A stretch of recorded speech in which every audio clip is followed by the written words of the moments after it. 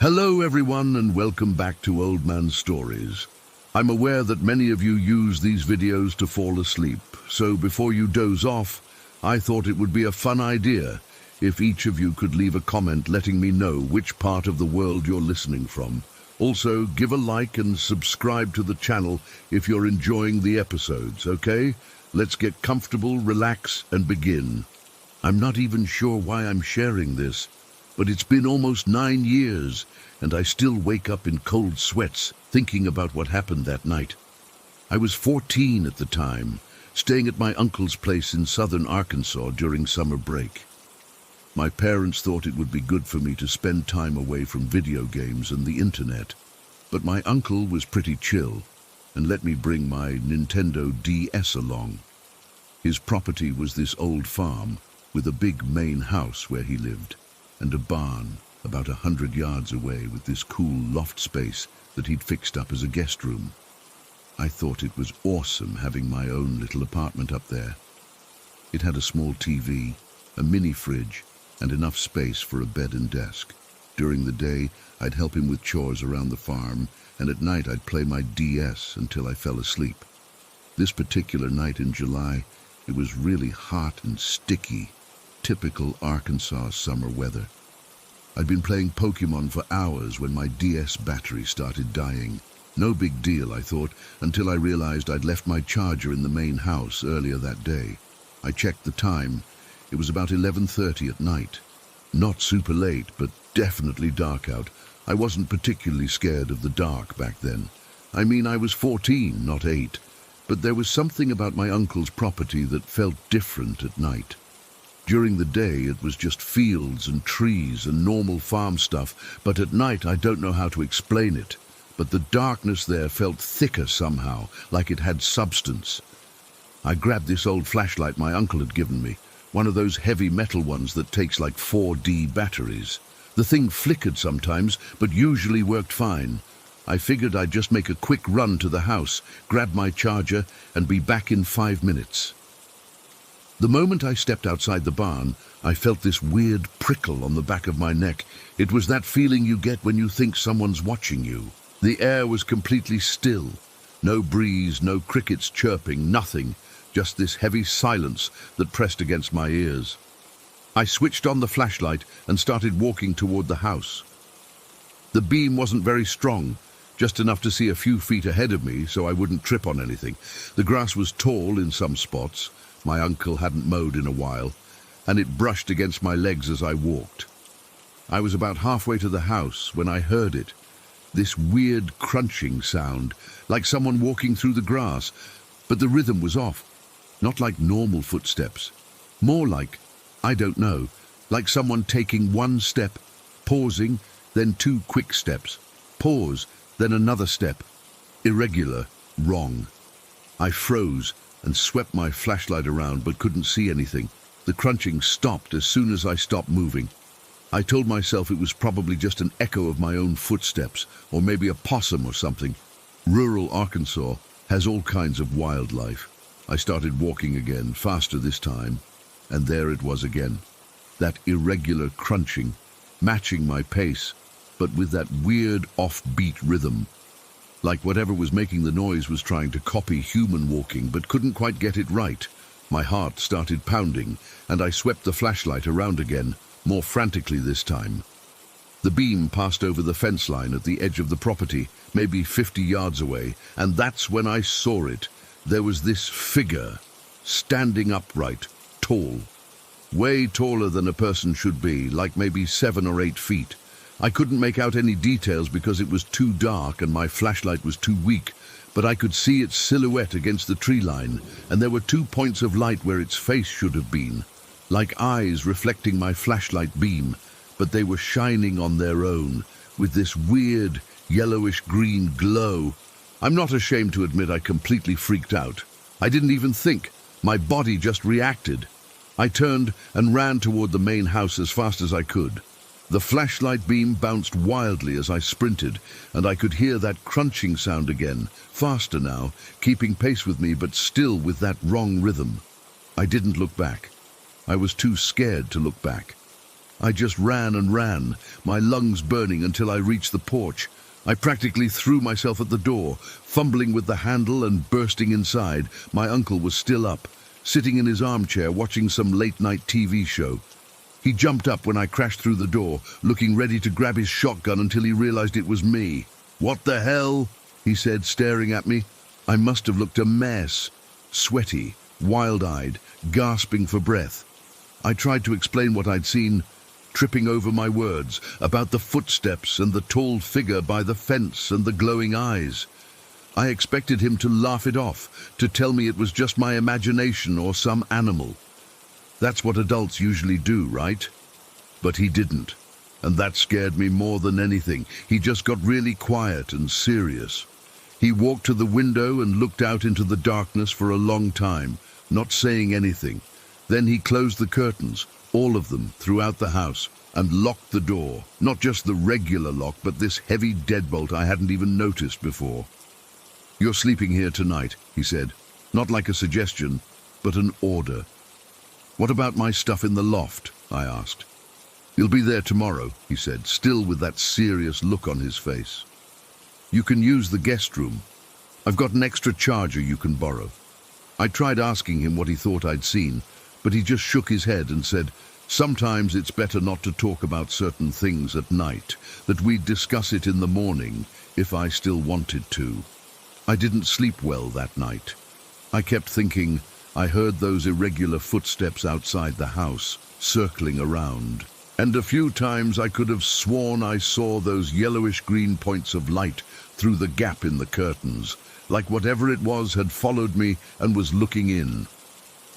When morning finally came, I felt exhausted but relieved. Sunlight has a way of making nighttime fears seem silly.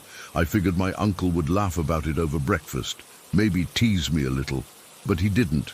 Instead, he told me to stay in the house while he took care of something. I watched from the window as he walked out to the barn with this canvas bag. He spent about 20 minutes out there, and when he came back, the bag was empty. Later that day, I went back to the loft to get my things, and I noticed something strange. There was a thick line of salt all around the barn entrance, not just a sprinkle, but a heavy, deliberate line. And there were these weird symbols carved into the doorframe that I'd never noticed before. When I asked my uncle about it, he just said it was an old country tradition for keeping bad things away. He tried to sound casual, but I could tell there was more to it than that. He never directly acknowledged what I'd seen, never gave it a name, but he didn't deny it existed either. I spent the rest of my visit sleeping in the main house. My uncle never suggested I go back to the loft, and I never asked to. We didn't talk about what happened again, but sometimes I'd catch him staring out at the fence line with this guarded expression, especially as it got dark. The weirdest part came on my last day there. I was packing up my stuff when my uncle handed me a small cloth bag with something heavy inside. He told me to keep it in my pocket whenever I was outside at night, especially in rural areas. I opened it later on the bus ride home and found it was filled with salt and these small metal objects that looked like old bullet casings with strange markings etched into them. I'm 23 now, living in a city with street lights and noise and people. I've convinced myself most days that what I saw was just an animal, maybe a deer standing weird, and my teenage imagination filled in the rest. But I still have that cloth bag my uncle gave me. And sometimes, when I visit my parents who live out in a more rural area, I find myself looking nervously toward the tree line as the sun sets. And I've never been able to explain those eyes. Nothing natural has eyes that shine like that in the dark. Not with that color, not with that intensity. Like they weren't reflecting light, but generating it somehow. The strangest thing is that my uncle passed away last year, and I had to go through some of his things. I found this old journal where he documented weird occurrences around his property. There were dozens of entries spanning back decades. The last entry was dated the day after my experience. All it said was, "It came back. The boy saw it. Salt line holding for now. But it's getting bolder. Need to reinforce the wards. He never told me what it was, and now I'll never know. But I still dream about those glowing eyes watching me from the darkness, and sometimes I wake up hearing those irregular footsteps moving through tall grass, getting closer and closer. Story 2. I've been holding this story in for almost a year, and I need to finally get it off my chest. I'm still not entirely sure what happened that night, but I know what I heard, what I felt, and the way it stayed with me since. Last summer, my 5 girlfriends and I decided we needed a break from our lives. We're all in our mid-20s, working jobs that drain us, dealing with relationship drama, family stuff, the usual. So we planned this weekend getaway at a cabin in northern Michigan. The place was super remote, like 30 minutes from the nearest town, completely surrounded by dense forest. No neighbors, no other cabins nearby, just us and the woods. That was exactly what we wanted: peace, quiet, no distractions. When we booked it online, the owner had to send us these really specific directions because the place didn't even register properly on Google Maps. No formal address or anything, just turn left at the large oak with the weird knot, continue 2 miles down the dirt road, then right at the fork near the fallen birch. That kind of thing. We actually got lost on the way there and had to call the owner twice for clarification. We arrived Friday afternoon. The cabin was rustic but comfortable. 3 bedrooms, a decent kitchen, a big living room with a stone fireplace, and a wooden deck that wrapped around to the back, where there was a fire pit surrounded by Adirondack chairs. The forest pressed in close on all sides. During the day, it was beautiful. Sunlight filtering through the leaves, birds chirping, that fresh pine smell in the air. The first night was perfect. We cooked dinner, drank wine, played cards, and laughed about stupid stuff from college. I remember feeling so relaxed, like I could finally breathe after months of stress. We stayed up late catching up on each other's lives and slept in the next morning. On Saturday, we hiked a nearby trail, swam in a small lake we discovered, and collected firewood for that evening. As the sun started to set, we fired up the grill for dinner. Marissa brought out her portable speaker, and we were singing along to our favorite songs. Jen had brought her tarot deck. She'd gotten into it recently, nothing serious, just for fun. None of us are particularly spiritual or into the occult or anything. It was just something entertaining to do around a campfire. After dinner, around 9 or so, we got the fire going really well. The night was perfect, not too cold, with that crisp fall feeling in the air. The moon was nearly full, casting this silvery light through the trees. We could see the stars clearly out there, away from city lights. We were passing around a bottle of whiskey, taking small sips, feeling warm and content. Around 10:30, Jen suggested doing some casual tarot readings. Again, this wasn't some serious ritual or anything, just something fun to do while sitting around the fire. She'd lay out the cards, give these dramatic interpretations that made us all laugh. She did readings for Lisa and Kayla, making up these elaborate futures involving mysterious strangers and sudden wealth. We were all cracking up. Then she did my reading. I remember she turned over the death card, and we all made those typical ooh sounds people make when they don't really believe something, but want to pretend to be spooked. She was explaining how it doesn't actually mean literal death, but transformation or change, and we were all nodding along. It must have been around 11:30 when it happened. I can still hear it perfectly in my head. We were all laughing at something Sarah had said about her reading when this sound cut through our noise like a knife. A laugh. But not just any laugh. A child's laugh that was fundamentally wrong in every way possible. It's so hard to describe, but I'll try. It was high-pitched and had this quality that made the hair on my arms stand straight up. It wasn't just a happy kid's giggle. There was something deeply malicious about it, almost gleeful, but in the most unnatural way. It had this weird cadence to it, rising and falling in a pattern that didn't sound human. Rachel said later that it sounded like a mixture of laughing and crying at the same time. Sarah described it as what a child would sound like if they were laughing while walking into fire, which is disturbing but honestly kind of accurate. It had that quality of being both delighted and in pain simultaneously. The worst part, it lasted for 6 full seconds. I counted afterward, trying to convince myself it had been brief, but no. 6 long, excruciating seconds where none of us moved, none of us breathed, just frozen in place, staring at each other with wide eyes, listening to that awful sound, and it came from directly behind our fire pit, in the dense woods maybe 15 or 20 feet away, close enough that whatever made it could have been watching us the entire evening. When it finally stopped, there was this moment of complete silence. No one said a word. We didn't need to. As if controlled by a single mind, we all jumped up at the exact same time and bolted for the cabin. I was the last one in line. I don't know why. Maybe I hesitated for a split second. Maybe I was sitting furthest from the door.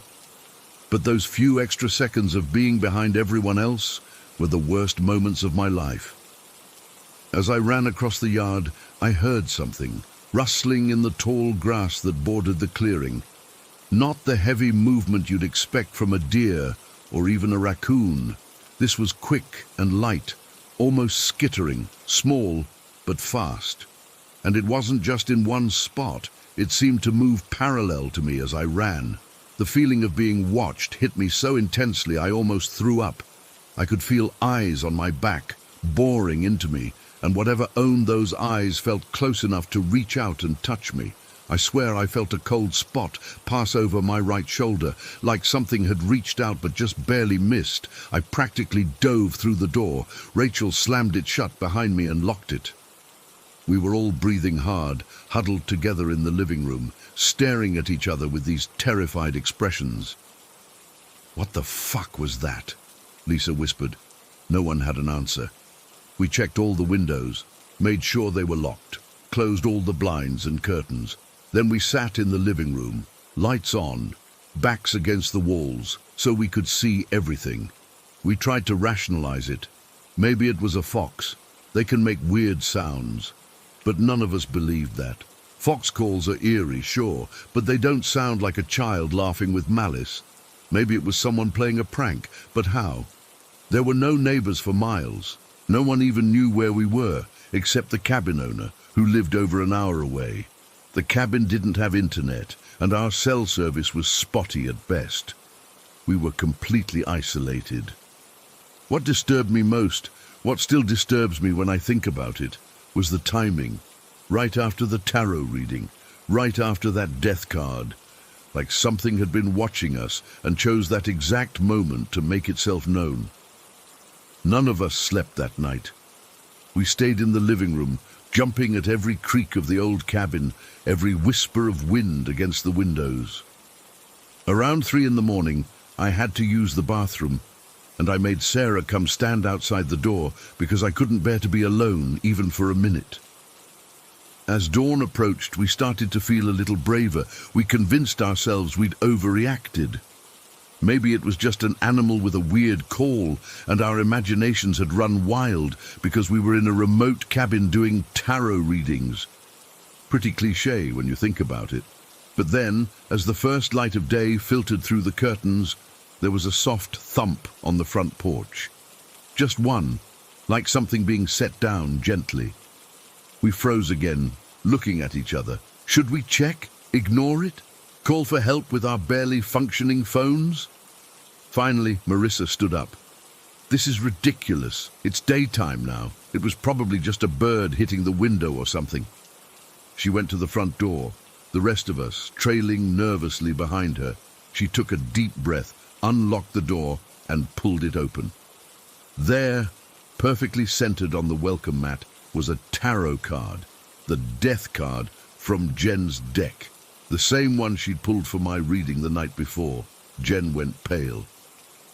"That's impossible," she whispered. "My deck is in my bag. I packed it up after the readings." She ran to check her bag, which she'd left by the fire pit in our rush to get inside. When she came back, her face was ash white. My deck is still there. All the cards are there. This is something else. We didn't even pack our bags. We just grabbed our essential belongings, got in our cars, and drove away as fast as possible. No one spoke for the first hour of the drive home. What was there to say? I've tried to rationalize it since then. Maybe one of my friends was playing an elaborate prank, but I've known these women for years, and the terror on their faces that night was real. I've seen them scared before. This was different. This was primal fear.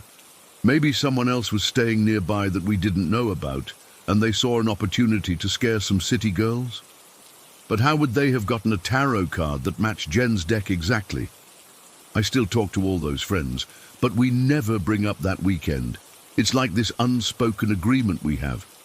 Once, about 3 months after it happened, Rachel started to mention it when we were all having dinner and everyone just went quiet. She stopped mid-sentence and changed the subject. The worst part is the dreams I've had since then. Not often, maybe once a month, but in them, I'm running toward the cabin again, and that rustling is following me, getting closer. Sometimes I make it inside, sometimes I don't. But I always wake up with the same thought. Whatever made that laugh is still out there in those woods, and somehow it knows my name. I don't do tarot readings anymore. None of us do. Story 3. I still can't believe it's been 15 years since that night at Picton Tunnel. Sometimes I wonder if writing about it will help me make sense of what happened, though I doubt anything ever will. My wife and I were on holiday in South Wales, and we thought it would be fun to join a ghost tour. You know, one of those cheesy walks where someone in period clothing tells you spooky stories about local hauntings. We figured it would be a laugh, maybe a bit atmospheric, but nothing that would leave us questioning reality for over a decade. The tour was small, just us and 3 other couples, plus this family with their 12-year-old daughter. The girl seemed excited, bouncing around with her torch, asking the guide questions about ghosts. Her parents looked tired, but humored her enthusiasm. Our guide was this middle-aged woman dressed in Victorian-style clothes, very theatrical but knowledgeable about the area's history. We started off with the usual stuff. Old buildings with creaky floors, stories about servants who died tragically and now haunted the hallways. We visited a convict cemetery where the guide told us about prisoners who were executed and buried in unmarked graves. It was interesting enough, but nothing I hadn't heard on other ghost tours. Around 1 in the morning, the guide announced we were heading to our final stop, the Mushroom Tunnel. She explained it was an old railway tunnel from the 1800s that had later been used to grow mushrooms when the train line was abandoned. According to her, it had been completely unused for years. There's a sad story attached to this tunnel, she said as we walked. A young woman died here in tragic circumstances. She kept it vague, which I found annoying at the time. Either tell us the full story or don't mention it at all, right? When we reached the tunnel, it was about 1:30 in the morning. The entrance loomed in front of us, a perfect black arch cut into the hillside. The guide made it clear we wouldn't be going inside, safety regulations or something. So we all just stood there at the entrance, peering into the darkness. There was something unsettling about that blackness. It wasn't just dark, it felt dense somehow, like you could reach out and touch it. My wife squeezed my hand, and I could feel she was a bit tense. I was about to make some joke to lighten the mood when I noticed something odd, what looked like the outline of a woman standing deeper in the tunnel. It wasn't distinct, more like a shadow with a feminine shape, but it was definitely there. Before I could point it out, the temperature plummeted. I'm not talking about a slight chill. The air became freezing cold in seconds. Everyone noticed it. I saw people pulling their jackets tighter, rubbing their arms. The little girl moved closer to her parents. Then came the sound. God, that sound. It started as a faint rhythmic chugging, like an old train's wheels on tracks. There was this metallic grinding noise mixed in, the kind you'd hear from ancient brakes or machinery. It was coming from inside the tunnel, growing louder by the second. The guide's face changed. That's what really got to me. She looked genuinely scared, not performative like before. She took a step back, and I noticed her hands were shaking. Then we saw the light. It was just a pinpoint at first, deep in the tunnel, but it grew brighter. The sound became deafening, a full-on locomotive thundering toward us. I could feel the ground vibrating under my feet. My wife was gripping my arm so hard it hurt, but I couldn't move. None of us could. We were frozen, staring at that approaching light and the deafening roar of a train that couldn't possibly be there. In those moments, my mind raced with impossible thoughts. Was there an active rail line we didn't know about? Had the guide made some terrible mistake? But no. The tracks had been removed decades ago. There was no way a real train could be coming. The light grew blindingly bright, the noise unbearable. It felt like the train was seconds from bursting out of the tunnel and running us all down. I genuinely believed we were about to die. Then the girl, that 12-year-old who'd been so excited about ghosts, flashed her torch straight into the tunnel. I don't know why she did it. Maybe panic or curiosity. But in that beam of light, we all saw the truth. There was nothing there. The tunnel was completely empty. Yet the sound continued, louder than ever, and the light kept growing. Just as it seemed the phantom train would emerge, there was a tremendous whoosh of air, like something massive had just rushed past us at incredible speed. The wind was so powerful it nearly knocked me off my feet. It felt ice cold and smelled of smoke and metal and something else I couldn't identify, something old and unpleasant, and then silence. Complete and total silence. Even the normal night sounds, insects, distant traffic seemed to have been sucked away. We all stood there, stunned. The little girl was crying quietly, her parents holding her close. My wife was trembling against me. One of the other couples, a middle-aged pair who'd been taking photos throughout the tour, fumbled with their digital camera. "I took a picture," the woman whispered, her voice shaky, "right when the whatever it was passed by." We gathered around to look at the small screen on their camera. What I saw made my blood run cold all over again. The photo showed the tunnel entrance, but standing half in, half out of the darkness was the torso of a man in a crimson coat. Just the torso, no legs, and the upper body faded into nothingness at the shoulders. He appeared translucent, like someone stepping through from another world. The guide took one look at the photo and turned pale. "We need to leave. Now." As we hurried away from the tunnel, the guide finally admitted something she'd been holding back. "There are actually 2 spirits said to haunt this tunnel," she said, her voice low. "The woman I mentioned, and a man, a very violent man. I never talk about him on tours because—" She hesitated. "Because it's too dangerous to acknowledge him. He's not someone you want to attract attention from." That night, none of us slept well. My wife and I kept the lights on in our hotel room, jumping at every noise. We spent the rest of our holiday avoiding any mention of what happened, but it hung over us like a shadow. 6 months later, we returned to Picton. I know that sounds crazy, but we had to. We needed to make sense of what we'd experienced. We joined another ghost tour with a different guide, making sure it included the Mushroom Tunnel. This time, 8 people were on the tour. The guide told similar stories about the tunnel, the young woman who died, the tragedy, but never mentioned a man. When we reached the tunnel at around the same time, 1:30 in the morning, I felt my heart racing, anticipating what might happen. But nothing did. We stood there for 15 minutes, and the tunnel remained just a tunnel. Dark, empty, silent, no cold spots, no sounds, no lights, no phantom train. And somehow, that was the most terrifying part of all, because it confirmed that what we'd experienced the first time wasn't some elaborate hoax or group hallucination. If it had been part of the tour, it would have happened again. The absence of any phenomena meant that whatever we witnessed that night was real. Something genuinely unexplainable had occurred. I've spent 15 years researching the history of Picton and that tunnel. I've found records of railway accidents, stories of workers killed during construction, even an account of a station master who wore a distinctive red coat and was known for his cruel treatment of railway employees. But nothing that fully explains what we all experienced. The couple who took the photo emailed it to everyone on the tour. I still have it saved, though I rarely look at it. The image quality has degraded over the years as I've transferred it from one computer to another, but I can still make out that crimson coat, that half-formed figure emerging from the darkness. Sometimes I wonder about that little girl who was on the tour with us. She'd be 27 now.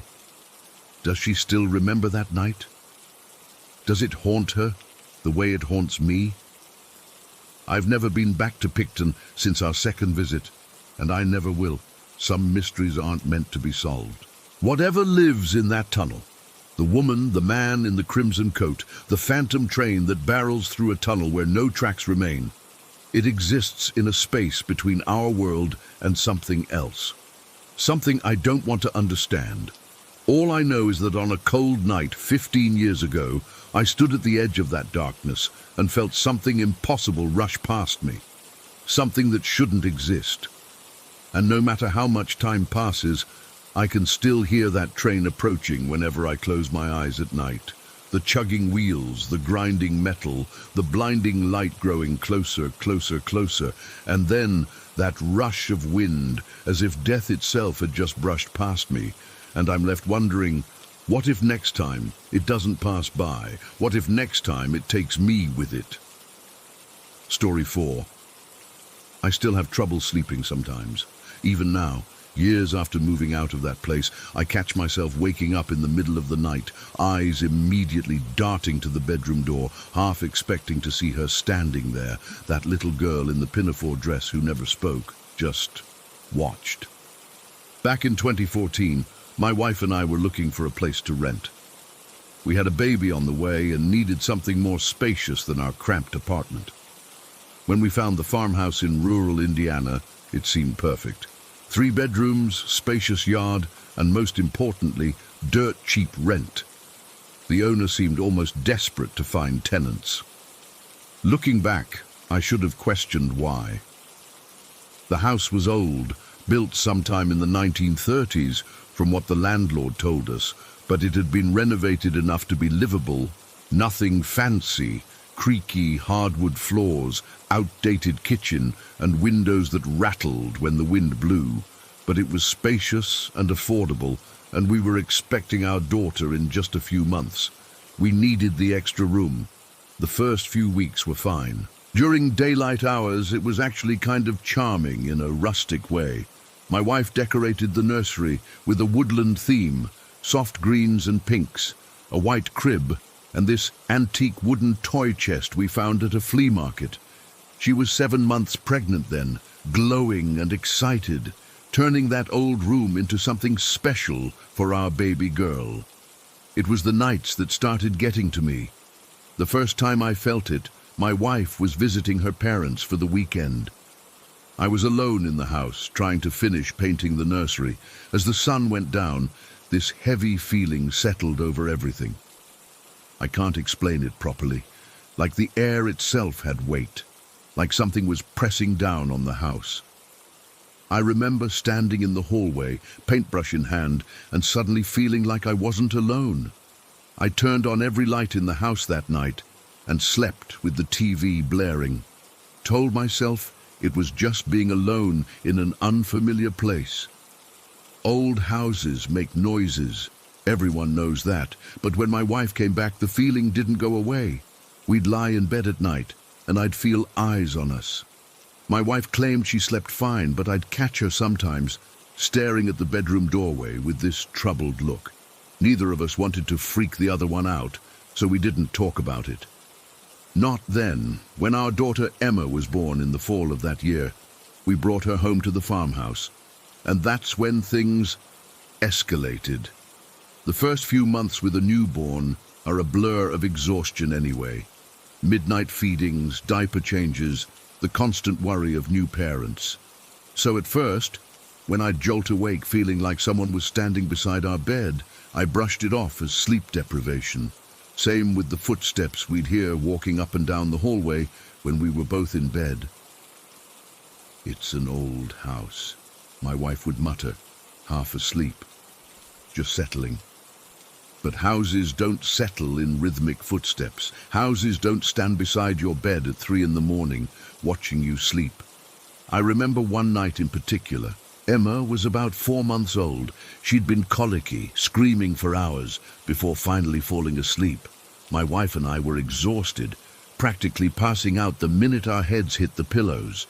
Sometime in the early morning hours, I woke up suddenly, completely alert. There was this pressure in the room, like the air had thickened. I opened my eyes, and I swear, someone was standing beside our bed, right next to where my wife was sleeping. It wasn't a full apparition, or anything like you'd see in movies. More like a shadow that was denser than it should be. I couldn't make out features, just this dark silhouette, taller than me, broader in the shoulders, standing there, watching. I was paralyzed, couldn't move, couldn't speak. Then our bedroom door creaked. I remember the sound so clearly, and the shadow just wasn't there anymore. I sat up, gasping like I'd been underwater. My wife didn't wake up, and I didn't wake her. What would I even say? The next morning I was half convinced I'd dreamed the whole thing. Sleep paralysis, maybe. That's what I told myself as I made coffee, as I kissed my wife goodbye before heading to work, as I peeked in on Emma sleeping peacefully in her crib. But then there was the incident with the little girl. It was a Saturday afternoon in winter. Emma was about 6 months old by then. My wife had gone grocery shopping, leaving me home with the baby. Emma was napping, and I was using the time to catch up on some work emails. I remember hearing a soft thump from the nursery.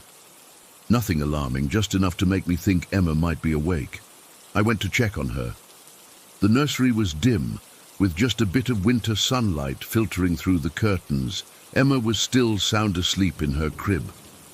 I was about to leave when I noticed movement by the toy chest, that antique wooden one we'd bought. There was a little girl crouching there. She looked about 5 or 6 years old, with light brown hair in 2 neat braids. She was wearing what I'd call a pinafore dress, the kind from old photographs, white with a blue pattern. She was very clearly not from our time, and she wasn't solid. I could see the pattern of the wallpaper through her. I froze in the doorway. She didn't look at me, didn't seem to even notice I was there. She just knelt by the toy chest, her small, translucent hand hovering over it without actually touching it. "Hello," I whispered, terrified of waking Emma, but even more terrified of what I was seeing. The girl's head turned slowly toward me. Her face wasn't scary, just a normal little girl's face, solemn and a bit sad. Our eyes met for a second, and then she simply faded away, like someone turning down the opacity on a photo.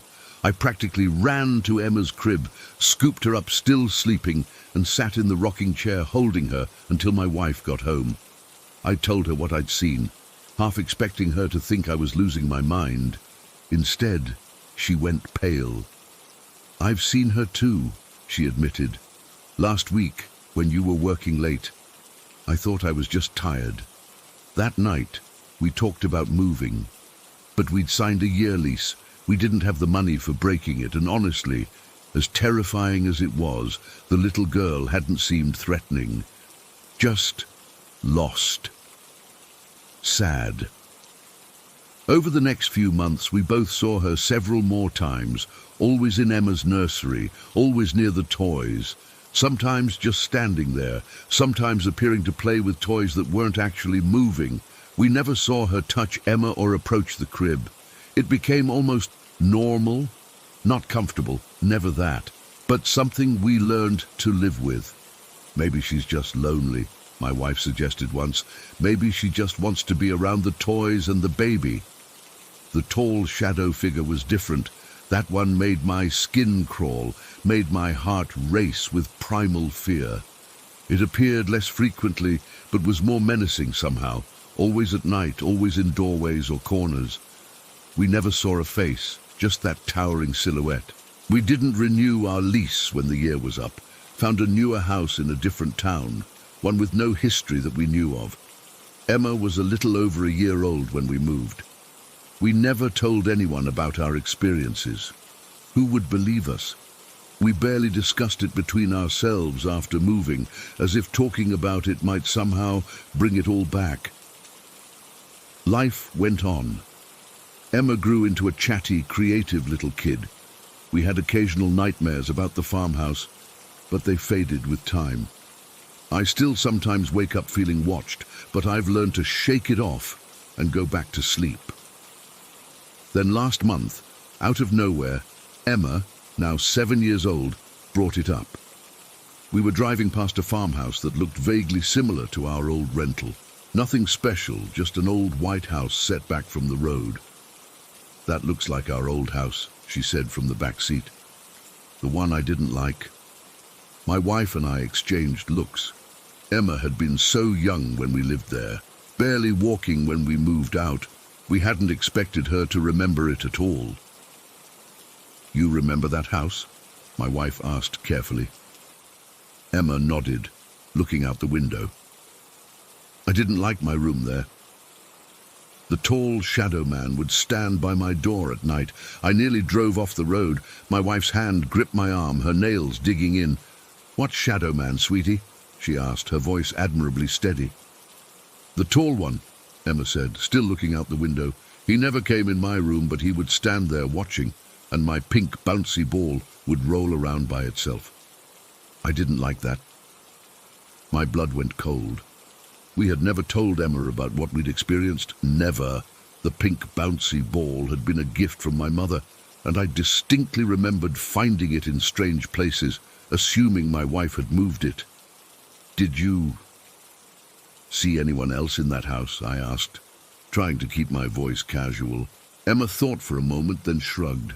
"Just the little girl sometimes. She liked my toys. She was nice, but sad. We didn't push for more. What could we say? We'd never acknowledged the supernatural experiences to each other after moving, let alone discussed them with our infant daughter. That night, after Emma was asleep, my wife and I sat in the kitchen, trying to make sense of it. "She was so young," my wife kept saying. "She couldn't possibly remember." But she did remember, remembered things she couldn't have known, couldn't have seen as a baby, which means whatever was in that house was real enough that even an infant could perceive it. I still wake up sometimes, expecting to see that little girl in the pinafore dress standing by our bedroom door. I wonder about her, who she was, what happened to her, why she stayed in that farmhouse. I wonder if she's still there, watching some other family's child, hovering near their toys. And sometimes, in the darkest part of night, I wonder about the tall shadow man, and whether he followed us to our new home. Because sometimes, just sometimes, I could swear I see a darker patch of shadow in the hallway outside Emma's bedroom. And sometimes, when I check on her at night, her toys aren't quite where they should be. Story 5. I don't usually post about stuff like this, but I need to get it off my chest because I haven't been sleeping well since it happened. Maybe someone here has experienced something similar and can help me make sense of it. A couple weeks ago, something really freaking weird happened that's still messing with my head. I live in this tiny farming town in the middle of nowhere. Seriously, we've got more cornfields than people. There's nothing to do here except work, sleep, and occasionally hang out with the same people you've known your entire life. For context, there's this dirt road that cuts between two massive cornfields that everyone uses as a shortcut to get to the highway. It saves about 15 minutes compared to taking the main road that loops around. I've walked this path hundreds of times since I was a kid, during the day, at night, whenever. Never thought twice about it, except occasionally wondering if I might run into a coyote or something. They're around here, but they usually keep their distance. So 2 weeks ago, I was heading home from my cousin's place around 11 at night. We'd been playing video games and I lost track of time. My car was in the shop for repairs, timing belt issues, so I had to walk home. I wasn't worried about it because, like I said, I've done this walk a million times. It was a typical summer night. Crickets were going crazy loud, the kind of sound that's so constant you almost forget it's there until it suddenly stops. The air had that sour fertilizer smell that's gross to most people, but when you grow up here, it just smells like home, you know? I had one earbud in listening to a podcast, with the other ear free so I could hear if any cars were coming down the road. Not that many drive through at that hour, but farm trucks sometimes use it. The moon was nearly full that night, so visibility wasn't terrible, but the cornfields on either side of the road were pitch black, like walls of darkness. The corn was high, harvest is still a few weeks away, so the stalks were probably 7 feet tall, creating these massive, shadowy corridors on either side of the narrow dirt road. I was about 5 minutes into my walk when I first noticed something wasn't right. There were footsteps that weren't mine. They weren't the crunchy sound of shoes on the dirt road, but softer, like someone stepping through the weedy edges along the side of the path. What really got to me was that the rhythm didn't match mine. It was off, like an echo that wasn't quite synced up. I stopped walking to see if I was imagining things. The crickets kept chirping, but for a moment there was nothing else. Then I heard it, a small shuffle, like someone had taken an extra step before realizing I'd stopped. It came from the cornfield to my left, just a few feet in from the edge. My first thought was that it must be a raccoon or maybe a deer. We get both around here all the time. I even said out loud, "Hello, anyone there?" But immediately felt stupid for doing it. Obviously no animal was going to answer me. I started walking again, a bit faster now, and pulled out my other earbud. That's when I noticed the other sound. Breathing. Not animal breathing, but human breathing. Slow. Deliberate. Like someone was trying to control it, but couldn't quite manage to stay silent. It seemed to be keeping pace with me, just inside the corn. My heart started pounding so hard I could feel it in my throat.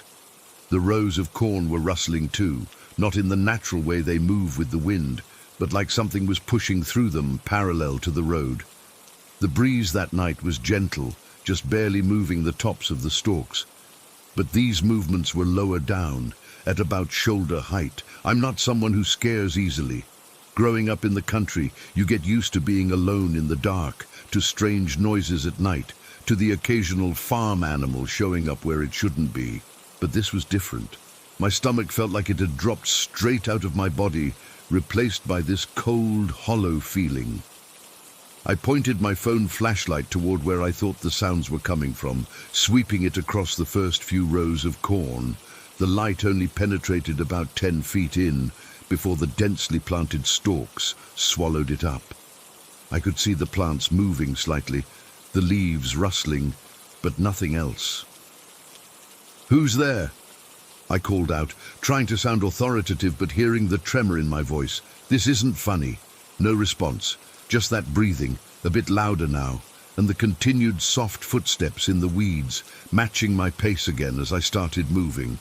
By the halfway point of the path, about a 15-minute walk from either end, I was walking fast, almost jogging.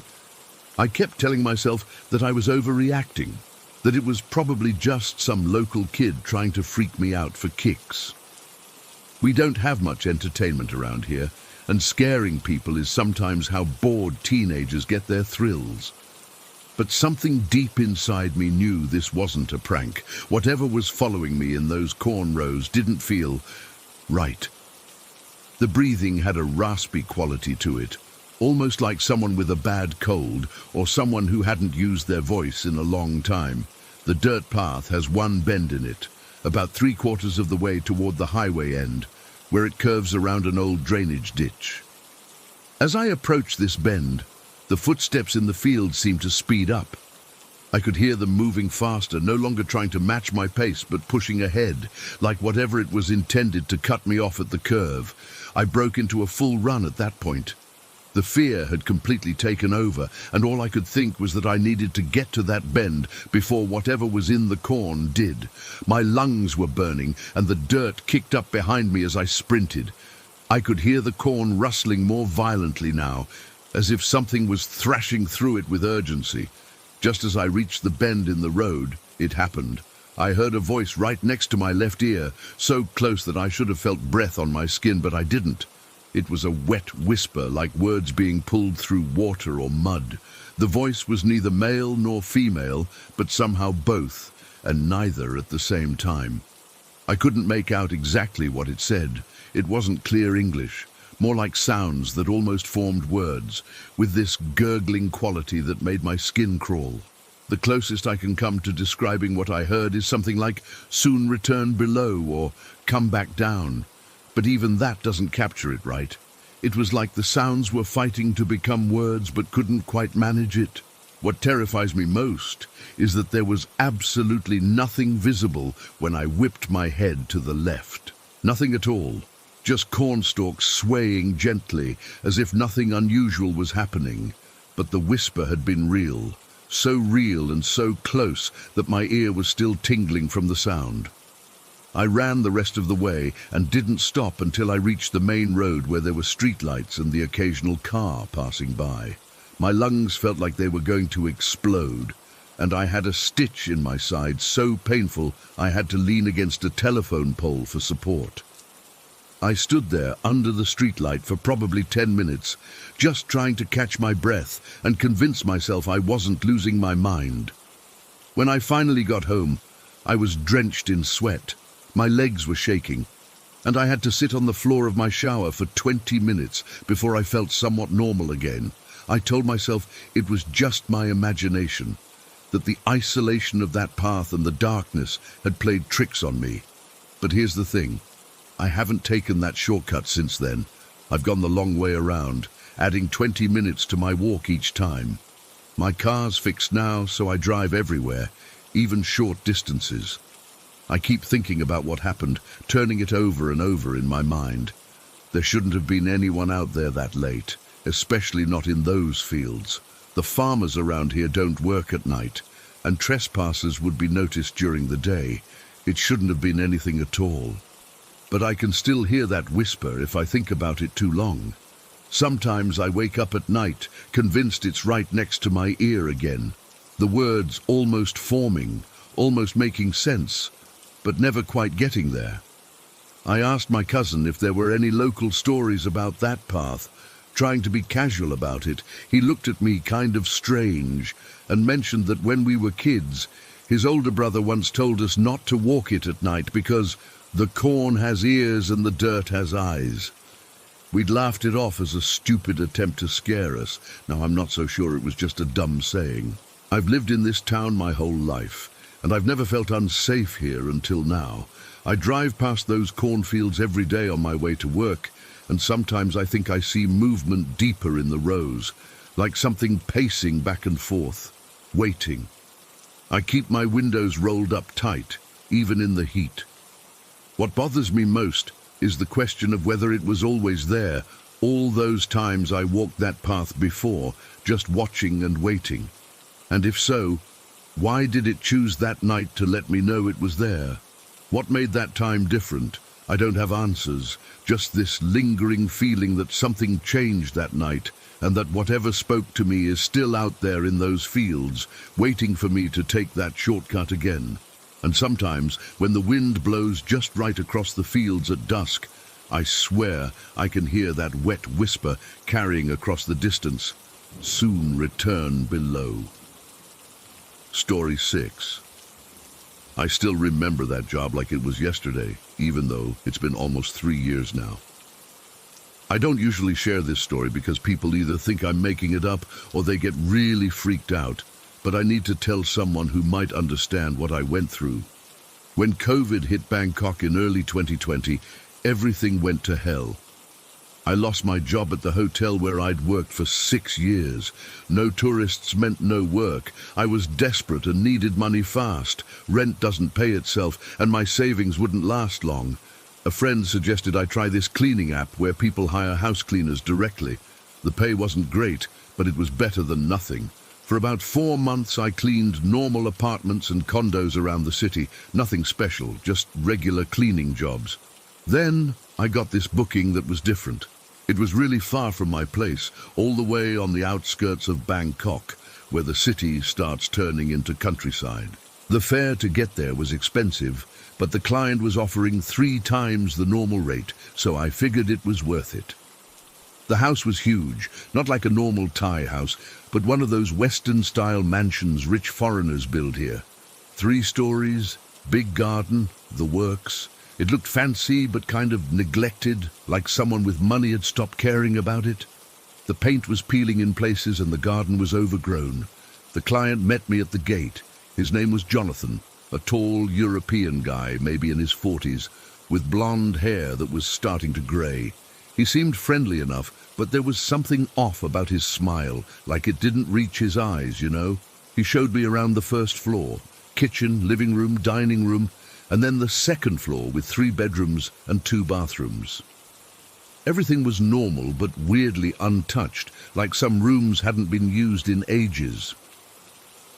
Before I started cleaning, Jonathan gave me very specific instructions. You can clean the first and second floors only. The 3rd floor is off limits. Don't go up there under any circumstances. He said it casually, but there was this edge to his voice that made me uncomfortable. I nodded and said I understood. I started with the 1st floor, and everything was fine. Just a normal cleaning job, although there was a lot more dust than I expected for an occupied house. Some rooms looked like they hadn't been touched in months. The kitchen was barely used, just 1 cup and plate in the sink. When I moved to the 2nd floor, things got weird. I was cleaning one of the bedrooms when I heard footsteps above me. Heavy, slow footsteps, like someone wearing boots was pacing back and forth. I froze, vacuum in hand, and looked up at the ceiling. I remembered Jonathan clearly saying he lived alone, and I hadn't seen any signs of another person.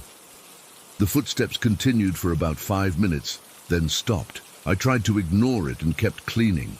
Maybe it was just the house settling or something. Then the music started. It wasn't loud at first, just enough that I could make out the melody. It was that old song, More Than Words by Extreme. I recognized it because my dad used to play it all the time. But it was strange. The song kept repeating just the I love you part over and over again. Not the whole song, just that part. I finished cleaning as quickly as I could. When Jonathan came back to check my work and pay me, I almost asked about the noises from upstairs but stopped myself. The pay was so good, and I really needed the money. I didn't want to seem nosy or difficult and risk losing the job. To my surprise, Jonathan asked if I could come back next week. Same rate, I agreed immediately. The second time I went, the same thing happened. Footsteps and that same song fragment playing on repeat. But this time, as I was cleaning the hallway on the 2nd floor, I glanced up at the staircase leading to the 3rd floor and saw something that made my blood run cold. There was a woman standing at the top of the stairs. She was tall and thin, with long blonde hair that looked wet, like she'd just gotten out of the shower. She was just staring down at me. I blinked and she was gone. I told myself I was seeing things. Maybe the cleaning chemicals were getting to me, or maybe it was just a trick of the light. I finished my work and left, but I couldn't shake the image of that woman from my mind. This pattern continued for about a month. I'd go to Jonathan's house once a week, clean the 1st and 2nd floors, hear the footsteps and music, and occasionally catch glimpses of the blonde woman. Sometimes it was just a flash of movement at the corner of my eye. Other times I'd see her clearly at the top of the stairs or passing by a doorway on the 2nd floor, always with wet hair, always silent. I never told Jonathan about what I saw or heard. The money was too good to risk, and honestly I wasn't even sure if what I was experiencing was real.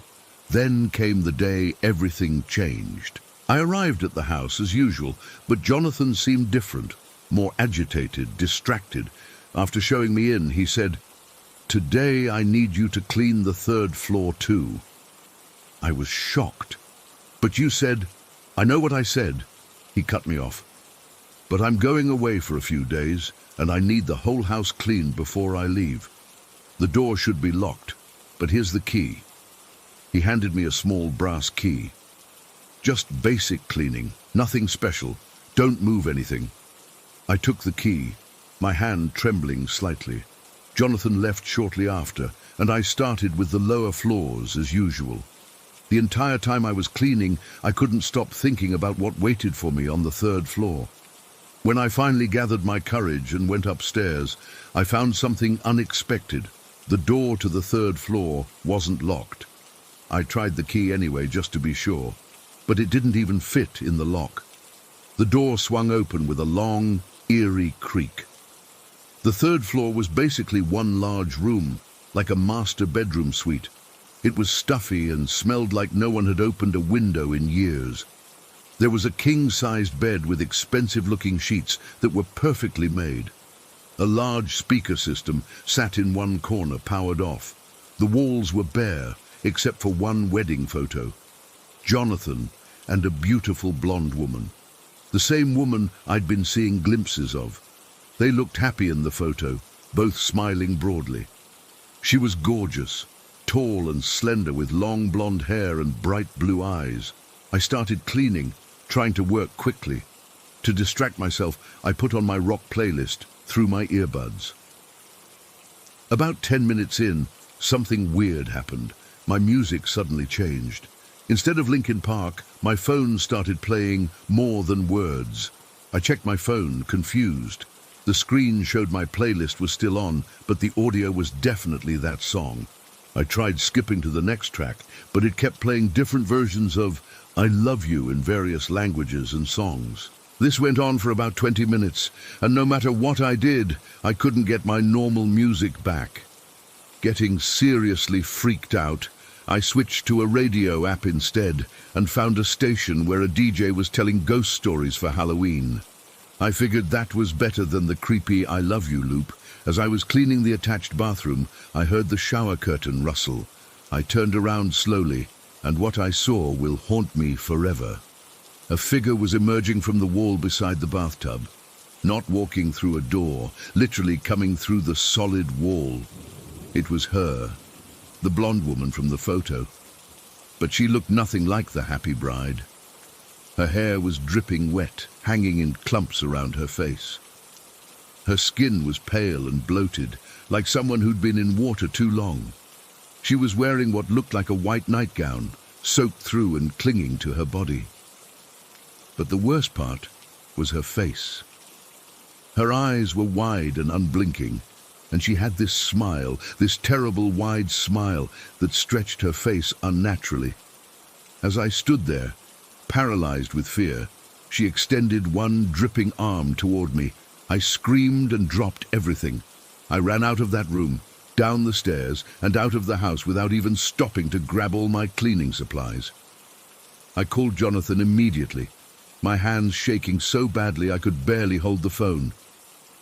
When he answered, I was hysterical, babbling about what I'd seen. There was a long silence on his end. Then he sighed deeply. "I'll tell you everything," he said. "Meet me at the cafe near your condo in an hour." At the cafe, Jonathan looked tired and much older than I remembered. He told me the truth. His wife, Jessica, had died about 3 years ago. They'd been having problems. He'd been unfaithful, and she found out. They had a huge fight where she screamed, "It's either her or me that dies." He left the house for 3 days to cool off. When he came back, he found Jessica in the bathtub. She'd taken her own life. The bathroom walls were covered in writing, in her blood, messages saying she would always be with him, that he would never have another love, that she would stay with him forever. After the police investigation closed, Jonathan tried to move on. He even brought his mistress to live in the house, but Jessica's spirit made her life hell. Objects would move. That song would play at all hours. It was their song, and the mistress swore she saw Jessica watching her sleep. She left after 2 weeks. Jonathan couldn't sell the house. No one would buy it after the story got out. He couldn't live anywhere else because Jessica's spirit seemed tied to him, not just the house. He'd hired me because local cleaners refused to work there. I told him I was sorry for his loss, but that I couldn't come back. Even with triple the normal rate, no amount of money was worth that terror. As I was leaving his house for the last time, gathering what cleaning supplies I'd left behind, I heard a whisper right behind me. "You forgot something." I ran out and never looked back. A week later, I realized one of my cleaning tools was missing, a special brush I'd brought from home. To this day, I still dream about that house, about Jessica's face emerging from the wall, and about that whispered voice. I never went back for my brush, and I never will. Story 7. I never believed in ghosts before we moved into that apartment. I was always the rational one, the person who'd roll my eyes at ghost hunting shows and explain away paranormal videos on YouTube. But what happened in that 2-story apartment on Maple Street changed everything for me. I still get goosebumps thinking about it, and it's been over a year since we moved out. It started small, so small that I dismissed it completely. The first time I felt it, I was lying in bed reading while my partner was in the shower. I felt the mattress compress next to me, like someone had sat down on the edge of the bed. I looked up, expecting to see my partner standing there, but no one was there. The depression in the mattress remained for a few seconds, before slowly rising back to normal. I blinked, shook my head, and went back to reading. Must have been the springs adjusting or something, right? A week later, we both heard knocking sounds coming from the kitchen counter while we were watching TV in the living room.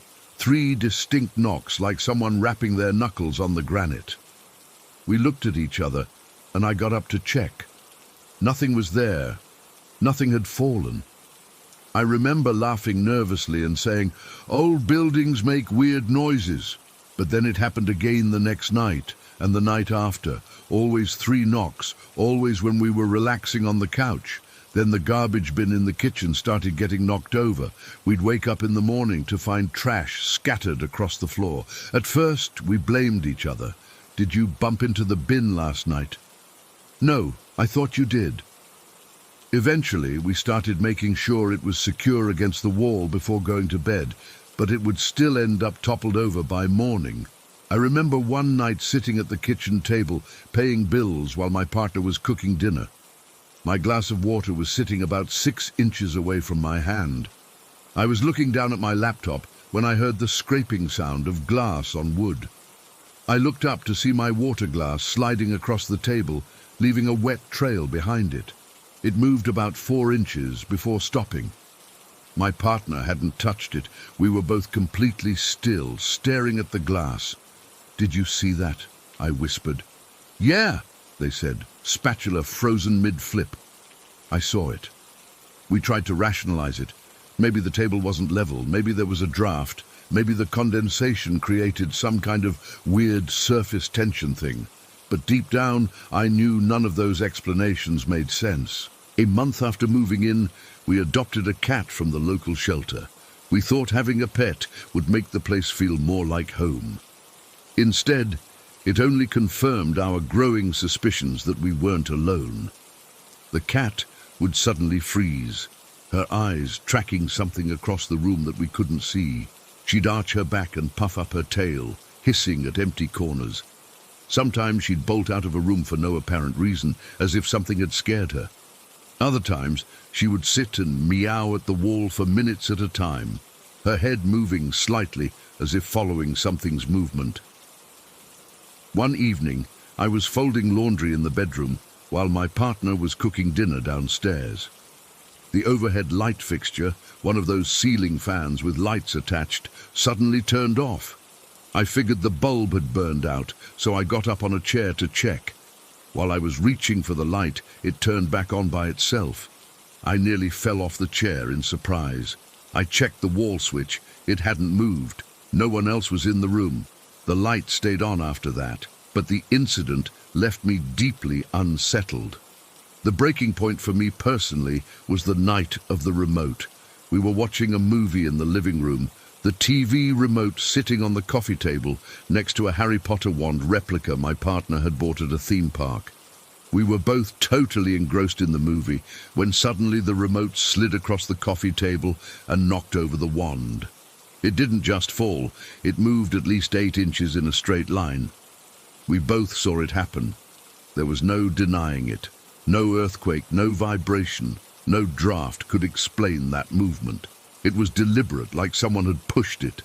We started talking about it openly then, comparing notes on all the weird things we'd experienced. The knocking sounds had increased in frequency. We'd both felt the sensation of someone sitting on the bed multiple times. The cat was becoming increasingly agitated, often refusing to enter certain rooms of the apartment. But the incident that finally convinced us beyond any doubt happened about 6 months after we moved in. My niece was visiting for the weekend. She's 6 years old. And she was playing with our daughter in the converted garage we'd set up as a playroom. My partner and I were upstairs putting away groceries. Suddenly, both girls came running upstairs, looking scared. "Mom called us," my niece said, her voice shaking slightly. "What do you mean?" I asked. "Your mum's not here. She's at work." My sister-in-law wasn't due to pick her up until the evening. "We heard her," our daughter insisted. "She called our names and told us to come here." "Both your names?" my partner asked, kneeling down to their level. They nodded in unison. It was like a whisper, my niece explained, but we both heard it. It sounded like my mom. A chill ran down my spine. We were the only adults in the house. No TV was on, no radio playing. Nothing that could have produced a voice calling the girls' names. That night, after the girls were asleep, I remembered something the previous owner had mentioned when we were closing on the apartment. He'd made an offhand comment about his mother, who had passed away in the master bedroom 3 years earlier. "Sometimes I still feel her around," he'd said with a small smile. "She loved this place, didn't want to leave it even after she was gone." I'd dismissed it as sentimental talk at the time. Now, the comment took on a much more ominous meaning. Over the next few weeks, things escalated. Our dog, a usually calm Labrador, would bark furiously at empty spaces in the living room. The knocking sounds expanded to include tapping on windows and scratching inside the walls. Once, while I was in the shower, I distinctly heard someone call my name right outside the curtain. I pulled it back, heart pounding, to find the bathroom empty but the door now wide open when I was certain I had closed it. One morning I woke up to find all the kitchen cabinets open, every single one. I knew we'd closed them the night before because it was a habit of ours, checking that everything was shut before bed. The really scary thing wasn't just that these events were happening, it was that they seemed to be getting more frequent and more aggressive. What started as subtle movements and sounds had evolved into direct interaction. Whatever was in our apartment wasn't just passing through. It seemed to be getting comfortable, making itself known. I became obsessed with researching the history of the building. I discovered it had been built in the 1970s, originally as a single-family home, before being converted into a 2-story apartment building in the 90s. Nothing particularly tragic had happened there, according to public records, except for the previous owner's mother dying. But that was from natural causes, nothing violent or sudden. Still, something was there with us. Something that could move objects, make sounds, and even mimic voices. Something that was interested in our niece and daughter. That was the final straw for us. We could handle being spooked ourselves. But when it started targeting the kids, we knew we had to do something. We tried sage, we tried prayer, we even brought in a local paranormal investigator who set up cameras and audio equipment. The footage showed orbs of light moving through rooms where no dust or insects were present. The audio picked up whispers too faint to make out words, but distinctly human in cadence and tone. The investigator confirmed what we already knew. Our apartment had a resident that wasn't on the lease. The final incident happened on a Tuesday afternoon. I was alone in the apartment, working from home at the kitchen table. I got up to refill my coffee, and, as I turned back toward the table, I saw a woman standing in the hallway leading to the bedrooms. She wasn't fully solid, I could see the wall pattern through her, but she was clearly the figure of an elderly woman in a housecoat. She looked directly at me for maybe 2 seconds, then faded away. I didn't wait for my partner to get home. I packed overnight bags for all of us and went to stay with my parents. We broke our lease the following week. The property manager didn't even argue when we explained why. Apparently, we weren't the first tenants to leave suddenly. It's been 15 months since we moved out. Sometimes I still wake up in the middle of the night, feeling the weight of someone sitting on the edge of my bed. I hold my breath and wait for it to go away. Sometimes I wonder about the family living there now, if they've felt or seen the things we did. I don't dismiss ghost stories anymore. I don't roll my eyes at people who claim their houses are haunted, because I know with absolute certainty that sometimes houses have residents that don't show up on any paperwork, residents that never left, even after their bodies did.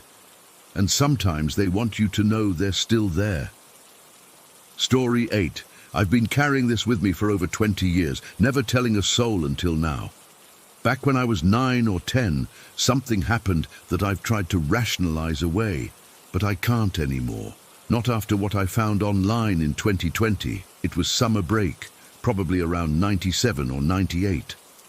My friend Matt's parents had invited me over for a sleepover. But first, they were taking us all to Discovery Zone in the neighboring city. If you remember those places, they were like Chuck E. Cheese, but with these massive indoor playgrounds, tubes to crawl through, ball pits, zip lines. As a kid, it was pretty much heaven. Matt had 2 younger siblings, and we all piled into their Chrysler minivan that morning. His mom had packed snacks, and we were all buzzing with excitement. The day itself was awesome. We spent hours climbing through those colorful tubes, sliding down into ball pits, and playing the arcade games. I remember being sweaty and out of breath most of the day, but in that good way when you're a kid and just don't care. Afterward, Matt's parents took us to some restaurant. I don't remember where exactly, but I do remember getting chicken fingers and feeling like this was just the best day ever. The plan was to head back to Matt's house, where we'd stay up late playing video games and watching movies. His parents normally wouldn't let him watch. It started getting dark as we drove home. We were taking the long way back because there had been an accident on the highway. Matt's dad decided to cut through the east side of town, an area my parents normally avoided. It was rougher, with abandoned buildings, empty lots, and not much streetlight coverage. I wasn't scared or anything, I was just looking out the window, watching the scenery change as we drove. The minivan had these captain's chairs in the middle row where Matt and I were sitting. I had the window seat on the right side. Matt was showing me his new Game Boy Color game, but I was getting a little carsick looking at the tiny screen in the moving vehicle, so I turned to stare out the window instead. We were passing this stretch where there were no buildings, just empty prairie on my side, tall grass, some scrubby trees, and lots of open space stretching away from the road. The streetlights were spaced far apart here, creating these pools of orange light with darkness in between. That's when I saw her. She was standing maybe 30 or 40 yards from the road in one of those dark spaces between streetlights. At first, I just registered a human figure and didn't think much of it. But something felt off, and I kept staring as we drove past. She was tall and incredibly thin, not just skinny, but unnaturally so, like someone who had been stretched. Her posture was hunched forward, and her arms hung down at awkward angles. What I initially thought was a dress looked more like a dirty nightgown, and it was soaking wet, clinging to her body like she'd just walked out of water. Her hair was long and thin, also dripping wet, hanging down in stringy clumps. I remember thinking, why is someone standing out there all wet? There's no water around here.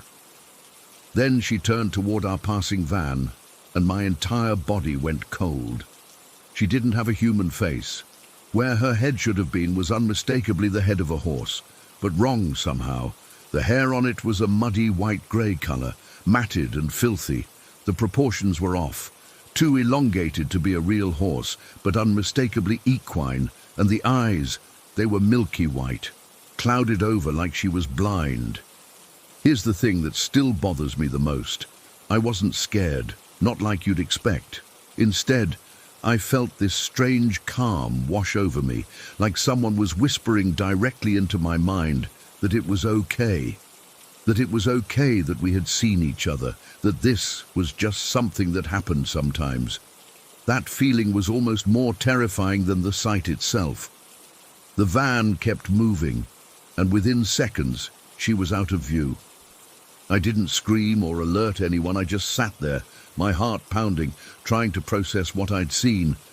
Matt was still talking about his game, completely oblivious. His parents were chatting in the front seat. Nobody else had seen it. We got to Matt's house about 15 minutes later. I remember feeling disconnected from everything, playing video games, eating popcorn, watching movies, like I was just going through the motions. That night, I lay awake on the sleeping bag on Matt's floor for hours, replaying what I'd seen in my head, wondering if I'd imagined it. Growing up in the Southwest with Mexican heritage, my first thought was La Llorona, the weeping woman who drowns children. My grandmother had told me stories about her, a soaking wet woman who wanders near water looking for children. But La Llorona has a human face, not the head of a horse. Nothing in any story I'd ever heard matched what I'd seen. I never told anyone, not my parents, not my friends, not even Matt. I was afraid they'd think I was crazy or making it up for attention. As I got older, I convinced myself it was just my imagination, or maybe I'd been half asleep in the car and dreamed it. I pushed it to the back of my mind. Then came 2020. I was scrolling through a forum about unexplained encounters during lockdown. You know, one of those rabbit holes you go down when you've been stuck at home too long. I almost dropped my phone when I saw the post. Someone had written about their encounter in rural Mexico. They described seeing what they thought was an old woman standing in a field at dusk. When she turned to look at them, she had the head of a white horse. The details were so specific, the unnaturally thin body, the wet clothing, the feeling of strange calmness instead of terror. It was like reading my own memory written by someone else. I scrolled down and found another comment. This person said their father and his friend had encountered something similar in the 80s. A young girl dripping with water who, when she turned around, had a white horse head with milky, clouded blind eyes. They described the same unnatural calmness, like the creature had somehow muted their fear. My hands were shaking so badly I had to put my phone down. After all these years of thinking I'd imagined it, here were other people describing the exact same thing. People who couldn't possibly know about my experience. I spent weeks researching folklore, trying to find any reference to a horse-headed woman associated with water. There are plenty of water spirits in various mythologies and plenty of hybrid creatures, but nothing that matches this specific description. The closest I found were kelpies from Scottish folklore, water spirits that can appear as horses and drown their victims, but they're fully horses, not human bodies with horse heads. What makes this so unsettling is the consistency across these independent sightings. The horsehead is always described as white or greyish with cloudy eyes. The figure is always associated with water, appearing soaking wet. And most disturbing of all, everyone reports that unnatural calm, like the creature somehow dampens your fear response. I've tried to make sense of this for years now. If it was just me, I could write it off as a child's overactive imagination or a half-dream. But these other accounts, from people across different countries and decades, how do you explain that? The rational part of my brain says there must be some cultural reference point we're all drawing from, some obscure movie or story we all encountered and forgot. But I've searched extensively and found nothing. Sometimes I wonder if she's still out there, standing in empty spaces between streetlights, turning her blind horse eyes toward passing cars. And I wonder how many others have seen her and, like me, said nothing for years out of fear of not being believed. I still drive through that part of town occasionally. The area has built up a lot since I was a kid. There are strip malls and housing developments where that empty prairie used to be. But every time I pass through, I can't help but scan the few remaining empty lots, half expecting to see a tall, thin figure standing in the shadows, her wet hair hanging down, waiting to turn her horse head and look at me again with those blind, milky eyes. Story 9. I don't know if anyone here will believe this, but honestly, at this point, I just need to get this off my chest. What happened to my aunt and me when I was 13 has haunted me for years, and I still can't explain it. It was a regular Saturday afternoon in summer.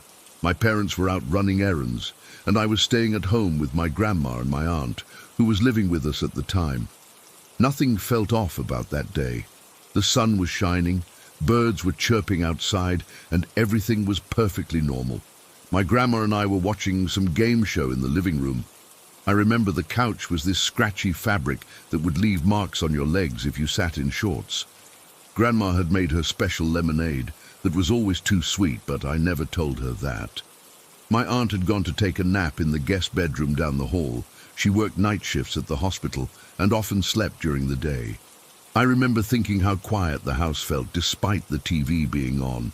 The air conditioner was humming steadily, and occasionally you could hear the ice maker dropping ice in the kitchen. I was getting bored with the show when I heard it. A whisper, clear as day. "Help me."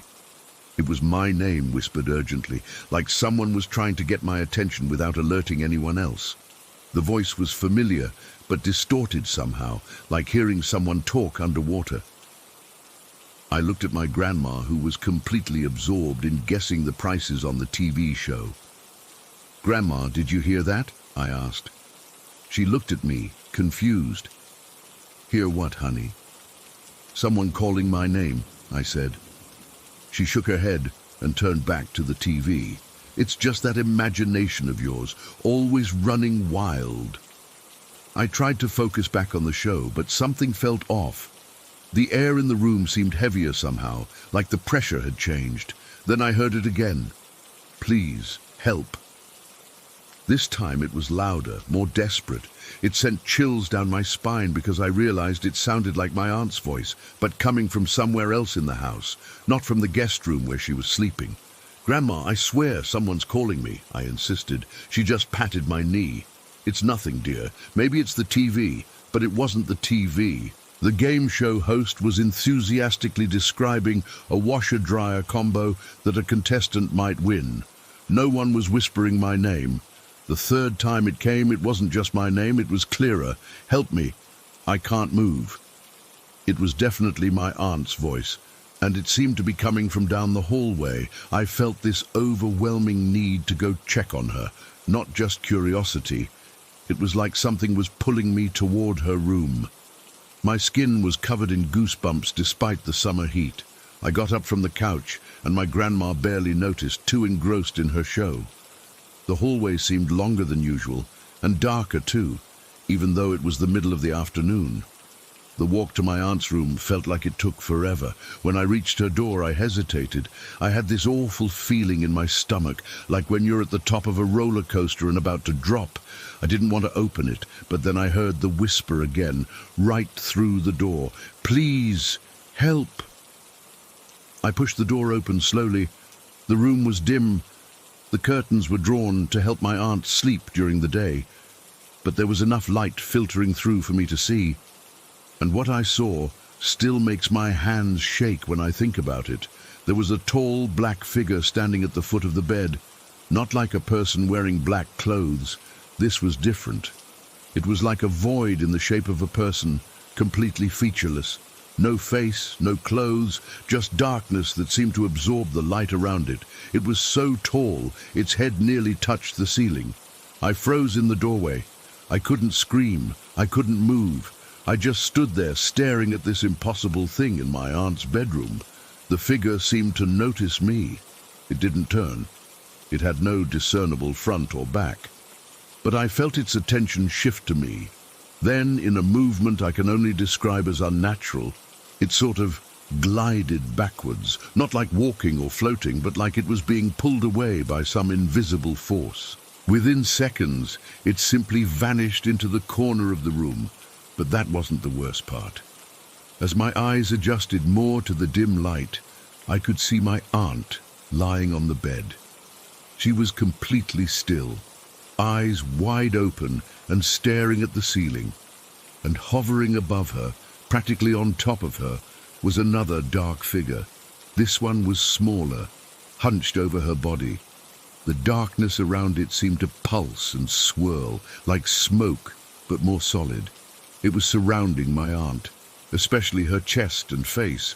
I could see her eyes moving frantically, but nothing else moved. She looked like she was trying to scream, but couldn't make a sound. When this second shadow noticed me, it reacted differently than the first. It seemed to jerk upward, like it was startled. Then it sort of dissolved. Not gradually, but all at once, like someone had switched it off. 1 second it was there, the next it was gone. The instant that shadow disappeared, my aunt bolted upright on the bed with the most terrifying scream I've ever heard. It wasn't just loud, it was primal, filled with pure terror. She was gasping for air, like she'd been underwater, clutching at her throat and chest. "I couldn't move," she kept repeating between sobs. "I couldn't breathe. Something was on me." I ran to her, terrified but somehow relieved she was moving and talking. She grabbed onto me so hard it hurt, her nails digging into my arms. She was shaking violently. "Did you see it?" she asked me, her eyes wild with fear. "Did you see it?" I nodded, unable to speak. "It was holding me down," she whispered. "I could feel it. I could see everything, but I couldn't move a muscle. I tried to scream, but nothing would come out." "I heard you," I told her. "I heard you calling for help." She looked at me, confused through her tears. I couldn't make a sound. My mouth wouldn't work. "How did you hear me?" That's the part I still can't explain. Somehow I heard her calling for help when she physically couldn't speak. It was like I heard her thoughts, her desperate pleas for someone to come save her. Grandma came running in then, alarmed by my aunt's screams. When we tried to explain what happened, she looked skeptical. She suggested my aunt had a nightmare, a bad case of sleep paralysis. She didn't believe me about the shadow figures at all. "You've been watching too many of those scary movies," she said, though I hadn't. But my aunt knew it wasn't just a nightmare, and so did I. We stayed up the whole night, too afraid to sleep. My aunt refused to go back to that room, and honestly, I wouldn't have either. She slept on the couch for weeks afterward, always with a light on. She said she felt like she was being watched whenever she tried to sleep. The strangest part was that in the days that followed, my aunt developed these weird bruises on her chest and shoulders. Perfect fingerprint-shaped marks, like someone had been holding her down with incredible force. The doctor couldn't explain them. My parents tried to rationalize what happened. My dad suggested it was some kind of waking dream that my aunt and I somehow shared. My mum wondered if there was a gas leak causing hallucinations. They even had the house checked, but everything came back normal. I know what I saw. Those weren't shadows cast by furniture or trees outside the window. They weren't tricks of the light. They moved with purpose. They reacted to my presence. And whatever they were doing something to my aunt, something that left physical marks on her body. For months afterward, I would wake up in the middle of the night feeling like someone was watching me from the corner of my bedroom. I started sleeping with my back against the wall so nothing could sneak up behind me. My aunt moved out of our house within a month. She never came for overnight visits again. Sometimes when I see her at family gatherings, we'll make eye contact across the room, and I know we're both thinking about it. We never discuss it with anyone else anymore. What's the point? No one believes us. I'm in my 30s now, and I still sleep with a light on. I still check the corners of rooms when I enter them. I still get that cold, sick feeling in my stomach, when I think about those shadow figures and how they moved. But the question that haunts me the most is, why did I hear my aunt calling for help when she physically couldn't speak? How was I able to hear her, and what would have happened if I hadn't? I don't have answers. I just know that something was in our house that day, something that wasn't human, something that could control human bodies and communicate in ways I don't understand, and I'm terrified that someday it might come back. Story 10. I still can't sleep with the lights off. It's been 3 months since that night, and I just can't bring myself to do it. My husband thinks I should talk to someone, maybe get some medication to help me sleep. But how do I explain to a doctor that I'm terrified of what might be watching me in the dark? They'll think I'm crazy. Maybe I am.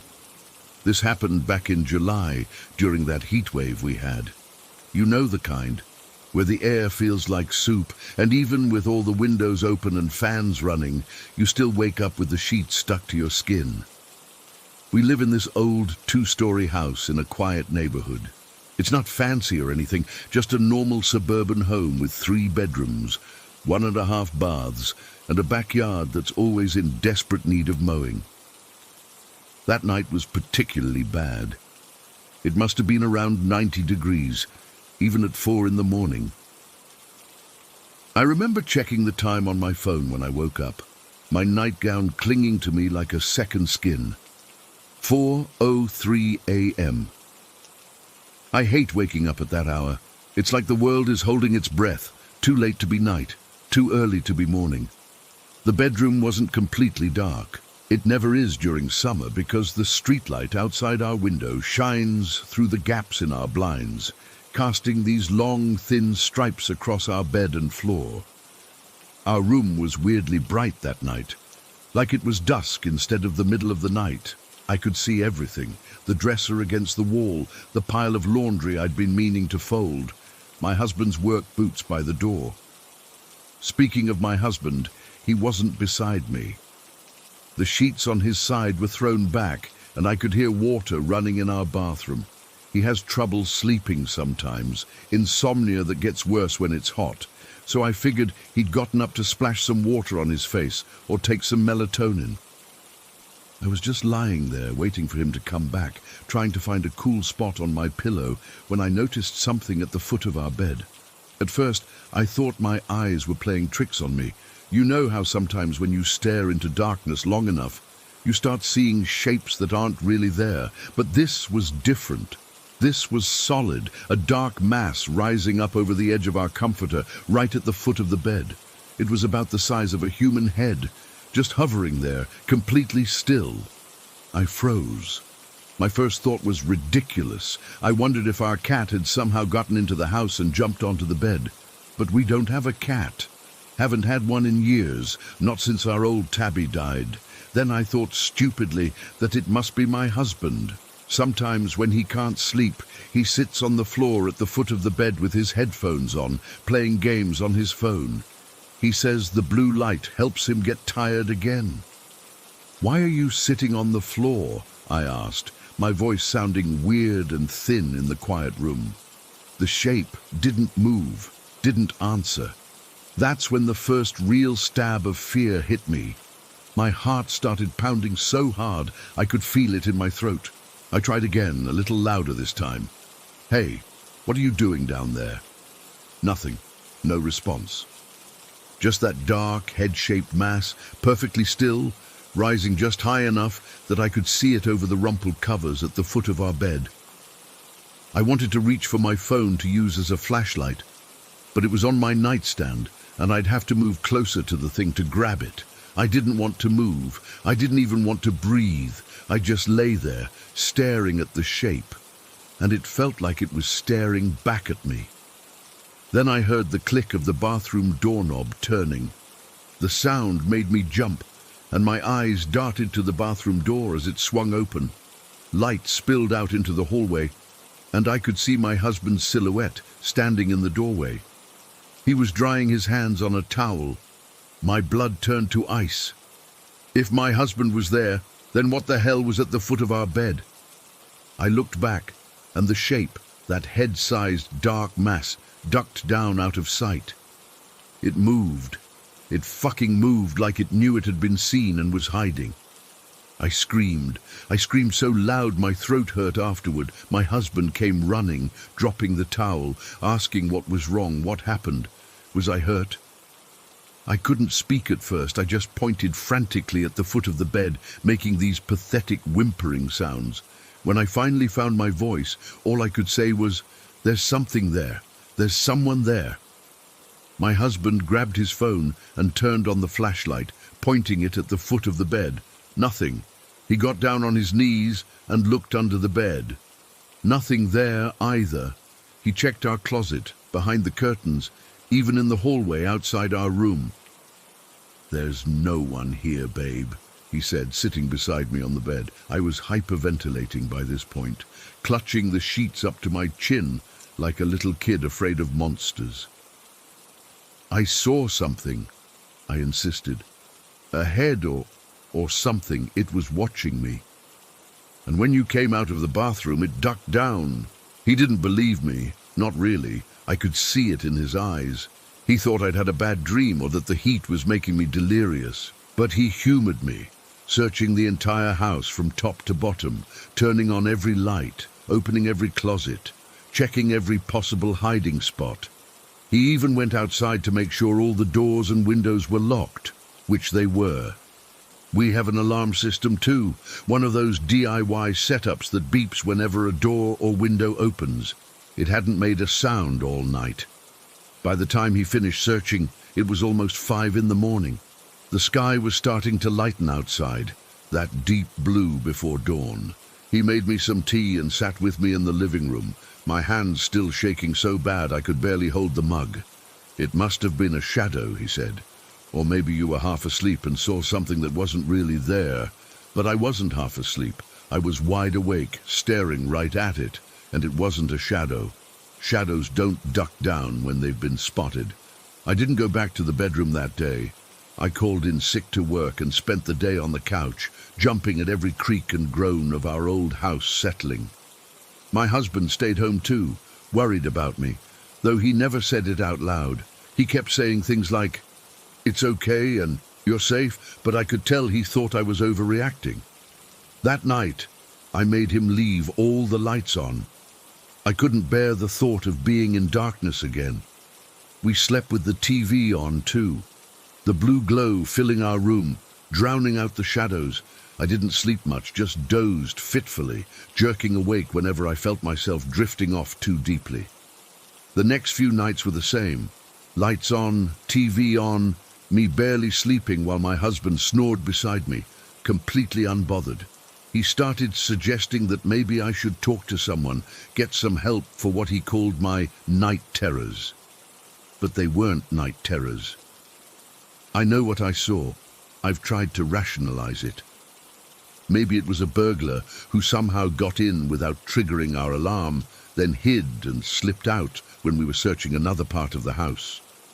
But nothing was taken, and how would they have gotten out without us noticing? Maybe it was just a shadow cast by something outside our window, a bird landing on the sill, or a branch swaying in the wind.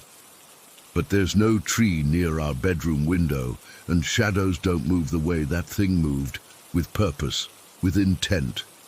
The worst explanation, the one that keeps me up at night even now, is that it wasn't a person at all, that it was something else, something that doesn't need to use doors or windows to get in. I've started sleeping in the guest room. I tell my husband it's because I don't want to disturb his sleep with my tossing and turning, but really I can't bring myself to go back into our bedroom alone. Even in daylight, I find reasons to avoid it. I get dressed in the bathroom now. I keep my clothes in a suitcase in the hallway. My husband is losing patience. He thinks I'm being dramatic, that I need to get over it. He doesn't understand that I can't just forget what I saw. He didn't see it. He didn't feel those seconds of pure animal terror when I realized that the thing watching me wasn't human. Sometimes I catch myself staring at the foot of the bed, waiting for that dark shape to rise up again. I'm terrified of seeing it, but almost more terrified that I won't, that I'll start to believe I imagined the whole thing. I know how this sounds. I know it sounds like I'm crazy or paranoid or suffering from some kind of sleep disorder. Maybe I am. God, I almost hope I am, because the alternative is so much worse. The alternative is that something was in our bedroom that night, something that watched me while I slept, that hid when it was about to be discovered, that might still be in our house, waiting for the right moment to show itself again. I don't know what to do. I can't sleep. I can't think. Every time I close my eyes, I see that shape rising over the foot of the bed, watching me in silence. All I know is that I'll never feel safe in the dark again. Whatever was in our room that night, whatever ducked down when my husband opened the bathroom door, it's still out there somewhere, and I'm terrified that it's waiting to come back. Story 11. I still struggle to talk about what happened 2 years ago. I'm typing with shaky hands even now, but I need to get this off my chest. Maybe someone here has experienced something similar or can help me make sense of what happened. It started when my husband Mike got sick. Nothing major at first, just what we thought was a sinus infection. Stuffy nose, headache, the usual stuff. He's typically the type who never gets sick and hates doctors, so when he actually agreed to go to urgent care, I knew something was off. The doctor prescribed antibiotics and sent us home. No big deal, right? But after 3 days, he wasn't getting better. He was getting worse. The fever wouldn't break, and he started complaining about feeling weak all over. We went back, and they switched his antibiotics, thinking the first kind wasn't working. By the end of that week, he could barely get out of bed. Mike's a construction foreman, a big guy who's always moving, always doing something. Seeing him too weak to even walk to the bathroom scared the hell out of me. But when I suggested going to the ER, he insisted it was just a bad flu, and he'd be fine. That weekend was a nightmare. From Friday evening to Monday morning, he slept almost constantly. I'm not exaggerating. He only woke up maybe 3 times to use the bathroom, and I had to help him there and back. I couldn't even get him to eat more than a few spoonfuls of soup. His skin was hot to the touch, but he kept complaining about being cold. I changed the sweat-soaked sheets twice. By Monday night, I was ready to call an ambulance, but he made me promise to wait until morning. "If I'm not better by tomorrow, we'll go," he mumbled before falling back asleep. I barely slept that night, checking his breathing every hour. Tuesday morning, I called in to work to say I wouldn't be coming in. My boss was understanding. She'd heard how sick Mike was getting. I made some toast and tea, hoping to get something in his stomach. But when I brought it to the living room where he'd been sleeping, our bedroom was upstairs, and he couldn't manage the stairs anymore. He was out cold again. I went back to our bedroom to make some calls, first to his doctor to update them, then to my mom to fill her in. I was sitting on our bed when I heard it. Mike's voice from downstairs, like he was having a conversation. At first I thought he must be on the phone, but then I remembered his phone was charging next to me. Then I heard him yell something. It wasn't words, more like a distressed sound. I rushed downstairs to find him still asleep on the couch, thrashing a bit. I figured he was having a nightmare, so I gently shook him, but he didn't wake up. His skin was burning. I went to wet a washcloth to put on his forehead. As I was in the kitchen, I swear I heard him call my name, clear as day. "Sarah?" I ran back to the living room. "Mike, what do you need, honey?" His eyes fluttered open, but they looked wrong, unfocused, glassy. "They won't let me sleep," he said in this small, frustrated voice I'd never heard from him before. "I keep asking them to please let me sleep." My stomach dropped. "Who won't let you sleep, Mike?" He looked past me, scanning the room like he was watching people move around. "Dead people," he said so matter-of-factly it made my skin crawl. "I keep seeing dead people." I thought he was delirious from the fever. I sat beside him, trying to stay calm. "There's nobody here, honey. It's just the fever." He shook his head weakly. "They're right there." He pointed to the empty corner of our living room. "They keep asking me for help. They want me to tell their families things. I felt cold all over despite the summer heat. What kind of things? Messages. One lady keeps showing me a necklace, says her daughter has it and needs to know something about it. There's an old man who wants his son to know where something is hidden. He squinted like he was trying to hear better. Some of them are speaking Spanish. I can't understand them. We live in San Antonio, which is predominantly Hispanic, but Mike doesn't speak Spanish at all. How long have you been seeing them? I asked, trying to keep my voice steady. Since yesterday, I think. They started showing up one by one. He suddenly looked annoyed and turned his head sharply toward nothing. I told you I can't understand you. That was it. I helped him up, somehow got him dressed, and managed to get him into the car. He was so weak I practically had to carry him, and Mike's over 6 feet tall. The entire drive to the emergency room, he kept looking in the back seat and mumbling responses to questions I couldn't hear. At the ER, they took him back immediately when they saw his condition. The nurse took his temperature, 104.5 degrees. I explained his symptoms and the antibiotics he'd been on. They started an IV and drew blood for tests. The doctor came back an hour later looking concerned. She asked me to step into the hallway, and I thought my heart would stop. "Your husband has epilepsy," she said. "His white blood cell count is at 400,000. I didn't understand what that meant until she explained that normal counts range from 4,000 to 11,000. She looked genuinely shocked as she told me, "Honestly, I don't understand how he's conscious right now. With counts this high, patients are typically in a coma or—" She didn't finish the sentence, but she didn't have to. They admitted him immediately to the ICU. A hematologist was called in, more tests were ordered, and they started aggressive treatment. All I could do was sit by his bed and hold his hand. That first night in the hospital, I dozed off in the chair next to his bed. I woke up around 3 in the morning to find him sitting up, having a whispered conversation with the empty corner of the room. When he noticed I was awake, he looked at me with that same unfocused gaze. "There's a little girl here," he said softly. "She says she used to live in our neighborhood, the yellow house on the corner that got torn down last year. She says her doll is still there, buried in the backyard. She can't rest until someone finds it." I didn't know how to respond. Part of me wanted to dismiss it as fever-induced hallucinations, but the specific details made my skin prickle. There had been a yellow house on the corner of our street that was demolished last year after sitting vacant for a long time. Before I could say anything, the machines started beeping rapidly. Mike's eyes rolled back and his body went rigid. I hit the emergency button, and within seconds the room was filled with medical staff.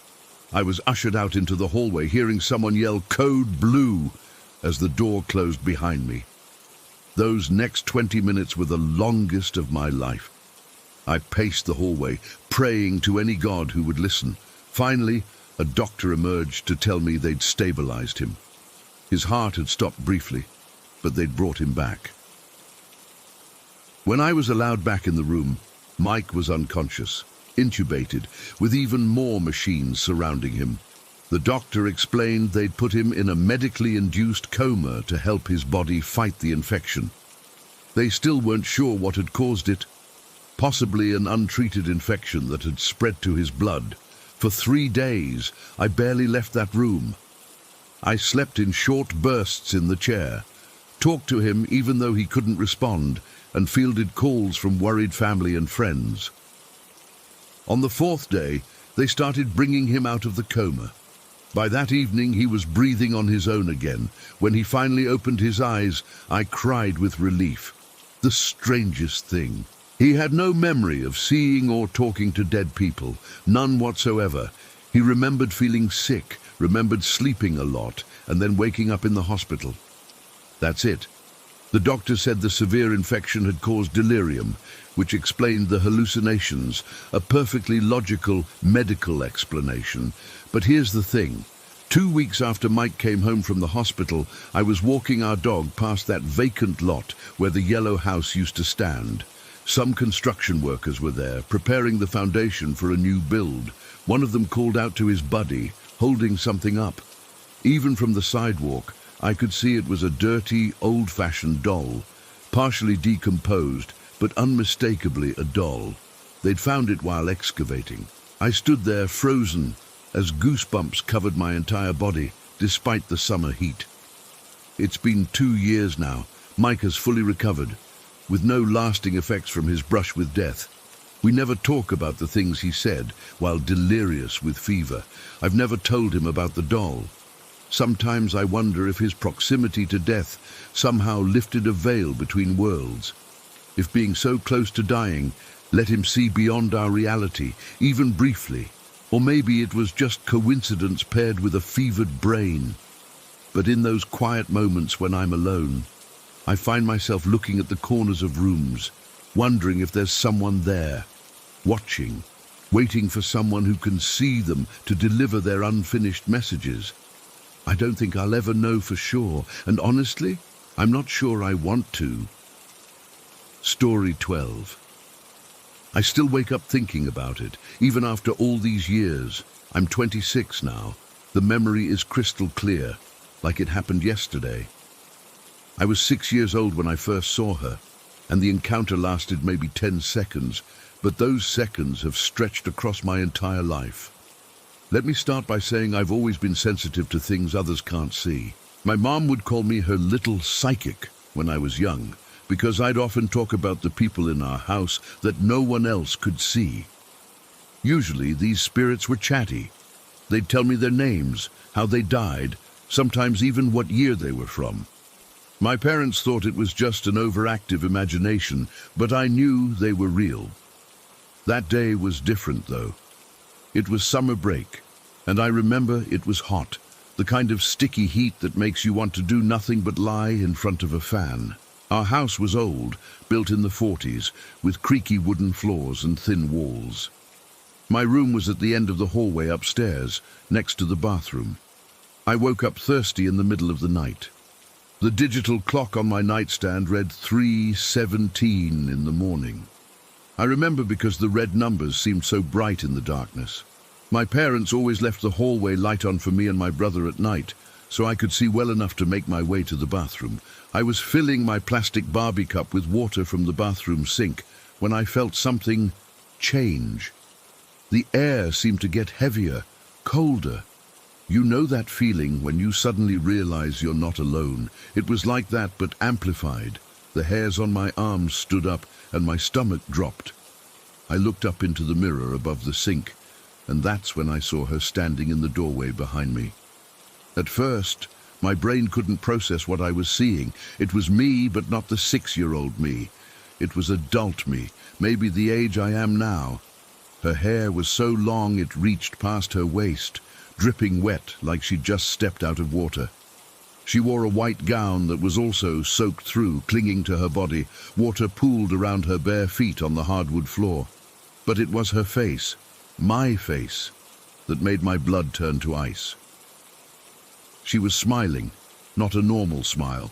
Her lips were stretched too wide, revealing too many teeth. It was the most insidious smile I'd ever seen, like she knew something terrible that I didn't. I couldn't move. I couldn't scream. I just stood there, clutching my stupid Barbie cup as the water overflowed and ran over my fingers. We made eye contact through the mirror, and I swear I felt something pass between us. Some knowledge or message that my 6-year-old mind couldn't comprehend. 10 seconds. That's how long we stared at each other. 10 seconds that felt like hours. She never spoke, never moved, just smiled that horrible smile. Then I blinked, and she was gone, just gone. The only evidence she had been there at all was the puddle of water on the floor where she'd stood. I dropped my cup in the sink and ran back to my room, diving under the covers. I didn't tell my parents the next morning. Somehow, I knew they wouldn't believe me. Or worse, they would, and that would make it more real. For weeks afterward, I refused to go to the bathroom alone. I made my mum stand outside the door, talking to me the whole time so I knew she was there. I stopped looking in mirrors. I slept with all my stuffed animals arranged in a protective circle around me.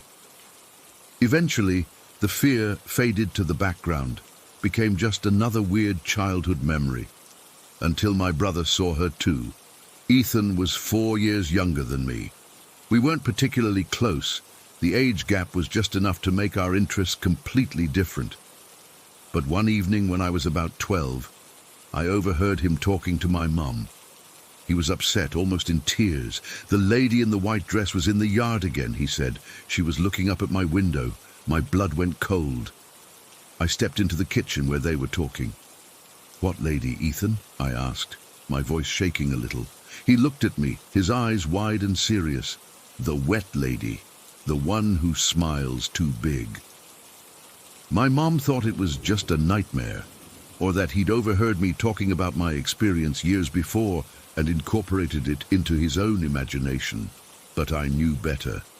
Ethan hadn't been born when I saw her, and I'd never told anyone about what happened that night. When I tried to ask him more about it later, he refused to talk about it. He'd get this scared look on his face and change the subject. It was like he was afraid that talking about her would summon her somehow. 3 years later, Ethan was murdered. He was only 11. They found him in the woods behind our school. They caught the guy who did it, some drifter passing through town, but it didn't bring Ethan back. It didn't make sense of anything. The night before the funeral, I was sitting on the porch swing, too numb to cry anymore, when I remembered what he'd said about the woman in the white dress. I wondered if she was some kind of warning, some kind of omen we both failed to understand. As the years passed, I tried to make sense of what happened. I researched doppelgangers, water spirits, all kinds of folklore and paranormal phenomena. Nothing quite fit what we saw. Most cultures have some version of a doppelganger myth. Seeing your double is often considered a harbinger of death, but I didn't die, Ethan did. I went to college, tried to build a normal life. I still saw spirits occasionally, but they were the regular kind, lost souls who just wanted someone to acknowledge them. None of them were silent like she was. None of them wore my face. Then last year, I watched this horror movie called Smile. There's a scene where the main character sees this entity with a twisted, unnatural smile. And I nearly had a panic attack in the theater. It brought everything back. The bathroom, the mirror, that smile. A few months later, I watched Us, with its theme of doppelgangers, and had nightmares for weeks. I'm writing this now because last night it happened again. I'm living alone now, in a small apartment across town from where I grew up. It's a modern building, nothing like my childhood home. I'd just gotten out of the shower and was brushing my teeth, the bathroom all steamy from the hot water. As I leaned over the sink to spit, I felt that same change in the air, that heaviness, that cold. I froze, toothpaste foam dripping from my mouth, too afraid to look up at the mirror. But I did. Of course I did. There she was, exactly as I remembered, not aged a day since I was 6, adult me in a soaking wet white gown, hair plastered to her skull and shoulders, that same terrible smile stretching her, my face, into something inhuman. This time I forced myself to speak. "What do you want?" I whispered. She didn't answer, just kept smiling that smile. Water dripped from her clothes, from her hair, from her fingertips, forming a puddle on my bathroom floor. 10 seconds, again exactly 10 seconds of eye contact.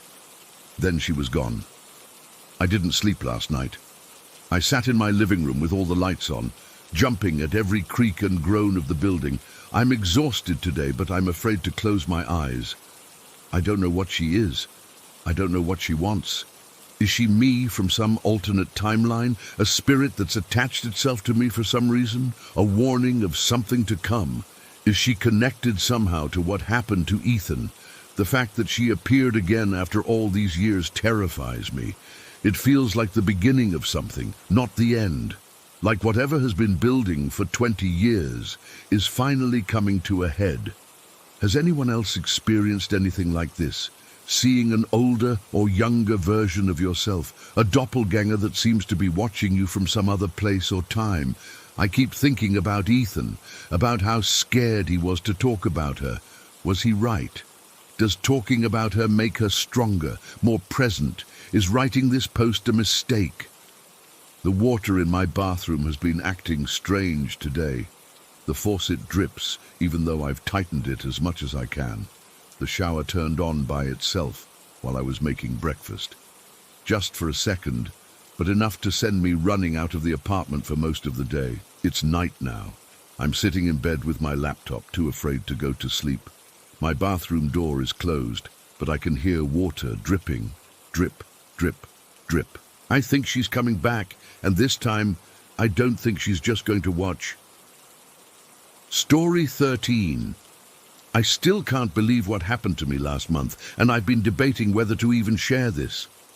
But I need to tell someone who might understand, or at least not think I'm completely insane. I've lived in Millersport my entire life. It's one of those tiny towns where everyone knows each other and nothing ever really happens. We're so small we don't even have a proper grocery store, just a general store that closes at 7 every night, except Fridays when Tom keeps it open till 8. Growing up here means you know all the local legends, all the stories parents tell kids to keep them from doing stupid things. The most famous one around here is about the bank. Not a financial institution, but this steep drop-off on Creekside Road about 3 miles outside town. It's this really sharp curve where the road runs alongside Stillwater Creek. The guardrail there has been replaced so many times I've lost count, but the county never seems to fix the actual problem with the curve. According to the story, back in the 60s, a woman named Mary Ellison was driving home late one night during a terrible storm. She missed the curve, and her car went straight over the bank into Stillwater Creek. The weird thing is, they never found her body or even the car. Some locals claim the creek is bottomless at that point, which is ridiculous, but that's what they say. Since then, people have reported seeing a woman with long, dark hair standing on the side of the road near the bank, especially on rainy nights. Some even claim she's appeared in their back seats or passenger seats while they're driving. I always thought it was just a stupid story to scare teenagers out of speeding on that road. I mean, I'd driven past the bank hundreds of times and never seen anything strange, that is, until 3 weeks ago. I'd been visiting my friend in Lancaster, about 40 minutes away, and was heading home around 11 at night. I normally would take Route 37, but there'd been an accident and traffic was completely stopped. After sitting there for 20 minutes without moving, I decided to take the back way through Creekside Road. I wasn't thrilled about it. It's narrow, winding, and poorly lit, but I just wanted to get home. It wasn't raining, but it had been earlier, so the road was still wet and a bit foggy. I was being extra careful, especially knowing I'd have to navigate that curve at the bank. I had my music on low, just some old playlist I'd made years ago, and was hyper-focused on the road ahead. I remember checking my phone GPS and seeing I was about half a mile from the bank. My hands were gripping the steering wheel tightly. I always get nervous driving that stretch at night. The fog had gotten thicker, hanging just above the road surface like a blanket. My headlights weren't helping much. They just reflected back at me off the fog. That's when it happened. The seatbelt alarm in my car started going off, that annoying, persistent beeping. I was confused because I definitely had my seatbelt on. I always do. I even reached down with one hand to feel it across my body, and yeah, it was secured. The beeping continued. I figured maybe the sensor was malfunctioning because of the dampness or something. I reached over to try adjusting my seatbelt, thinking maybe it wasn't clicked in properly, even though I could feel it was. That's when I noticed the passenger seatbelt light was on. Not my driver's side warning, the passenger side. I glanced over quickly, still trying to keep my eyes on the winding road. My heart literally stopped. There was someone sitting in my passenger seat. It was a woman with long, dark hair that looked soaking wet. It was stuck to her face, so I couldn't make out her features clearly, but I could tell her clothes were drenched too. Some kind of dress or long shirt that was plastered to her body. The strangest thing was how still she sat, not moving at all, just staring straight ahead through the windshield. I screamed. I'm not ashamed to admit it. I completely freaked out. My foot slammed on the brake instinctively. The car skidded on the wet road, fishtailing as I fought to control it. I remember the horrible screeching sound of the tires and the smell of burnt rubber filling the car. Somehow I managed to bring the car to a stop without going off the road. My hands were shaking so badly I could barely hold the wheel. The seatbelt alarm was still beeping frantically. I couldn't breathe. I couldn't think. But I knew I had to look over again to confirm what I'd seen. When I finally gathered the courage to turn my head, the passenger seat was empty. Completely empty. The beeping stopped at the exact moment I looked over, leaving this heavy silence broken only by my panicked breathing and the idle of the engine. I sat there for maybe 30 seconds, though it felt like hours, trying to process what had just happened. Had I imagined it? Was I so tired that my mind was playing tricks on me? But it had felt so real. I could have sworn I even felt the car dip slightly when she appeared, like the weight of someone sitting down. With shaking hands, I put the car back in drive. I was less than a quarter mile from the bank at this point. Part of me wanted to turn around, to go back the way I came and take the long route home. But that would mean passing through even more deserted back roads, and I just couldn't bring myself to do that. I decided the fastest way to safety was to just gun it past the bank and get home as quickly as possible. I pressed the gas pedal, probably going faster than I should have on that wet road. As I approached the curve at the bank, my headlights swept across the side of the road, and I swear, I saw a figure standing at the edge of the guardrail, just for a split second. A woman in dark, wet clothes, her hair hanging down over her face. My blood turned to ice. I didn't stop. I didn't slow down. I took that curve going way too fast, my tires slipping slightly before finding purchase again. In my rearview mirror, I thought I saw the figure turn to watch my car drive away, but I couldn't be sure through the fog. The rest of the drive home is a blur. I remember being hyper-aware of every shadow, every movement in my peripheral vision. I kept checking my rear-view mirror and glancing at the empty passenger seat beside me. The seatbelt alarm never went off again. When I finally pulled into my driveway, I was having a full-blown anxiety attack. My chest was tight, I couldn't catch my breath, and I was crying without even realizing it. I sat in my car for probably 15 minutes before I felt safe enough to get out and run into my house. I didn't sleep that night. I left every light on in my apartment and sat on the couch with the TV blaring until morning. I kept replaying those moments in my head, trying to convince myself I'd imagined it all. The next day, I called my Aunt Linda. She's lived here her whole life and knows all the local history and legends. I didn't tell her what happened at first, just asked casually about the lady of the bank. What she told me made my skin crawl. She said that while most people report seeing the woman standing on the roadside, there have been at least 7 accounts over the years of drivers experiencing something much more terrifying. Their seatbelt alarms going off unexpectedly, and then seeing a soaking wet woman suddenly sitting beside them in the passenger seat. According to my aunt, the theory is that Mary Ellison is trying to hitch a ride out of her watery grave. The seatbelt alarm is supposedly her way of making her presence known. The most disturbing part is that in 2 of those 7 cases, the drivers lost control of their vehicles and crashed, though thankfully, nobody died. I finally broke down and told my aunt what had happened to me. Instead of thinking I was crazy, she just nodded solemnly and said I was lucky. She chose you, but you didn't take her where she wanted to go, were her exact words. That sent chills down my spine. My Uncle Dave had a different take when he overheard us talking. He believes the ghost is actually trying to save people by making them slow down before the dangerous curve.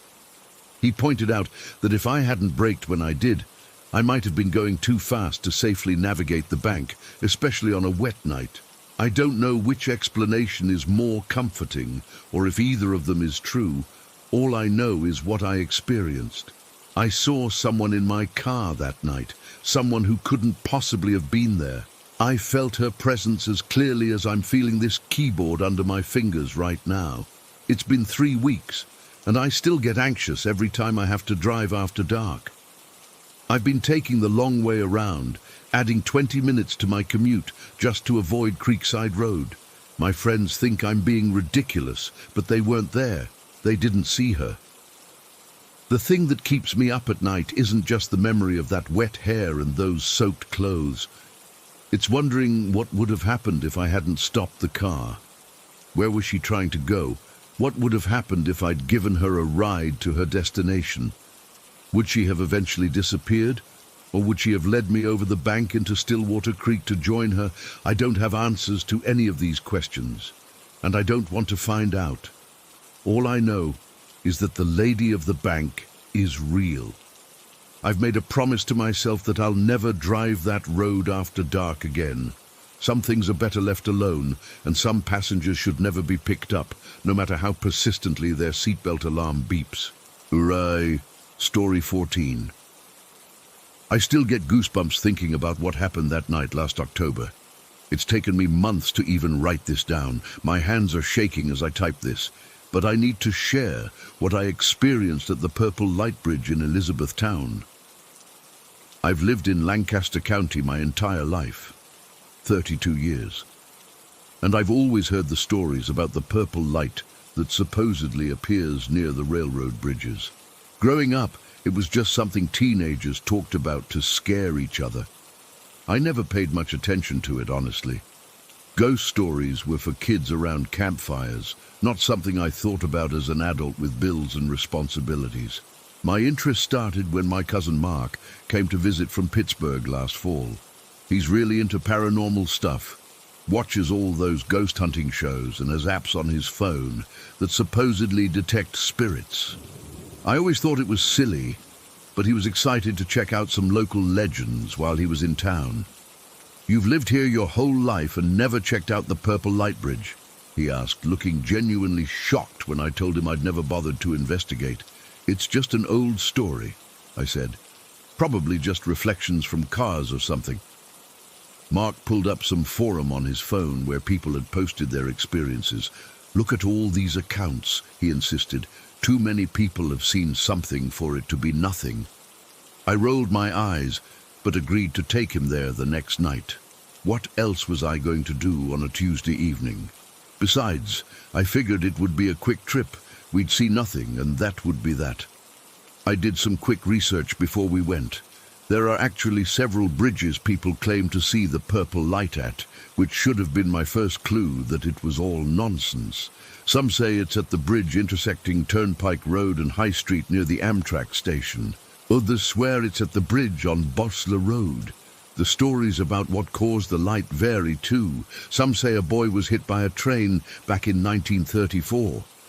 Others claim a mother hanged her son from one of the bridges. Hard to know what to believe when the stories can't even agree on the basics. We decided to check out the Turnpike Road Bridge first. It was a cold October night, around 40 degrees, and I remember the moon was nearly full.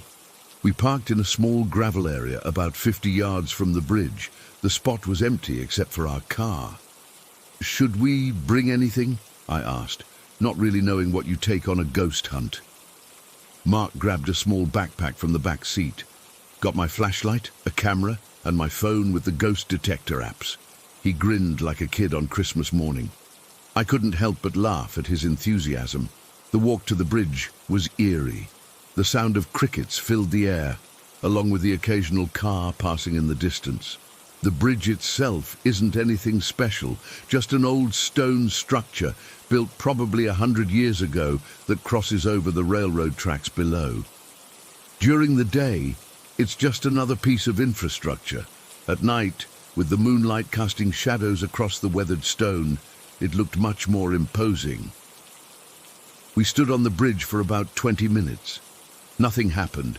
Mark walked up and down, pointing his phone in different directions while his app made static noises. I leaned against the railing, checking my own phone, and wondering how much longer we needed to stay to satisfy his curiosity. "This is a waste of time," I finally said. "It's getting colder and I've got work in the morning." Mark looked disappointed but nodded. "Let's check out the Bosler Road Bridge before we call it quits. It's only a few miles from here." I sighed, but agreed. I was already out. Might as well see it through. The Bosler Road Bridge is more isolated, surrounded by trees and with no streetlights nearby. We had to use our flashlights just to find our way. The bridge crosses over the same train tracks, but this location feels much more cut off from civilization. The only sounds were the rustling of leaves and our own footsteps on the asphalt. "This is definitely creepier," I admitted as we walked onto the bridge. The darkness seemed to close in around us, with the beams of our flashlights creating the only real illumination. "The story goes that a mother brought her son here back in the early 1900s, Mark said, his voice dropping to a whisper even though there was nobody else around. "She hanged him from the bridge and then herself. People say the purple light is both their spirits, still lingering here." I felt a chill that had nothing to do with the temperature. Why would anyone do that to their own child? The thought made me sick to my stomach. Mark shrugged. "Mental illness? Different times? Who knows? But people say they can feel the sadness here." I was about to make some sarcastic comment about how everything feels sad when you're standing on a dark bridge in the middle of nowhere at 11 at night. But then I felt it. A sudden drop in temperature. I'm not talking about a slight chill. It was like walking from a heated room into a freezer. "Do you feel that?" I asked, my breath suddenly visible in front of my face. Mark nodded, his eyes wide. "Temperature drops are often associated with—" He never finished that sentence, because at that moment we both saw it. At first I thought it was a distant car headlight, or maybe the moon reflecting off something below. But this light was distinctly purple. Not blue, not pink, but a deep, unsettling violet color. It appeared about 50 yards down the tracks, hovering about 6 feet above the ground. "Holy shit," Mark whispered, fumbling with his phone to start recording. "Do you see that?" I couldn't speak. The light wasn't just sitting there. It was pulsating gently like a heartbeat, and it was moving. Slowly, almost imperceptibly, it was getting closer to the bridge. My rational mind kicked into overdrive. It had to be a prank. Some local teenagers with a colored light trying to scare people who came looking for the legend. But as the light moved closer, I could see that it wasn't a flashlight or lantern. It wasn't attached to anything. It was just there, floating independently in the darkness. The air around us got even colder. I could see Mark shivering beside me, still holding his phone up to record. I wanted to run, but found myself frozen in place, unable to look away from the approaching light. When it was about 20 yards away, the light stopped. For several seconds, it just hovered there, pulsing. Then it began to change. The ball of light stretched vertically, taking on an almost human-like shape. It was still purple, still glowing, but now it looked vaguely like a person, a small person, a child. I heard Mark gasp beside me. "Are you getting this?" I whispered, not taking my eyes off the apparition. "Yes," he replied, his voice trembling. The figure remained at that distance for what felt like an eternity, but was probably only 30 seconds.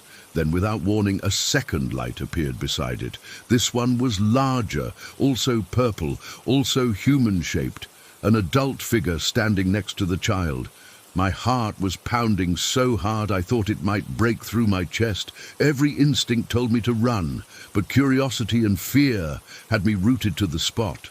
I'd never believed in ghosts or spirits or any of that supernatural stuff. But what else could explain what I was seeing? The two figures started moving again, drifting closer to the bridge. As they approached, the purple light illuminated the area around them, casting an eerie glow on the train tracks below. I could feel the hair on my arms standing on end, and my skin was covered in goosebumps. When they were directly beneath the bridge, both figures stopped and looked up. At least, that's what it seemed like they were doing. There were no distinct facial features, just glowing purple outlines. But I could feel their gaze. It was like they knew we were there, watching them. The temperature dropped even further. It must have been well below freezing right around us, while the rest of the night remained in the 40s. My teeth started chattering, and my breath came out in thick clouds of vapor. Then came the sound. It wasn't loud, more like a whisper carried on the wind. But it was clear enough that both Mark and I heard it. A child's voice saying something that sounded like "Mother, please." The words seemed to echo around us, coming from everywhere and nowhere at once. Mark dropped his phone. It clattered on the bridge, the light from its screen illuminating his terrified face. I'd never seen someone look so pale, like all the blood had drained from his body. The adult figure below raised what appeared to be an arm, pointing directly at us. The child figure began to float upward, rising slowly toward the bridge where we stood. The purple light grew brighter, more intense, making it difficult to look directly at it. That's when my paralysis broke. "We need to go," I said, grabbing Mark's arm. "Now!" We ran faster than I've ever run in my life, leaving Mark's phone on the bridge. The sound of our footsteps echoed in the night air, along with our panicked breathing. I didn't look back until we reached the car, and when I did, I almost screamed. The purple light was on the bridge, exactly where we'd been standing. But it wasn't just a light anymore. The two figures had merged into one tall, stretching shape that seemed to be looking in our direction. My hands were shaking so badly I could barely get the key in the ignition. When the engine finally started, I slammed the car into reverse, spun around, and sped away. In my rear-view mirror, I could see the purple glow still on the bridge, watching us leave. Neither of us spoke until we were miles away, back in the safety of well-lit streets and civilization. Mark was the first to break the silence. "My phone," he said weakly. "I'll buy you a new one," I replied, my knuckles white from gripping the steering wheel. "We're not going back there." We tried to make sense of what happened that night. Mark even suggested going back during daylight to retrieve his phone. But I refused. Some things aren't worth the risk. I've talked to a few locals since then. Some say the purple light is just moonlight reflecting off rocks in the gorge. Others claim it's swamp gas or some other natural phenomenon. A guy at my work insists it's the headlights from the highway playing tricks on people's eyes. But I know what I saw, I know what I felt. That unnatural cold, that whispered voice, those figures looking up at us from below the bridge. No natural explanation accounts for any of that. Mark eventually moved back to Pittsburgh, and he doesn't talk about paranormal stuff anymore. I still live here, but I take the long way around now, avoiding both bridges completely. Some nights when I can't sleep, I find myself wondering if someone else is standing on that bridge, seeing what we saw, and I wonder if that purple light is still there, waiting, watching. I don't have any answers. I just know that whatever exists on that bridge in Elizabethtown isn't something that can be explained away, and it isn't something that should be disturbed. Story 15. I still get chills thinking about what happened with Charlie. It's been years, but some nights I still wake up in a cold sweat remembering his face that day. I don't talk about this much. Most people would think I'm crazy or making it up for attention, but I need to get this off my chest. Maybe someone here has experienced something similar and can help me make sense of it. Charlie and I met in 7th grade. We were both outsiders in our own way. I was the quiet kid who never quite fit in with any group, and Charlie was different, not in a bad way at first. He was super into theater and reading these obscure books most kids our age wouldn't touch. We bonded over being the weird kids no one else wanted to sit with at lunch. It was around October of 8th grade when things started getting strange. Charlie had been acting a bit off for a few weeks, more withdrawn, with these mood swings that came out of nowhere. One minute he'd be laughing about something stupid, and the next he'd go completely silent, staring into space like he was listening to something no one else could hear. My parents were pretty cool about having friends over, so Charlie would come by after school sometimes. We had this finished basement where my dad had set up a TV and some old couches. It was our hangout spot. My mum had decorated it for a Halloween party the weekend before, and there were still some decorations up, including these black lights that made everything glow weirdly. That particular afternoon started out normal enough. We were playing video games and talking about this science project we had to do. Charlie seemed fine at first, but then he got really quiet while I was in the middle of a game level. When I looked over, he was sitting completely still, staring at the wall. "You okay?" I asked him, pausing the game. He slowly turned to me with this expression I can't even describe properly. It wasn't Charlie. I know that sounds dramatic, but in that moment, it didn't feel like I was looking at my friend anymore. "There's something inside me," he said, his voice flat. "It's been with me for a while now. It's getting stronger." I laughed nervously, thinking he was joking. Charlie was into horror movies and sometimes had a weird sense of humor. "Yeah, right. What? Are you possessed or something?" He didn't laugh back. "Yes." The way he said it, so matter-of-fact, made my skin crawl. But I was 13, trying to act cool, so I rolled my eyes. "Prove it then." Charlie tilted his head slightly. "You want proof?" He pointed up at one of the ceiling lights. "That light is going to go out." I looked up at the light. It was one of those fluorescent tube things, humming away like normal. I turned back to Charlie with a smirk, trying to hide how unsettled I felt. "Right. And when exactly is this supernatural event supposed to happen?" Charlie didn't answer. He just kept staring at the light, completely still. I tried to laugh it off, but the silence stretched on uncomfortably. After about 30 seconds, I was about to tell him to knock it off when it happened. The light didn't just go out. It popped. This loud crack that made me jump. Glass shattered, and the basement went dimmer. Charlie hadn't moved a muscle. When I looked back at him, his eyes, they weren't right.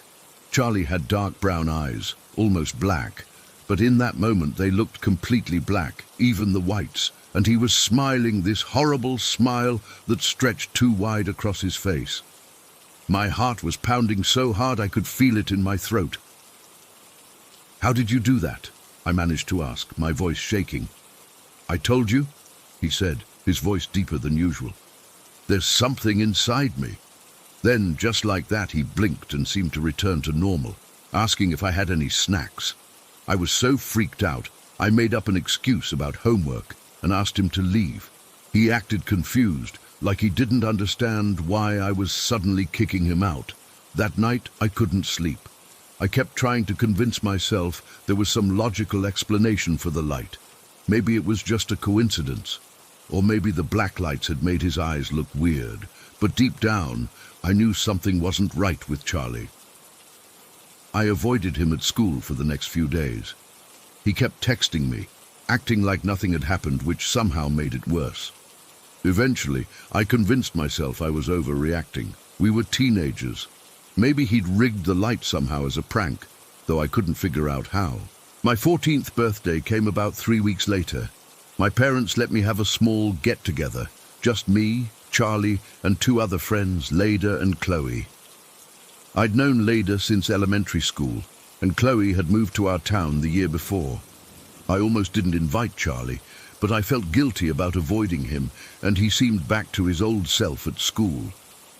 We had pizza at my house, then decided to walk downtown to get ice cream. There was this shortcut through a small wooded area that cut about 15 minutes off the walk. It wasn't really deep woods, just a strip of trees between neighborhoods with a dirt path running through it. We'd taken it tons of times before. It was early evening, still light out, but starting to dim. We were all in a good mood, laughing about something that had happened in math class that day. Then Charlie suddenly stopped walking. "Do you ever think about what's under our feet right now?" he asked, staring down at the ground. We all kind of looked at each other, confused by the random question.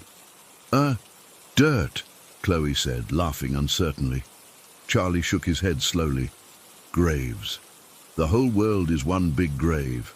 Everyone who's ever died, decomposing beneath our feet, layer upon layer of death. The mood shifted instantly. It wasn't just what he said, but how he said it. This monotone voice that didn't sound like Charlie at all. "Dude, that's messed up," I said, trying to laugh it off. "Can we not talk about dead bodies on my birthday?" Charlie's head snapped up to look at me. His eyes had that same wrong appearance from the basement. Totally black, like empty holes in his face. "Death is the only certainty," he continued, his voice dropping lower with each word. "And I'm its prince." Leda took a step back. "Charlie, you're being weird. Stop it." What happened next is still crystal clear in my memory, like it's been burned there. Charlie's whole body seemed to tense, and this sound came out of him. Not a laugh or a growl, but something in between. This deep rumbling that no 14-year-old boy should be able to make. Then he lunged at Leda. It wasn't a playful jump or a joke. He tackled her to the ground, and his hands went straight to her throat. His face was contorted into something I didn't recognize, teeth bared, those black eyes bulging. Leda was screaming, then choking as his hands tightened. Chloe and I froze for a split second. It was so sudden, so violent, we couldn't process what was happening. Then Chloe started screaming, and I snapped out of it. I grabbed Charlie's shoulders, trying to pull him off. He was stronger than he should have been. I remember thinking that, how is he so strong? Leda was turning red, her eyes wide with panic as she clawed at his hands. Finally, she managed to knee him hard in the stomach. It was enough to make him loosen his grip, and she scrambled away, coughing and gasping. Charlie turned on me then, and I'll never forget the look in his eyes. There was nothing of my friend there, nothing human. He bared his teeth and started moving toward me, but Chloe grabbed my arm and yelled, "Run!" We took off, all three of us, leaving Charlie behind in the woods. We ran all the way back to our neighborhood, splitting up at the corner where our streets diverged. I sprinted home, burst through the front door, and locked it behind me. My parents were confused and alarmed, asking what happened, but I couldn't even explain. I was hyperventilating, terrified Charlie would show up at our door. About an hour later, the police arrived. Apparently, Charlie had appeared at a neighbor's house a few blocks away. He was disheveled, missing his shirt and one shoe, with no phone. The neighbor called the police because Charlie was acting erratically, mumbling about darkness and death. I told the police everything, including the incident with the light in my basement. The officers exchanged these looks that made it clear they didn't believe me. One of them gently explained that Charlie had been in and out of psychiatric facilities since he was 10. His medication had recently been adjusted, which might explain his behavior. When I asked about Leda and Chloe, the officer hesitated, then mentioned that their accounts of what happened were somewhat different from mine. They didn't elaborate, but I got the feeling my friends had downplayed the incident, maybe out of fear of not being believed. Charlie disappeared from school for a full year after that. When he finally came back, it was like nothing had happened. He tried to talk to me a few times, but I always made excuses to get away. He seemed genuinely confused about why I was avoiding him, claiming he had no memory of that day in the woods. I know the logical explanation is that Charlie has serious mental health issues. That's what everyone believes. My parents, the police, probably even Leda and Chloe by now. But they weren't in my basement that day. They didn't see his eyes change or witness him predict that light going out seconds before it happened. I'm 23 now, in college across the state. I haven't seen Charlie in years. Sometimes I convince myself it was all a misunderstanding, a series of coincidences combined with a frightened teenager's imagination. Then I'll be in a classroom or restaurant, and a light will flicker, and that cold fear washes over me again. I don't know what was inside Charlie that day. I don't know if it's still there. But sometimes, when I'm alone at night, I find myself looking at the ceiling lights, half expecting them to pop, wondering if whatever was in him has found me again. Story 16. I still don't know how to explain what happened to me in Tampa. It's been about 6 years now, but I still wake up sometimes feeling like something is in my room. I was 24 and stationed at MacDill AFB back in 2016. When my roommate got deployed, I decided to get my own place off base. I found this apartment that wasn't too far from work, not the cheapest place, but not super expensive either. Nothing about it screamed haunted or stay away when I first saw it.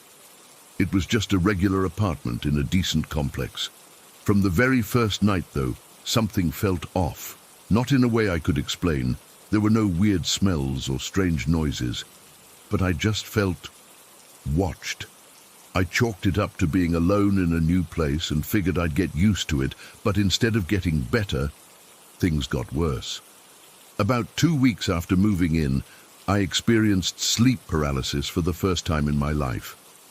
If you've never had it, consider yourself lucky. I woke up in the middle of the night completely unable to move, not even a finger. My eyes were open and I was fully aware of my surroundings, but my body wouldn't respond to any commands. That's when I saw it, a dark figure standing in my bedroom doorway. It wasn't just a shadow, it had mass to it. The worst part was how it looked like it was melting, like parts of it were slowly dripping off, but nothing was actually hitting the floor, just this strange, fluid-like movement within its form. I tried to scream, but all that came out was this pathetic croaking sound. After what felt like forever, probably only a minute or two, I suddenly could move again. The figure was gone. I turned on every light in the apartment and stayed up until morning, convinced someone had broken in. The next day I went to medical and explained what happened. The doctor looked completely unsurprised and told me it was just sleep paralysis, probably brought on by stress from my new living situation. He explained how the brain can create hallucinations during these episodes and that it was actually pretty common. That made me feel a bit better. At least there was a scientific explanation. But then it happened again and again. Always the same. I'd wake up paralyzed and see these dark figures in my doorway, sometimes just one, sometimes 2 or 3, always with that unsettling, melting appearance. I started sleeping with my bedroom door closed, but it didn't matter. They'd appear inside the room instead. About a month in, things escalated. During one paralysis episode, I didn't just see the figures. I felt something trying to drag me off the bed. It was like hands were grabbing at my legs and pulling. I couldn't move to fight it, couldn't scream for help. The sensation was so real that when I finally snapped out of it, I was shocked to find myself still in the same position, unmoved. I convinced myself it was still just part of the sleep paralysis hallucinations, but then it happened when I was fully awake. I remember it perfectly. It was a Tuesday night in late September. I had worked a 12-hour shift and was exhausted. I fell asleep quickly, but woke up around 2 in the morning needing to use the bathroom. I was completely awake, not drowsy, not half asleep. I went to the bathroom, then came back and lay down on my side, facing the wall. I wasn't even close to falling back asleep yet, when I felt something grab my forearm. The grip was ice cold and surprisingly strong. Before I could react, it yanked hard, pulling my arm and half my body down into the gap between my bed and the wall. My arm was wedged uncomfortably, and I could physically feel something holding onto it, like a hand, but with fingers that were too long and too thin. I struggled to pull free, my heart racing so fast I thought it might burst. After a few seconds of fighting, whatever had me suddenly let go, and I scrambled to the other side of the bed, turning on the lamp. There was nothing there, but my forearm had 5 distinct red marks on it, like someone had grabbed me hard enough to leave fingerprints. I didn't sleep the rest of that night, or much of the next week. I started staying late at work, volunteering for extra duties, anything to avoid going back to that apartment. When I did have to sleep there, I'd leave all the lights on and try to stay awake as long as possible. I told a couple of buddies about what was happening, but they just joked that I was working too hard or needed to get laid. One suggested maybe my apartment had a gas leak that was making me hallucinate. I had maintenance come check. Nothing. Another friend suggested I might have a medical issue causing the sleep paralysis and the paranoia. I got checked out again, perfectly healthy. For a while, I thought maybe I was losing my mind. I even went to see a mental health specialist who suggested it could be stress-induced paranoia combined with vivid dreams. But I knew the difference between a dream and being wide awake with something grabbing my arm. The incidents kept happening, growing more frequent. Sometimes it was just the paralysis and the figures watching me. Other times it was the sensation of being pulled or pushed. Once, I woke up to find all my dresser drawers open and my clothes scattered around the room.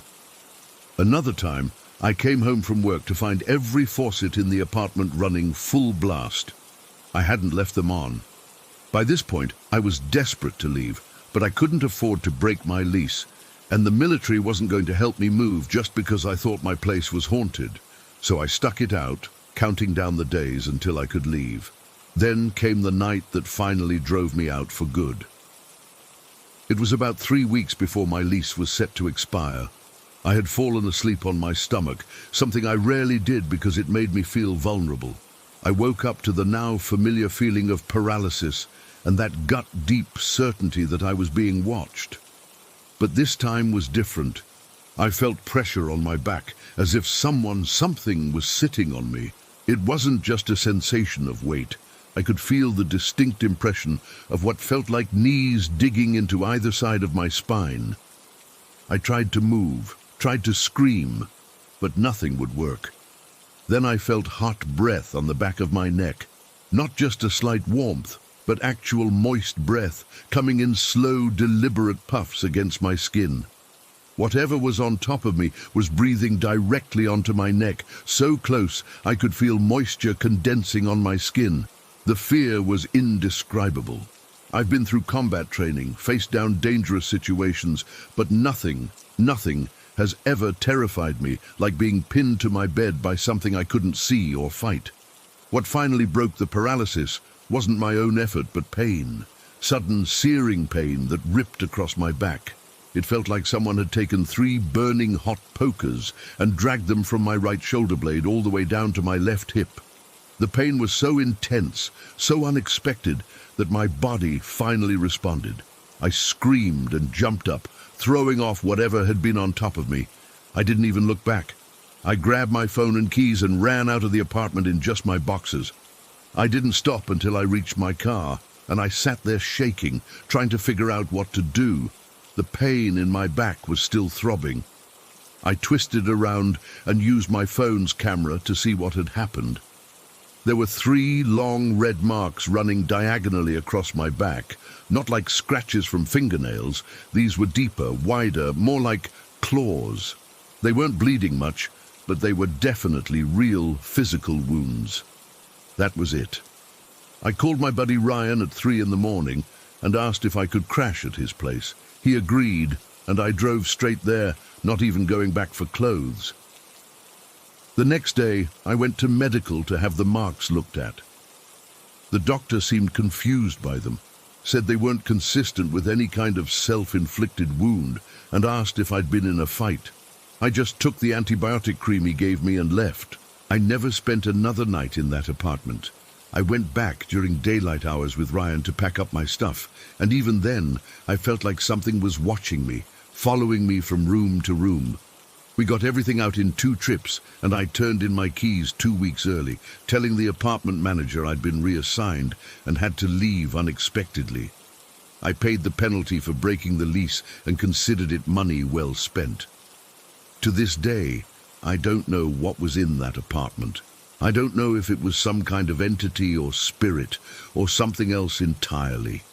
What I do know is that whatever it was, it escalated from watching to touching to physically harming me. The marks on my back took almost 2 weeks to heal completely, and I still have faint scars. I've never experienced anything like that since leaving Tampa. No sleep paralysis, no strange figures, nothing. But I still sleep with a light on, and I still wake up sometimes with that feeling of being watched. and when I do, I lie perfectly still, afraid that if I move or open my eyes, I might see that melting figure standing in my doorway again, waiting to finish what it started. Story 17. I never thought I'd share this, but reading everyone else's stories here has given me the courage to finally write about my own experience. This happened about 6 years ago when I was living in rural Kentucky, in one of those small country trailers off a gravel road, the kind where your nearest neighbor is a 10-minute walk away and your cell service cuts out if you step 5 feet in the wrong direction. I'd been sick with strep throat for almost a week at that point. Anyone who's had it knows how miserable it is. Swallowing feels like drinking broken glass. You're running a fever, and you just generally feel like death warmed over. The doctor had prescribed me some pretty strong antibiotics and pain medication, which I was grateful for, but they made me drowsy and a bit loopy. It was the middle of August, and if you've ever spent a summer in Kentucky, you know it's not just hot. It's that special kind of humid heat that makes you feel like you're breathing through a wet towel. My little trailer had an air conditioner, but it was old and temperamental, constantly cycling between freezing cold and not working at all. That night, it had decided to take a break, leaving the trailer stuffy and uncomfortably warm. I remember waking up suddenly around 3 in the morning. Not the gradual kind of waking, but the instant, eyes wide open kind, where something has pulled you from sleep. My bedroom was at the back of the trailer, and from my bed, I could see straight through the hallway to the living room and the screen door beyond. There was no particular sound that woke me. It was more of a feeling, that prickly awareness that someone is watching you. You know that sensation, when the hairs on your arms stand up and your brain just screams that something isn't right? That's what jolted me awake. I lay there for a moment trying to collect myself. My throat was killing me, and I was covered in sweat from the heat. The medication had me in this weird state where I felt both alert and disconnected at the same time. Through the hallway, I could see the moonlight coming through the screen door, casting this silvery glow across my living room floor. And that's when I noticed him. Through the mesh of the screen door, I could clearly see a man standing out by my barn. He was just standing there, completely still. Even in the darkness, I could make out that he was wearing a long brown coat, like a duster or an old-fashioned overcoat. In August, in Kentucky heat. Who wears a coat in that kind of weather? But what really caught my attention was his hat. It was white-brimmed, almost like a fedora, but wider, the kind my grandfather used to wear when he'd go to church on Sundays. The moonlight caught the brim, making it appear to glow slightly against the darkness. Here's the weird part. I wasn't scared, not at first. I was annoyed, genuinely irritated. My first thought wasn't, oh my God, there's an intruder, but more like, what the hell is this person doing on my property at 3 in the morning? I sat up in bed, still watching him through the trailer's hallway and out the screen door. He didn't move, not an inch, just stood there, facing the barn, his back partially to me. "Hey!" I called out, my voice raspy from the strep throat. "What are you doing out there?" Nothing. No response, no movement. I got out of bed, pulling on a t-shirt. My legs felt wobbly from the medication, and I had to steady myself against the wall as I made my way down the short hallway to the living room. The whole time I kept my eyes fixed on the figure by the barn. "I can see you," I called again, louder this time despite the pain in my throat. "This is private property." Still nothing, no acknowledgement whatsoever. It was like he couldn't hear me, or worse, like he was choosing to ignore me. That's when irritation started to give way to uneasiness. Something about the stillness wasn't right. People don't stand that still. They shift their weight, they scratch, they fidget. This figure was unnaturally motionless. I reached the screen door and pressed my face closer to get a better look. The barn was maybe 30 yards from the trailer, and the moonlight was bright enough that I could make out details, but not as clearly as I would have liked. "I'm calling the sheriff if you don't leave right now," I threatened, though my phone was still back in the bedroom, and the nearest sheriff's station was a good 20 minutes away. That's when things got truly strange. I blinked, just a normal blink, and he was gone. Not like he ran away or moved to the side. One moment he was there, and the next nothing, just the empty space in front of my barn where he had been standing. I stood frozen at the screen door, my heart suddenly hammering in my chest. Had I imagined it? Was the medication making me see things? I rubbed my eyes hard, then looked again. Nothing, just the moonlit yard, the barn, and the edge of the tree line beyond. Against my better judgment, I pushed open the screen door. It made that characteristic squeak that always drove me crazy. Mental note, must oil those hinges tomorrow. And stepped out onto the small wooden porch. The night air was thick and warm, pressing against my skin like a damp blanket. Crickets were chirping, and somewhere in the distance I could hear the occasional hoot of an owl. Everything seemed normal, too normal, considering what I'd just seen. I scanned the area, looking for any sign of movement. My yard wasn't fenced in. It just kind of merged with the surrounding field, and eventually the woods beyond. There were plenty of places someone could hide if they wanted to, but why would they? I didn't own anything worth stealing, and my nearest neighbors were too far away to make this a convenient stop for someone looking to cause trouble. I took a few cautious steps off the porch. The grass was cool under my bare feet, still slightly damp from when I'd watered earlier in the evening. I walked toward the barn slowly, stopping every few feet to listen. Apart from the normal night sounds, there was nothing unusual. When I reached the spot where the figure had been standing, I looked around carefully. The ground showed no signs of disturbance, no footprints, no crushed grass, nothing to indicate anyone had been standing there at all. A chill ran through me, despite the warm night. I suddenly felt exposed and vulnerable, standing alone in my yard in the middle of the night. What if he was still there, watching me from somewhere? What if there had never been anyone there at all? I hurried back to the trailer, the prickly feeling of being watched crawling up my spine. Once inside, I locked the screen door. Fat lot of good that would do. It was flimsy as paper. And then the solid inner door as well. For good measure, I checked all the windows, making sure they were locked too.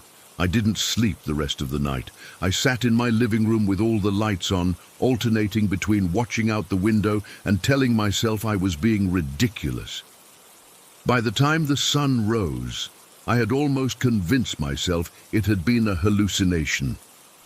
The next day, I called my doctor and told him what happened. He wasn't surprised at all. The medication I prescribed has been known to cause vivid hallucinations in some patients, he explained, especially when combined with fever and sleep deprivation. I wouldn't worry about it. I accepted his explanation. It made sense. I was sick, medicated, feverish, and not sleeping well. My mind was playing tricks on me, case closed, except I couldn't shake the memory of that figure. The stillness, the coat in August heat, that white-brimmed hat catching the moonlight. It had seemed so real. For years I didn't think much more about it. Life went on. I got better, eventually moved out of that trailer, and the incident became just a weird anecdote from when I was sick. Then, about a year ago, I was scrolling through an online forum about paranormal experiences when I came across a thread titled "The Hat Man." Curious, I clicked on it, and what I read sent that same chill up my spine that I'd felt that night 6 years ago. Dozens of people from all over the world described encounters with a shadowy figure wearing a wide-brimmed hat and a long coat. The details varied somewhat, but the core description was eerily similar. A tall, dark silhouette that appears suddenly, often at night, watching silently before disappearing just as mysteriously. Most of the accounts described feeling intense fear, dread, or even paralysis during these encounters. People wrote about feeling like the entity was evil or threatening, about nightmares that followed for weeks, about being unable to move or scream while it was present. But that wasn't my experience at all. I hadn't been terrified. I'd been annoyed, irritated, like when a neighbor's dog keeps barking at night or someone parks in your spot. It was such a mundane reaction to what others described as a terrifying paranormal entity that it made me question my own memory. Had I somehow encountered this Hat Man that so many others had seen? If so, why had my experience been so different? Why had it felt almost familiar? That's the part that still bothers me the most. Not that I saw something strange, but that my instinctive reaction wasn't fear. It was recognition, like seeing someone you know in a place they shouldn't be. An unwelcome but familiar visitor. I still don't know what I saw that night. Maybe it was just the medication. Like my doctor said, maybe my brain took fragments of memory, my grandfather's hat, an old coat I'd seen somewhere, and constructed a hallucination from them. But sometimes, when I'm alone at night, I find myself glancing out windows, half expecting to see that motionless figure again. Standing, watching, waiting for something I don't understand. And I wonder if next time I'll feel that same strange recognition, or if I'll finally feel the fear that everyone else describes. Story 18. I'm still shaking as I write this. I've been putting off talking about it for weeks now because just thinking about it makes me feel sick. But I need to tell someone who might understand or have experienced something similar, because none of my friends believe me, and my boyfriend is trying to be supportive. But I can tell he's freaked out too. It happened exactly 3 weeks ago on a Tuesday night. We'd gone to bed around 11, nothing unusual about the evening. I remember feeling tired, but not exhausted. Just a normal weeknight, you know. We'd watched some stupid reality show. I'd scrolled through my phone for a bit, and then lights out. Our apartment was quiet except for the usual city noise outside. We live on the 4th floor of an older building downtown. I fell asleep quickly. No weird dreams that I can recall. Nothing felt off. Then, at exactly 3:20 in the morning, I know the time, because I checked my phone immediately after, I suddenly jolted awake in the most intense pain I've ever felt on the side of my face. It wasn't like slowly waking up from discomfort. It was like being yanked from a deep sleep by what felt like someone dragging something sharp across my skin. I must have been thrashing around because I accidentally hit my boyfriend pretty hard. He told me later that I was making these awful gasping sounds, not screaming exactly, but these panicked, choked noises while clutching the right side of my face. I remember feeling disoriented and thinking I was having some kind of horrible migraine at first. The pain was so sharp and sudden, radiating from my eyebrow up to my hairline. What's wrong? What happened? My boyfriend was sitting up now, fumbling to turn on the bedside lamp. I couldn't even speak at first. I just kept holding the side of my head, feeling this warm wetness on my fingers. When the light came on, my boyfriend's face went completely pale. "Holy shit," he whispered, staring at me. "You're bleeding." I pulled my hand away and saw blood on my fingertips. That's when the panic really set in. I stumbled out of bed to the bathroom, flipped on the light, and what I saw in the mirror still haunts me. There was a long, deep scratch running from my right eyebrow all the way up into my hairline. It wasn't like a cat scratch or something you'd get from brushing against something rough. It was precise, straight and deep. The edges were clean, like it had been made with something incredibly sharp. Blood was beading along the entire length of it and had started to trickle down toward my eye. But that wasn't all. As I was examining my face, I noticed my hand was stinging too. When I looked down, I found an identical type of scratch running from my right thumb across my wrist. The weird thing about this one was that it had a small gap in the middle, like whatever had cut me had lifted for a split second and then continued, like it had bounced. My boyfriend came into the bathroom behind me looking shocked. "What the hell happened?" he kept asking. "Did you scratch yourself?" I shook my head, still trying to process what I was seeing. I touched under my nose and realized there was blood there too, and when I looked closer at my face in the mirror, I could see smaller, thinner scratches under my right eye that I hadn't noticed at first. "I didn't do anything," I said. "I was asleep, and then suddenly it just hurt. Really bad, like something cut me." We went back to the bedroom and turned on all the lights. My boyfriend stripped the bed completely, checking for anything that could have caused the cuts.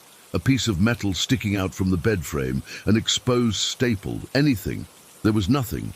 We have a cat, but she sleeps in the living room, and she's never once scratched either of us in the 3 years we've had her. Besides, these weren't cat scratches. They were too clean, too precise.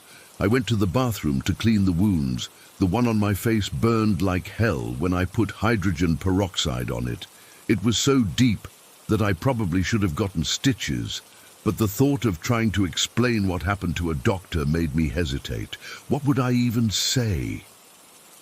Something attacked me in my sleep, but I don't know what it was. When I came back to the bedroom, my boyfriend was still searching. He'd checked the headboard, the walls, the nightstands, even my pillow for any sharp edges. Nothing. "Could you have done it to yourself?" he asked. But even as he said it, he knew it wasn't possible. "My nails are always short. I work with computers all day and can't stand having long nails for typing. They were definitely too short and dull to create cuts that deep. Plus, they were soft, not the kind of nails that could slice skin open like that. And the position of the cuts made no sense.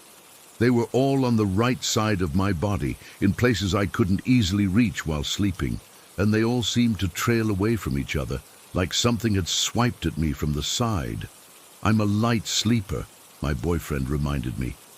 "If you had moved enough to scratch yourself this badly, I would have felt the bed moving, and you weren't scratching when you woke up. You were holding your face because it already hurt." We sat on the bare mattress, both of us freaked out and confused.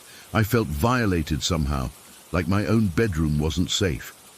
The clock showed it was almost 4 in the morning, but there was no way either of us was going back to sleep. "Maybe it was sleep paralysis," my boyfriend suggested, but we both knew that didn't make sense. Sleep paralysis doesn't leave physical marks, and I wasn't paralyzed. I had moved enough to hit him when I woke up. I tried to think rationally. Had I scratched myself in my sleep before? Never. Did I have any skin conditions that might explain it? No. Was there anything in our bed that could have caused it? We'd checked thoroughly and found nothing. The more we talked about it, the more unsettling it became. The cuts were so deliberate. The one on my face was perfectly straight, exactly parallel to my eyebrow. The one on my hand followed the natural line from my thumb to my wrist. They weren't random or accidental. They looked intentional. I cleaned the cuts again and put bandages on them. By then, it was around 5 in the morning. We were both exhausted but too wired to sleep. We moved to the couch in the living room and put on the TV for background noise, but neither of us really watched it. When the sun finally came up, my boyfriend took photos of the cuts to document them. The one on my face was already starting to scab over, but was still angry and red. The smaller scratches under my eye were less noticeable in daylight, but still visible if you knew to look for them. I called in sick to work. How could I possibly explain the state of my face? My boyfriend stayed home too. I think he was worried about leaving me alone. Throughout the day, we kept going back to the bedroom, searching for anything we might have missed. My boyfriend even got down on his hands and knees with a flashlight, examining every inch of the floor, the bed frame, the walls. Nothing. That night, neither of us wanted to sleep in the bedroom. We dragged our mattress into the living room and slept with all the lights on. I barely slept at all, jolting awake at every little sound. My face throbbed with pain. The next day, I finally worked up the courage to tell my friend what had happened. She immediately suggested that maybe my boyfriend had done it, which made me angry. He would never hurt me, and besides, he was as freaked out as I was. When I insisted it wasn't him, she suggested I might have some kind of dissociative disorder where I hurt myself in my sleep and don't remember it. But that doesn't explain the position of the cuts or their precision. and it doesn't explain the pain that woke me up, the sensation of being actively cut, not waking up to find cuts that were already there. It's been 3 weeks now. The cut on my face has healed into a thin, pale scar that's visible if I don't wear makeup. The one on my hand is almost completely gone. We've moved the bed back into the bedroom and have slept there again without incident, but I can't shake the feeling that something was in our room that night, something I couldn't see that wanted to hurt me. I've started sleeping facing the wall because I can't stand the thought of looking out into the dark room. My boyfriend says I whimper in my sleep now, which I never did before. The most disturbing thing is that I can't explain it. There's no rational explanation that fits all the facts. I wasn't scratching myself when I woke up. The cuts were too precise and in places I couldn't easily reach. There was nothing sharp in our bed. My boyfriend would have noticed if I'd moved enough to hurt myself that badly. Something attacked me in my sleep, and I still don't know what it was. Every night when I lie down, I wonder if it's going to happen again. I wonder if next time the cuts will be deeper or in more dangerous places. I keep the lights on until the last possible moment now. I've started checking under the bed, in the closet, behind the curtains. All the places I haven't checked since I was a child, afraid of monsters. Because now I'm not sure those childhood fears were so irrational after all. Something was in my bedroom that night, something that wanted to hurt me. And the worst part is, I have no way of knowing if it's still there, waiting for another chance. Story 19. I've been wanting to share this for a while, just to get it off my chest. I lived in this house for 9 years, from around 2013 until just recently. There were so many strange things that happened there that sometimes I question my own sanity. But what I'm about to tell you isn't even my story. It's my dad's experience, and he's the most level-headed, practical person I know. He doesn't believe in ghosts or any of that supernatural stuff, or at least he didn't. It happened during our 3rd year in that house. Our garage had been damaged in a big storm the week before. Part of the roof had caved in, and there was no way to properly secure it. The timing couldn't have been worse, because there'd been a string of burglaries in our neighborhood. 3 houses on our street alone had been hit in the past month. Dad had just bought himself a new mountain bike. Nothing super fancy, but it was expensive enough that he was worried about it getting stolen. He'd been saving for it for months. Since the garage was basically useless, he'd been keeping it in our front hallway, right near the main staircase that led up to our bedrooms. That night, it was a Wednesday in October, I remember, because my math test was the next day. Dad decided he was going to stay up and keep watch over his bike. My mom thought he was being ridiculous, but there was no talking him out of it. He set himself up in the living room with a clear view of the front door and the bike. He had a baseball bat next to him, which my mom also thought was excessive, a thermos of coffee, and his laptop so he could catch up on work while he waited. The house was old, built in the 1950s, and it made all kinds of noises, especially at night. We'd gotten used to most of them. The radiators clanging, the pipes groaning, the weird scratching sounds in the walls that were probably mice, but there were other sounds sometimes that we couldn't explain away so easily. According to Dad, it was around 2 in the morning when it happened. Everyone else was asleep upstairs. He was getting tired but fighting it off, watching some documentary on his laptop with the volume low. The house was completely quiet, except for the faint sounds from his computer. Then he heard it, a whisper coming from the direction of the staircase. At first, he thought he'd imagined it, or maybe it was just audio from his show that he'd misheard. But then it came again, slightly louder. He couldn't make out what was being said, but it definitely sounded like a woman's voice. Dad paused his documentary and looked toward the stairs. He told me later that his first thought was that my mom had come down for something, or maybe one of us kids was sleepwalking.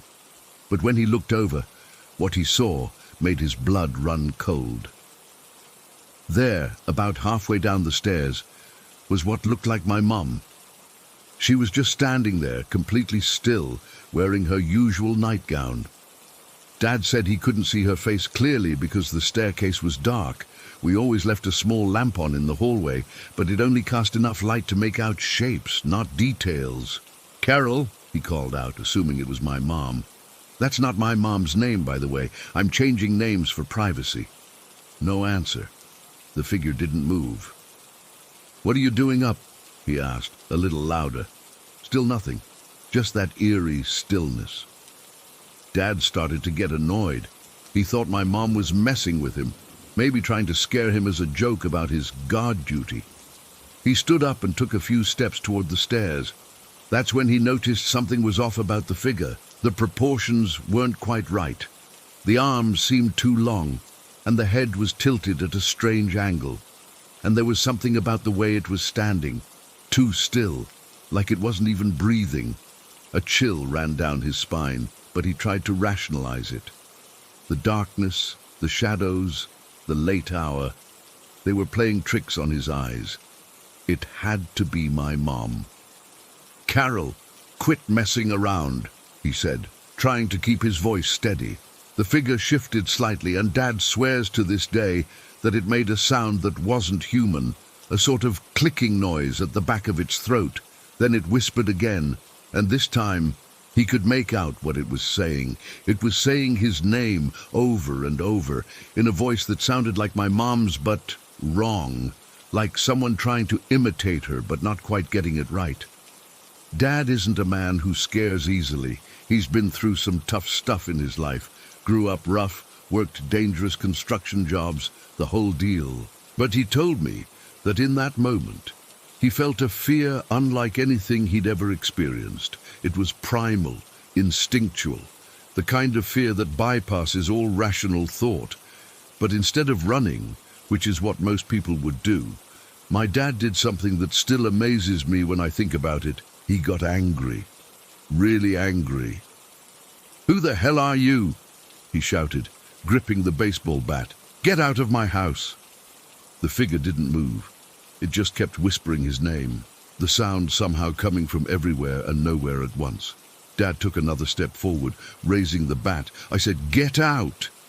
And then, this is the part that makes my skin crawl every time I think about it, the figure simply vanished. Not like it ran away or moved out of sight. It literally disappeared right before his eyes. 1 second it was there, and the next, it was gone. No sound, no movement, just gone. Dad stood there for what felt like ages, bat still raised, heart pounding in his chest. Finally, he gathered his courage and walked up the stairs, checking every step, half expecting the figure to reappear. When he reached the spot where it had been standing, he said the air was ice cold, so cold it hurt to breathe.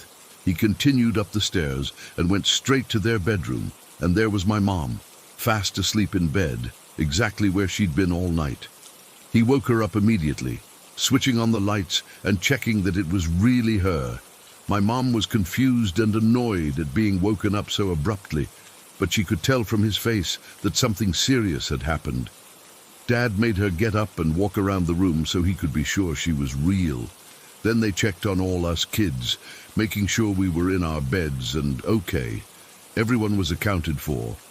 No one else was in the house except our family. Dad didn't sleep the rest of that night.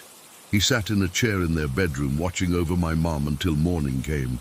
When daylight finally arrived, he did a thorough check of the entire house, looking for any sign of an intruder, but found nothing. No broken windows, no forced doors, nothing missing or out of place. The next day, he told us what happened. My mom was skeptical at first, suggesting he'd dozed off and had a vivid dream. But Dad was adamant. He hadn't been asleep. He knew what he saw. "It wasn't a dream," he insisted. "And it wasn't your mother. It was something else. Something pretending to be her." What freaked me out the most was hearing my usually stoic father describe how terrified he'd been. This was a man who'd never shown fear in front of us before. To see him shaken like that, it made the whole thing so much more real and frightening. In the days that followed, Dad installed more lights around the house, especially in the stairwell. He put in a security system with cameras.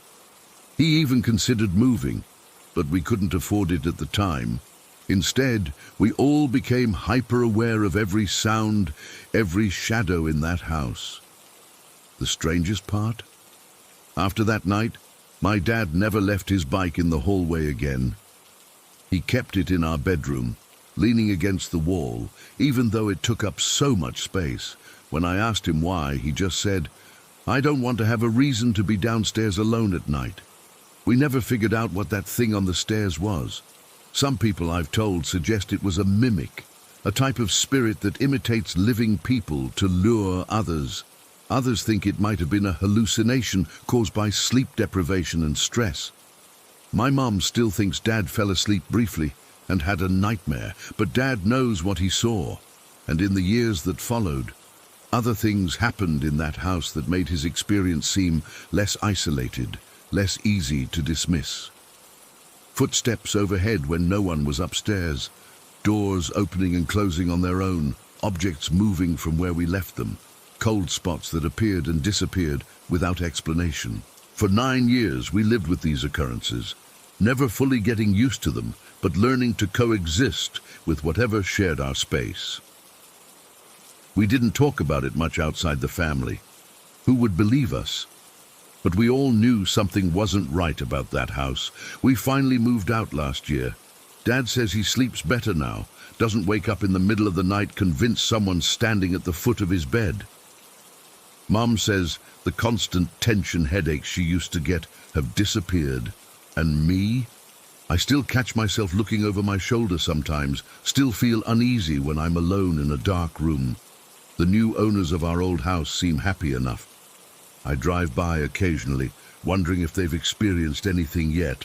Part of me wants to warn them, to tell them to check the stairs at night.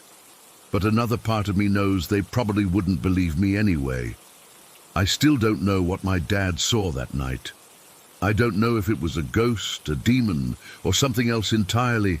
All I know is that something was in our house that shouldn't have been there. Something that could look like my mother but wasn't. Something that knew my father's name and wanted his attention. And sometimes, late at night when I can't sleep, I wonder, what would have happened if my dad had gone up those stairs instead of challenging it? What if he had followed that thing thinking it was my mom? Where would it have led him? And would he have ever come back? I guess some questions are better left unanswered. But I'll tell you this. I never walk up a dark staircase anymore without turning on every light I can find. And I always check to make sure the person calling my name is really who they appear to be. Story 20. I've been trying to put the pieces back together since last night. My hands are still shaky as I type this. I thought we were done with all this. I really did. For 6 months, our house had been quiet. No more unexplained noises, no more items moving around, no more feeling like something was constantly watching us from the corners. We'd done everything right. Sage cleansing, salt barriers. We even had a local spiritualist come through who claimed to have cleared the energy. I was skeptical about all of it, but I was desperate enough to try anything. And it seemed to work. The haunting incidents that had plagued us for almost a year gradually decreased, until they stopped completely. We started to relax again, started to feel like our home was actually ours again, until last night. I was just doing my normal nighttime routine. Nothing special about the day. I'd gone to work, grabbed takeout on the way home, watched some mindless reality TV. Around 11:30, I headed upstairs to get ready for bed. The moment I stepped into my bedroom, something felt off. The air felt heavy, like the atmosphere right before a thunderstorm. You know that feeling, when the pressure changes and everything feels slightly compressed? I tried to shake it off, told myself I was being paranoid. After everything we'd been through in this house, it's easy to start imagining things. So I went into my ensuite bathroom and started washing my face.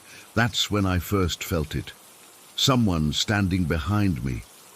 Not just the vague sensation of being watched, but the distinct feeling of a presence directly behind me. close enough that I should have felt their body heat or heard their breathing. I kept my eyes closed, water dripping down my face, trying to tell myself it was nothing. But the feeling was so intense that I couldn't help but spin around, half expecting to see someone there. Of course, there was nothing, just my empty bathroom. I continued with my routine, applying my nighttime moisturizer, when I felt something brush against my robe. It wasn't like the fabric shifting on its own. It felt like someone had deliberately taken the edge of my robe and pulled it slightly open. I felt the material move across my skin. The hairs on my arms and the back of my neck instantly stood on end. A chill ran through my entire body that had nothing to do with the temperature. I cinched my robe tighter and hurried to finish up, constantly glancing behind me in the mirror. Nothing was there, but that feeling of being observed never went away. It felt like eyes were boring into the back of my head, watching my every move. By the time I got into bed around 1:30, I was thoroughly freaked out but trying to rationalize everything.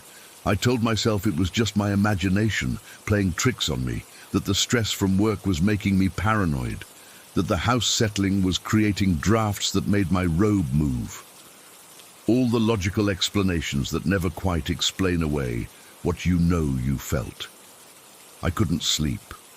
I just lay there, scrolling through my phone, texting some friends about weekend plans, trying to distract myself from the heaviness that seemed to have settled in my room. That's when I heard it, a distinct clicking noise like the sound of a latch disengaging. It came from right beside me. I looked around the room. My closet door looked normal, closed like I'd left it. The bathroom door was shut. Everything seemed in place. I tried to convince myself it was just the house making normal nighttime noises. Old houses creak and groan all the time, right? Time crawled by. I kept checking my phone. 1:15, 1:40, 2:20. My eyes were burning with exhaustion, but every time I started to drift off, something would jolt me back awake. A creak from the floorboards, a faint scratching sound from the wall.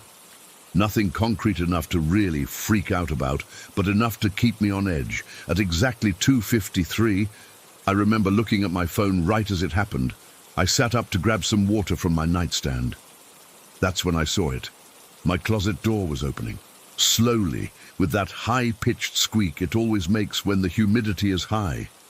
It wasn't flung open dramatically like in horror movies. It was opening inch by agonizing inch, as if someone on the other side was trying to be quiet, but couldn't quite manage it. I froze. My mouth went completely dry.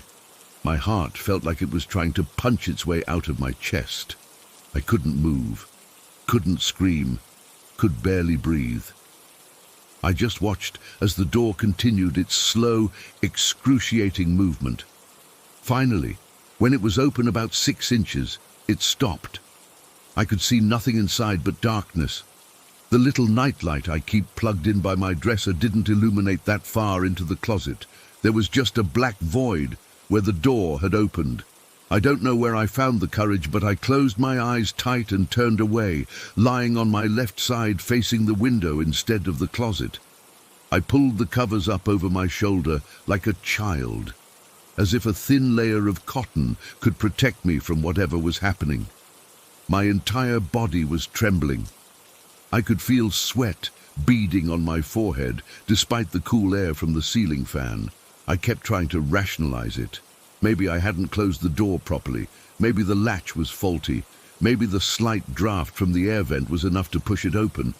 I repeated these explanations to myself over and over, trying to calm down enough to at least think clearly.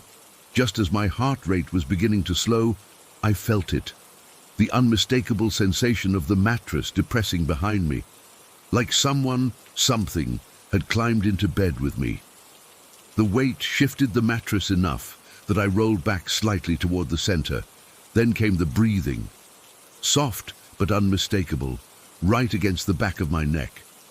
Warm, rhythmic breaths that made the tiny hairs there flutter. I completely lost it. I launched myself out of the bed with a strangled scream, hitting the light switch so hard my fingers hurt. Light flooded the room, temporarily blinding me. When my vision cleared, I saw nothing. The bed was empty. The covers were disturbed where I'd been lying, but there was no indentation where I'd felt something get in beside me. The closet door was indeed open, about 6 inches, just as I'd seen. Pure terror had given way to a bizarre kind of desperate courage. I marched over to the closet and yanked the door all the way open, flipping on the light inside. I was prepared to confront whatever was in there, ghost, intruder, or figment of my imagination. What I wasn't prepared for was the emotional impact. The moment I stepped into the closet, I was overwhelmed by the most profound feeling of loneliness I've ever experienced. It hit me like a physical force, making my knees weak. It wasn't my emotion. It felt external, like I had walked into a cloud of someone else's despair. The sadness was so intense, so raw, that I felt tears welling up in my eyes for no reason I could explain. I stood there, surrounded by my clothes and shoes, experiencing this crushing weight of isolation that wasn't mine. It wasn't like being sad about something specific. It was like feeling the concept of loneliness itself, pure, distilled, and ancient. Like something had been alone for so long that its very essence had become that isolation. I backed out of the closet, wiping tears from my cheeks that I hadn't realized I was shedding. The feeling diminished as soon as I was out, but didn't disappear completely. It hung in the air of my bedroom, a lingering melancholy. I checked the entire house after that. Every room, every closet, under every piece of furniture. I found nothing out of place, no signs of an intruder.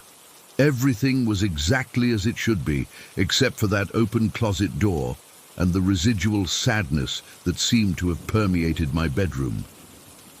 When I finally got back into bed around 4 in the morning, I positioned myself so I was facing the closet. I left the lights on. I wasn't afraid anymore, not in the traditional sense anyway. What I felt was something much more complicated. A mixture of unease, sadness, and strangest of all, compassion.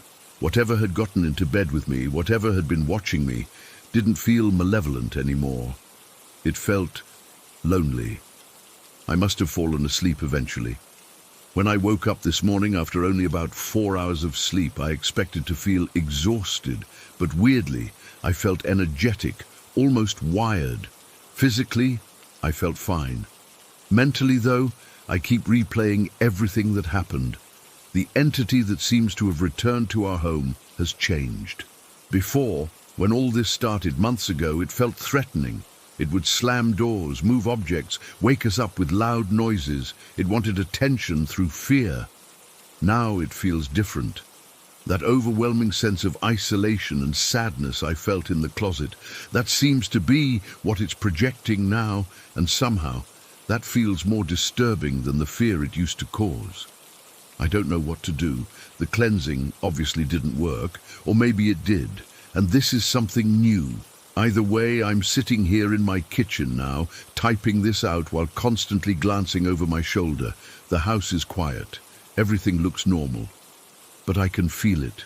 That heaviness in the air, that subtle pressure change, that feeling of not being alone even when you know you are. It's still here with me. And I think it's been alone for a very, very long time.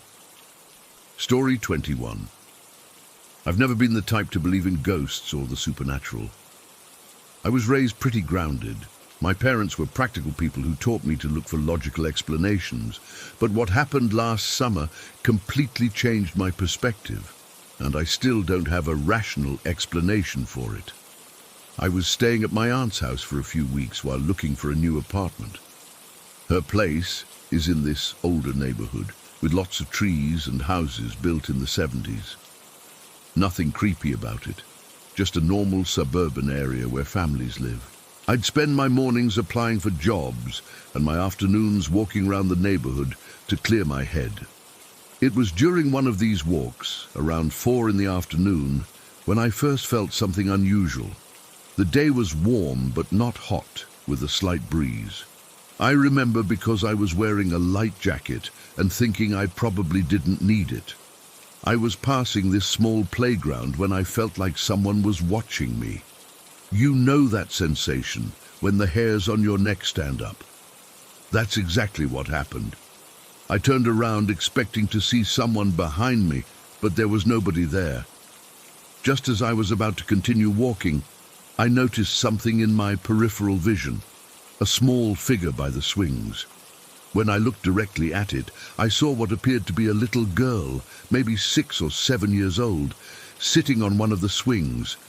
She wasn't swinging, just sitting there looking at me. My first thought was that she was a neighborhood kid, but something felt off.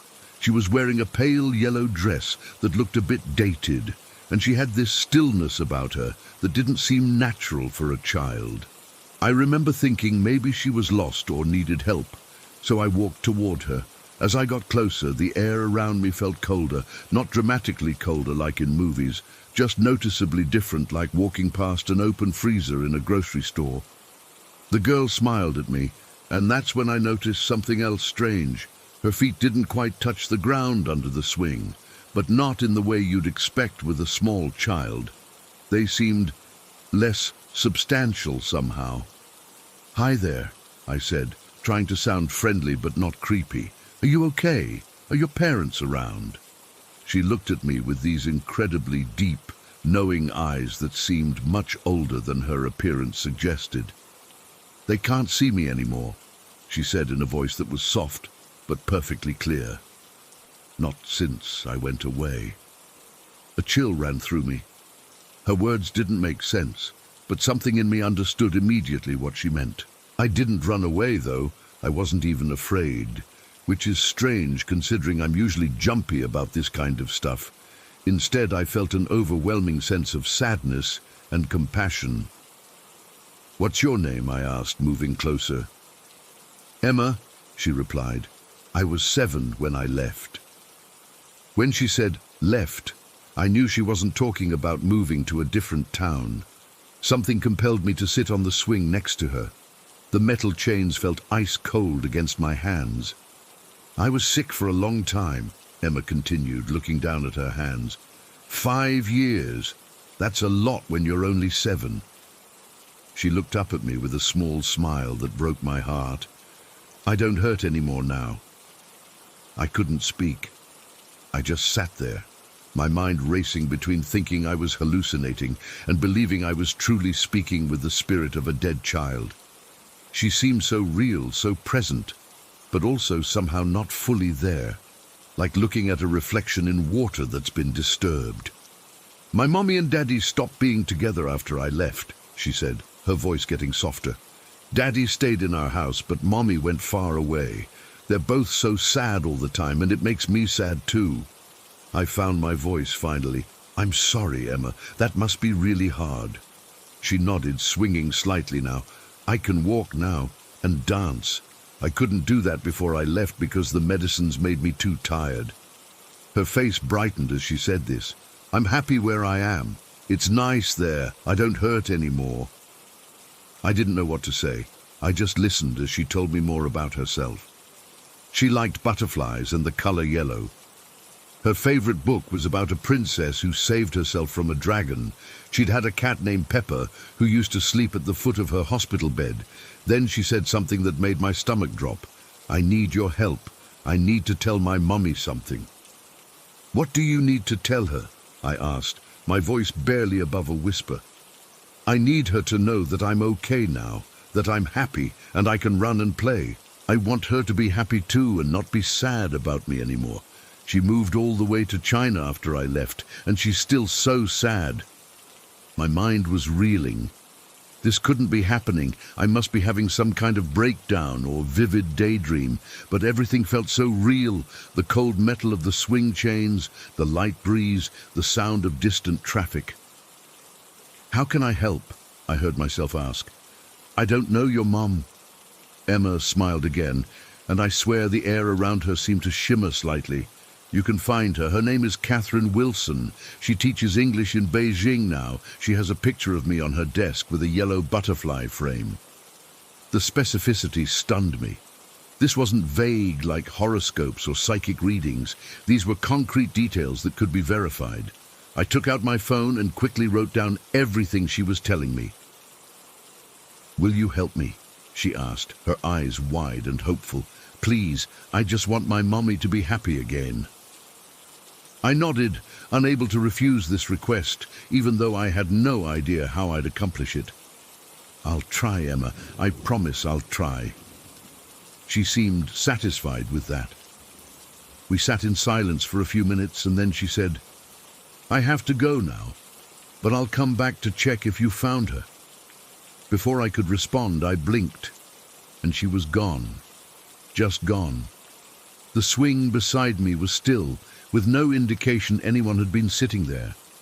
The cold feeling in the air dissipated immediately, replaced by the normal warmth of the summer afternoon. I sat there alone for at least 20 minutes, trying to process what had just happened. Had I imagined the whole thing? Was I losing my mind? But the notes on my phone were real. The details about Emma, her mother, Catherine Wilson in Beijing, all of it was there in black and white. When I finally walked back to my aunt's house, I felt like I was in a daze. I didn't tell anyone what had happened. How could I? They'd think I was crazy. Instead, I went straight to my laptop and started searching. It took me 3 days of searching social media and the internet before I found anything. I discovered an old fundraising page for a girl named Emma Wilson, who had battled leukemia for 5 years before passing away 2 years ago at age 7. The page had photos, and it was her, the same girl from the playground. The same deep eyes, the same gentle smile. One picture showed her in a hospital bed with a black cat curled up by her feet. The caption read, "Emma and her faithful friend Pepper." My hands were shaking so badly I had to step away from the computer. This was real. All of it was real.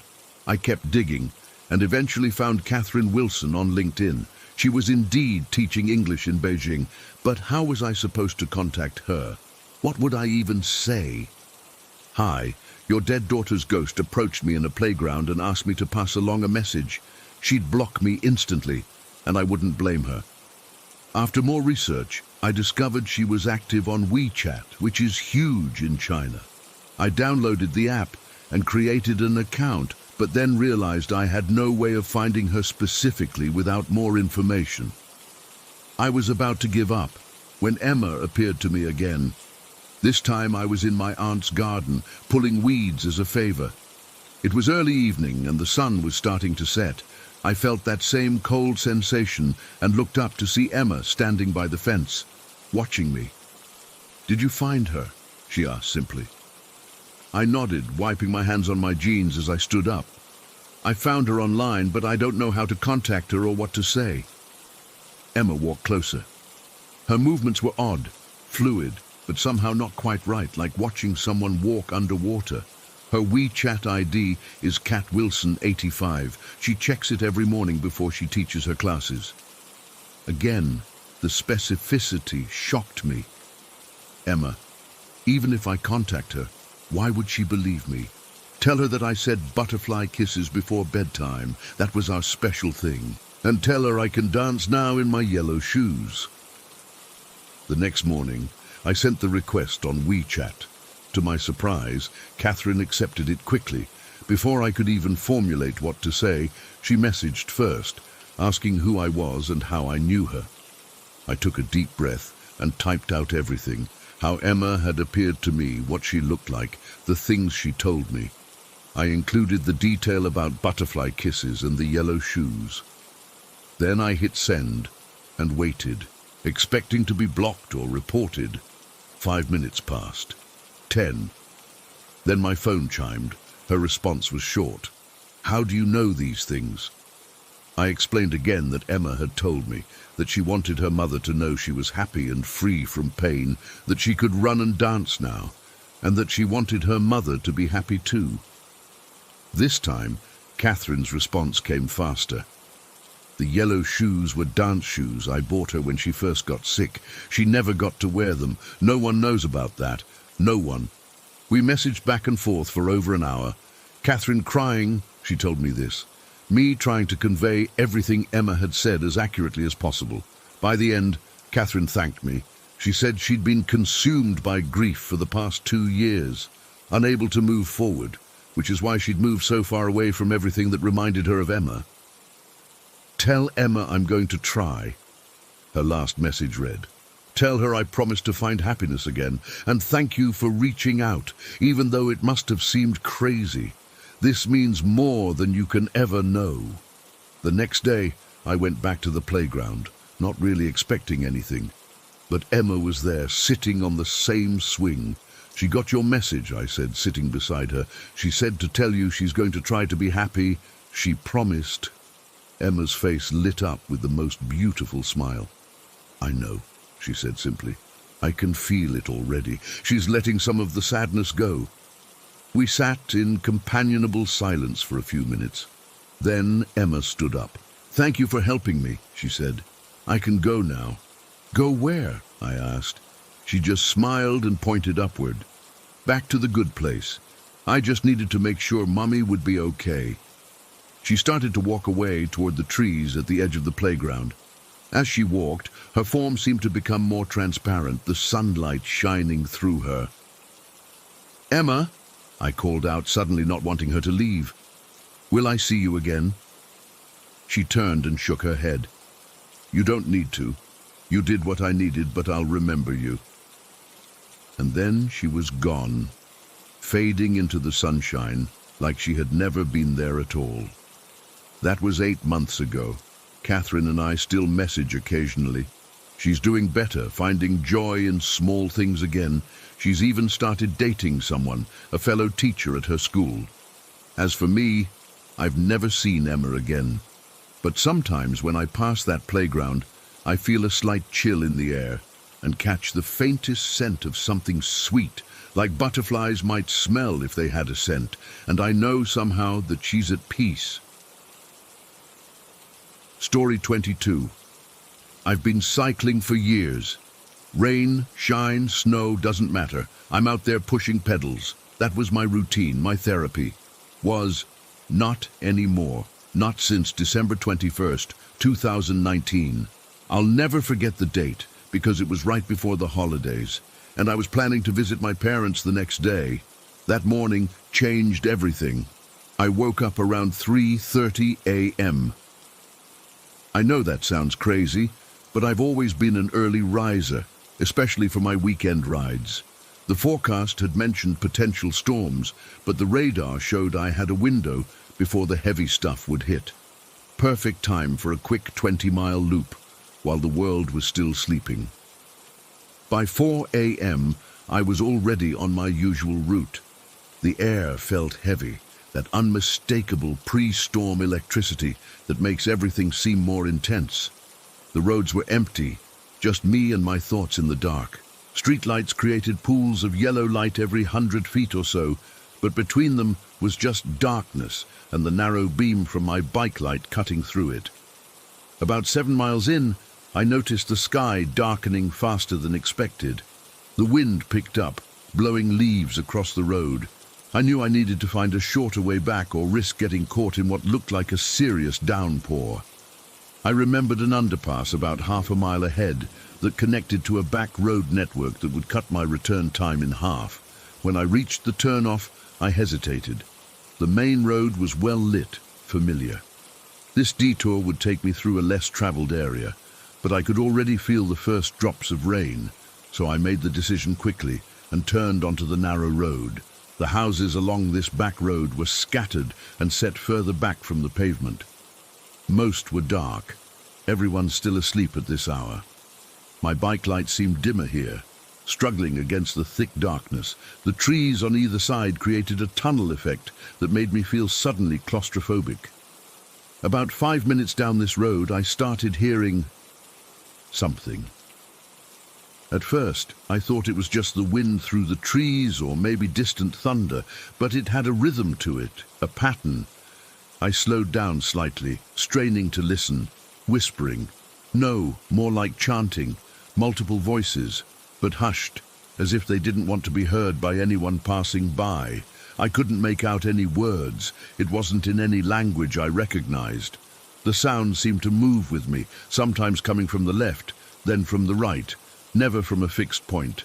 My heart rate, already elevated from cycling, kicked up another notch. I told myself it was just my imagination, maybe sounds carrying strangely in the pre-storm air, maybe a late-night religious gathering in one of the houses, maybe a TV someone had left on. I pedaled faster. The underpass was just ahead now. It wasn't particularly long, maybe 50 yards of concrete tunnel beneath a railway line. During the day, it was nothing special, just a functional piece of infrastructure. But at 4 in the morning, with that strange chanting getting louder, it looked like a mouth waiting to swallow me. The entrance was darker than the surrounding area, the glow of my bike light swallowed by the shadows. The chanting was clearer now, more urgent. I swear it sounded like a warning, like someone, or something, was trying to tell me to turn back. I hesitated at the entrance, considering turning around, but the rain was starting to come down harder now, and going back meant adding another 45 minutes to my ride in a downpour. The underpass would at least provide shelter for a moment. I took a deep breath and rode in. The sound of my tires on the concrete echoed in the confined space. The temperature dropped immediately, not just cooler, but a bone-deep chill that had no business existing in December in my state. My breath came out in visible puffs. I was maybe 15 feet into the underpass when my front light caught something. A figure, standing absolutely motionless in the center of the tunnel. My first thought was that it was another cyclist or maybe a homeless person seeking shelter from the coming storm. But as I slowed and the light fully illuminated them, I realized how wrong I was. They were tall, unnaturally so, at least 6.5 feet, maybe taller, wearing what looked like a dark trench coat that hung to the ground, obscuring any view of legs or feet. The coat wasn't wet despite the rain that was now coming down steadily outside. What made my blood turn to ice wasn't just their unexpected presence or strange appearance. It was what they were holding. In one hand was something like a crowbar, but longer, with strange markings etched along its length. In the other, a blade, not a knife, but something larger, cruder, like a primitive cutting tool. For a moment we just stayed like that, me half frozen on my bike, them standing perfectly still in the center of the underpass. Then they tilted their head. I couldn't see a face clearly in the shadows, just the impression of one, like a smudge where features should be. Then our eyes met. I don't know how I knew this when I couldn't clearly see their face, but I felt it. A connection that made every hair on my body stand on end, a recognition that wasn't human. The chanting, which had been building steadily, suddenly stopped. Complete silence filled the tunnel. Even the sound of the rain seemed to vanish. Then the figure moved. First one step, then another, not walking toward me, advancing toward me, deliberate, purposeful. The sound of their footfalls echoed oddly, almost like they weren't touching the ground at all. By the 4th step, they were moving rapidly. By the 6th, they were running. I didn't think, didn't breathe, just acted. I yanked my bike around so hard I nearly fell, then pedaled like my life depended on it, because in that moment I was certain it did. I burst out of the underpass into the rain, not caring about getting soaked anymore. The tires of my bike slipped on the wet pavement as I pushed harder than I ever had before. My lungs burned, legs screamed, but terror pushed me forward. I didn't look back, couldn't look back. Something primal told me that turning to look would be the worst mistake I could make. The chanting started again as I fled, louder this time, no longer whispers but urgent calls. They seemed to come from everywhere. The trees, the dark houses, the very air around me. I made it back to the main road in what must have been record time. Only when I reached the well-lit intersection did I finally allow myself to slow down, gulping air into my burning lungs.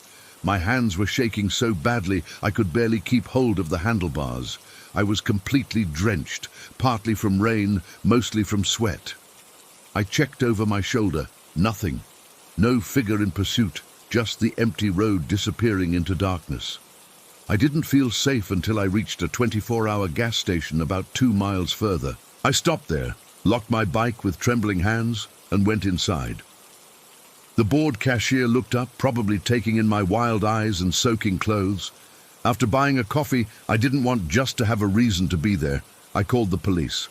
I wasn't sure what to tell them. That I'd seen some kind of monster in the underpass, that I'd heard mysterious chanting. I settled for reporting a threatening person with weapons.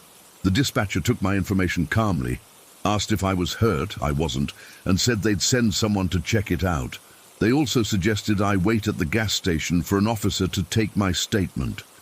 15 minutes later, a police cruiser pulled up. The officer who came in was young, probably not long out of the academy. He listened to my story with a professional poker face, but I could tell what he was thinking. Early morning, tired cyclist, overactive imagination. "So you didn't actually see this person do anything threatening?" he asked after I finished. "They were holding weapons and charged at me," I said. "But they didn't say anything? Make any specific threats?" "No, but..." "And this chanting you heard, you're not sure where it came from or who was doing it?" I could feel myself getting frustrated. "Look, I know how this sounds, but something was very wrong there. This wasn't just some random person." He nodded, but his expression said it all. "We'll check out the area. Probably kids or maybe someone homeless looking for shelter from the storm. We've had reports of people camping in that underpass before." I didn't argue further. What could I say that wouldn't sound completely unhinged? That the figure didn't move like a human, that the chanting seemed to be trying to warn me away, that the whole encounter felt supernatural.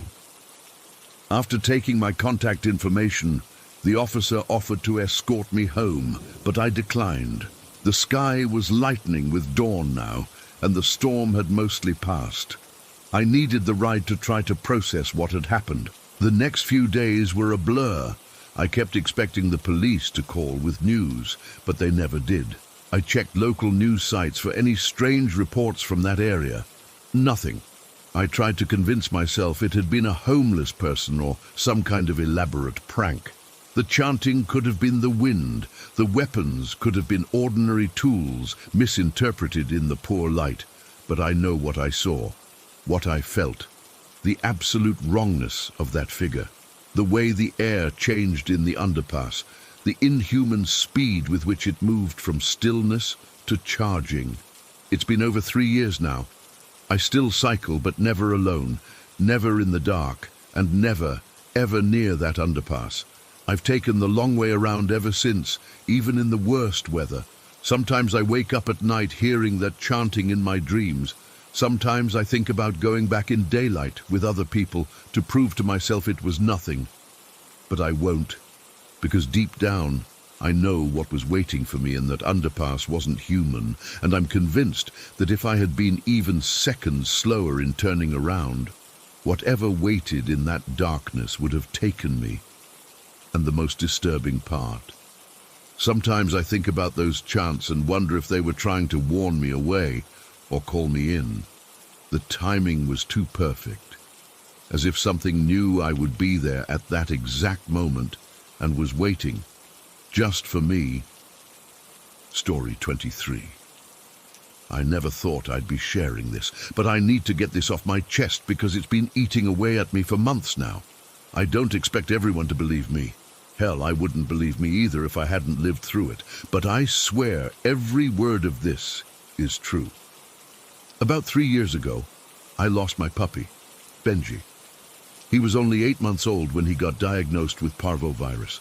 We tried everything: emergency vet visits, IV fluids, antibiotics. I spent almost every penny I had trying to save him. For 3 days, I barely slept, checking on him constantly, hand-feeding him water with a dropper when he couldn't drink on his own. But in the end, it wasn't enough. The morning Benji died, I was completely devastated. He was my first dog as an adult, living on my own. I'd picked him out from the shelter myself, this tiny ball of golden fur that fit in one hand. I couldn't just let him go without something to remember him by. The vet was incredibly kind. Before they took his body, she helped me make a clay paw print. It wasn't fancy, just this little circle of clay with his tiny paw pressed into it. Once it hardened, I put it in a small glass jar with a lid. I know it might sound weird to some people, but having that physical reminder of him brought me comfort. I kept that jar on my dresser, right next to the photo of him I took the day I brought him home. Every morning when I woke up, I'd see it and think of him. Sometimes I'd even talk to it, telling Benji about my day or how much I missed him. Like I said, probably sounds strange, but grief makes you do things you wouldn't expect. About a year after Benji died, I adopted another dog, a rescue named Max. He's a sweet mutt, probably part lab, part who knows what. Having Max helped fill the emptiness in the house, but I kept Benji's paw print right where it was. Then things started getting odd. At first, it was just little things I could explain away. I'd hear scratching at night and think it was just Max, only to find him sound asleep at the foot of my bed. I'd feel something brush against my leg when Max was in another room. I'd catch glimpses of movement out of the corner of my eye. Max started acting strange too. He'd bark at empty corners of the room, his hackles raised, growling at absolutely nothing. He'd refuse to enter certain parts of the house, especially the kitchen, for days at a time. Then he'd be fine again, like nothing had happened. I tried to ignore it all. Told myself it was just my imagination, just the house settling, just Max being a weird dog. But then about 6 months ago, things escalated in a way I couldn't ignore anymore. I was washing dishes one evening when I saw it for the first time. In the reflection of the kitchen window, it was dark outside, so the glass acted like a mirror. I saw what looked like a human crawling on all fours behind me, but not crawling normally, moving like a dog would walk, but with a human shape. I spun around and nothing was there. My heart was pounding so hard I could feel it in my throat. I told myself it was just a trick of the light, my tired brain playing tricks on me. But I kept seeing it, always in the kitchen, always just at the edge of my vision or in reflections. Sometimes it would dash from one side of the room to the other when I wasn't looking directly at it, and every time I tried to get a better look it would vanish. Max would go absolutely ballistic whenever this happened. He'd bark and growl, chasing nothing around the kitchen, then stop suddenly and whimper, tail between his legs. Those nights, he'd sleep pressed up against me, trembling. But that wasn't the worst of it. I started seeing other things too. Shadow figures that weren't quite human.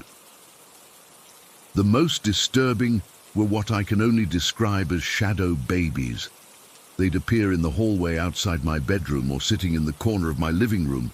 They had this distinctive hair sticking up in a cone shape, like those troll dolls from the 90s, but all black, just shadow. I'd blink and they'd be gone. I started having trouble sleeping. I'd wake up at 3 in the morning every single night with this overwhelming feeling that someone was watching me. More than once, I swear I saw a figure standing in the doorway to my bedroom. Not the dog-walking human shape, not the shadow babies, but something else, something that filled me with absolute dread. I couldn't make out details, just a dark silhouette, but the fear it caused was paralyzing. I'd lie there unable to move, barely able to breathe, until it disappeared. I started wondering if I was losing my mind. I researched carbon monoxide poisoning, got a detector installed. Nothing. I cut back on caffeine, stopped watching horror movies, tried meditating before bed. Nothing helped. The shadows, the crawling figure, the watching presence, they all continued.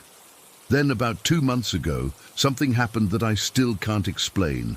I'd been cleaning my bedroom that afternoon, dusting the dresser where Benji's paw print sat. While cleaning, I found this old photograph of an angel statue that my grandmother had given me years ago. I'm not particularly religious, but my grandma had told me to keep it for protection. I figured it couldn't hurt, so I placed it on the dresser and set Benji's jar on top of it, thinking maybe it would bring some peace to whatever was happening. That night I was sitting on my bed reading, with Max asleep beside me. It was around 11 o'clock. The house was completely silent. No air conditioning running, no wind outside, all the windows closed, completely still. Suddenly there was a loud crash that made me jump. Something had hit me in the back of the head, hard enough to hurt, before falling onto the bed. When I turned around, I found Benji's jar. The glass was intact, the lid still on, the paw print inside undamaged, but somehow it had flown off my dresser, which was a good 6 feet away from my bed, and hit me with enough force to leave a small bump. I sat there, completely frozen, staring at the jar. There was absolutely no way it could have fallen naturally in that direction. If it had somehow fallen off the dresser, it would have landed on the floor, not traveled horizontally through the air to hit the back of my head. Max was wide awake now, growling at the dresser. I looked over, and the photo of the angel was face down, like it had been deliberately turned over. My hands were shaking so badly I could barely pick up the jar. When I did, it was ice cold to the touch, much colder than it should have been. I put it back on the dresser, but not on top of the angel photo. I placed the photo back upright next to it. That night was the worst. I couldn't sleep at all. The feeling of being watched was overwhelming. Max paced the room, growling at shadows, refusing to settle down. Around 2 in the morning, I heard what sounded like claws scratching down the hallway outside my bedroom. Not Max's claws. He was right there with me. But something else, something heavier. And then I heard it, a soft whine, so familiar it made my heart stop. It sounded exactly like Benji when he wanted attention. I called out his name, my voice barely a whisper. The scratching stopped. For a moment, everything was silent. Then Max went crazy, barking at the door like his life depended on it. I turned on every light in the room and huddled under my blankets until morning, too terrified to look. When daylight finally came, I inspected the hallway. There were no marks on the floor, no evidence of anything having been there. But when I went to the kitchen, all the cabinet doors were standing open, every single one. I know they had been closed the night before. That day, I took Benji's paw print and put it in a box in the closet. I couldn't bring myself to get rid of it, but I couldn't keep looking at it either. I thought maybe if I put it away, things would calm down. They didn't. The activity in the house has only increased. Last week I woke up to find Max staring at the ceiling, growling. When I looked up, I swear I saw those shadow babies crawling across it, their cone-shaped heads bobbing as they moved. I screamed and turned on the light, and they vanished. 3 nights ago, I was in the shower when I heard scratching at the bathroom door. I called out for Max, thinking it was him, but when I got out and opened the door, he was asleep in the living room, and right there on the steamy mirror was what looked like a paw print, much smaller than Max's would be, about Benji's size. I still don't know what to make of any of this. Was Benji trying to communicate with me through that jar? Was he upset that I put his paw print on the angel picture? Or is it something else entirely? Something that was attracted to my grief, or to the memento of death I keep in my home? All I know is that I'm terrified in my own house now. Max won't go into the kitchen at all anymore. The shadow figures are getting more frequent, and sometimes, late at night, I still hear that familiar whine, followed by the sound of small paws padding down the hallway. Last night, I put Benji's paw print back on my dresser. I don't know if it will help or make things worse, but I can't keep living like this. Something in this house wants my attention. I just don't know if it's my beloved puppy or something pretending to be him. Story 24. I've never told this story in full before because most people just roll their eyes or think I'm making it up. But I swear on everything I care about that this happened exactly as I'm going to tell it. It started when I was 15, and looking back I was such a stupid kid. My friend Jamie and I were going through this phase where we were obsessed with anything paranormal or occult. We'd watch those ghost hunting shows, read creepypastas online, and talk about supernatural stuff constantly. It was all just entertainment to us. I didn't actually believe in any of it. My family was Christian, but I was in that rebellious teenage phase where I thought I knew better than everyone. Jamie found a Ouija board at a thrift store for like $5, and we were stoked to try it. I remember my mum seeing it and giving me this lecture about how those things were portals to evil and all that. I just nodded along, thinking she was being dramatic and old-fashioned. I wish I had listened. We planned to use it on a Friday night at my house, when my parents were going to be out. But that morning, Jamie texted saying he couldn't come over because his mom found out about our plans and flipped out. She was super religious and apparently went ballistic when she found the board in his backpack. Instead of just waiting until another time, I decided I'd try it myself. Everything I'd read online said you shouldn't use a Ouija board alone, but I figured that was just to make it scarier. I honestly thought the whole thing was bullshit anyway, just a game that worked because of the ideomotor effect or whatever. I was a skeptic who thought I was too smart to be fooled. That night, I set it up on my bedroom floor. I remember feeling both stupid and excited as I put my fingers on the planchette and asked if anyone was there. Nothing happened for maybe 10 minutes, and I was getting bored. I started asking dumber questions, mocking the whole process, really. I specifically remember asking if any demons wanted to possess me in this jokey voice. When nothing happened after about half an hour, I packed it up and forgot about it. That night, I slept normally. No nightmares, no strange feelings, nothing. I actually remember thinking how lame the whole thing was. The weird stuff started about 3 days later. It was subtle at first. I'd wake up and things in my room would be slightly moved. Not dramatically, just enough that I noticed. My desk chair would be pulled out when I was sure I'd pushed it in. My backpack would be unzipped when I specifically remembered closing it. Easy stuff to dismiss. Then the electricity in my room started acting up. My lamp would flicker, even after I changed the bulb. My alarm clock would reset itself during the night. Again, nothing that couldn't be explained away by faulty wiring or something. Our cat started acting strange too. He'd stare at the corner of my ceiling for minutes at a time, completely focused on something I couldn't see. He'd never go into my room anymore, which was weird because he used to sleep on my bed all the time. About 2 weeks after using the board, I woke up around 3 in the morning, feeling like someone was watching me. I didn't see anything, but the air felt heavy, like when you walk into a room where people have been fighting and you can feel the tension. I pulled the covers over my head like a little kid and eventually fell back asleep. I didn't tell anyone about this stuff because it seemed so minor, and I didn't want to admit that maybe I was freaking myself out over nothing.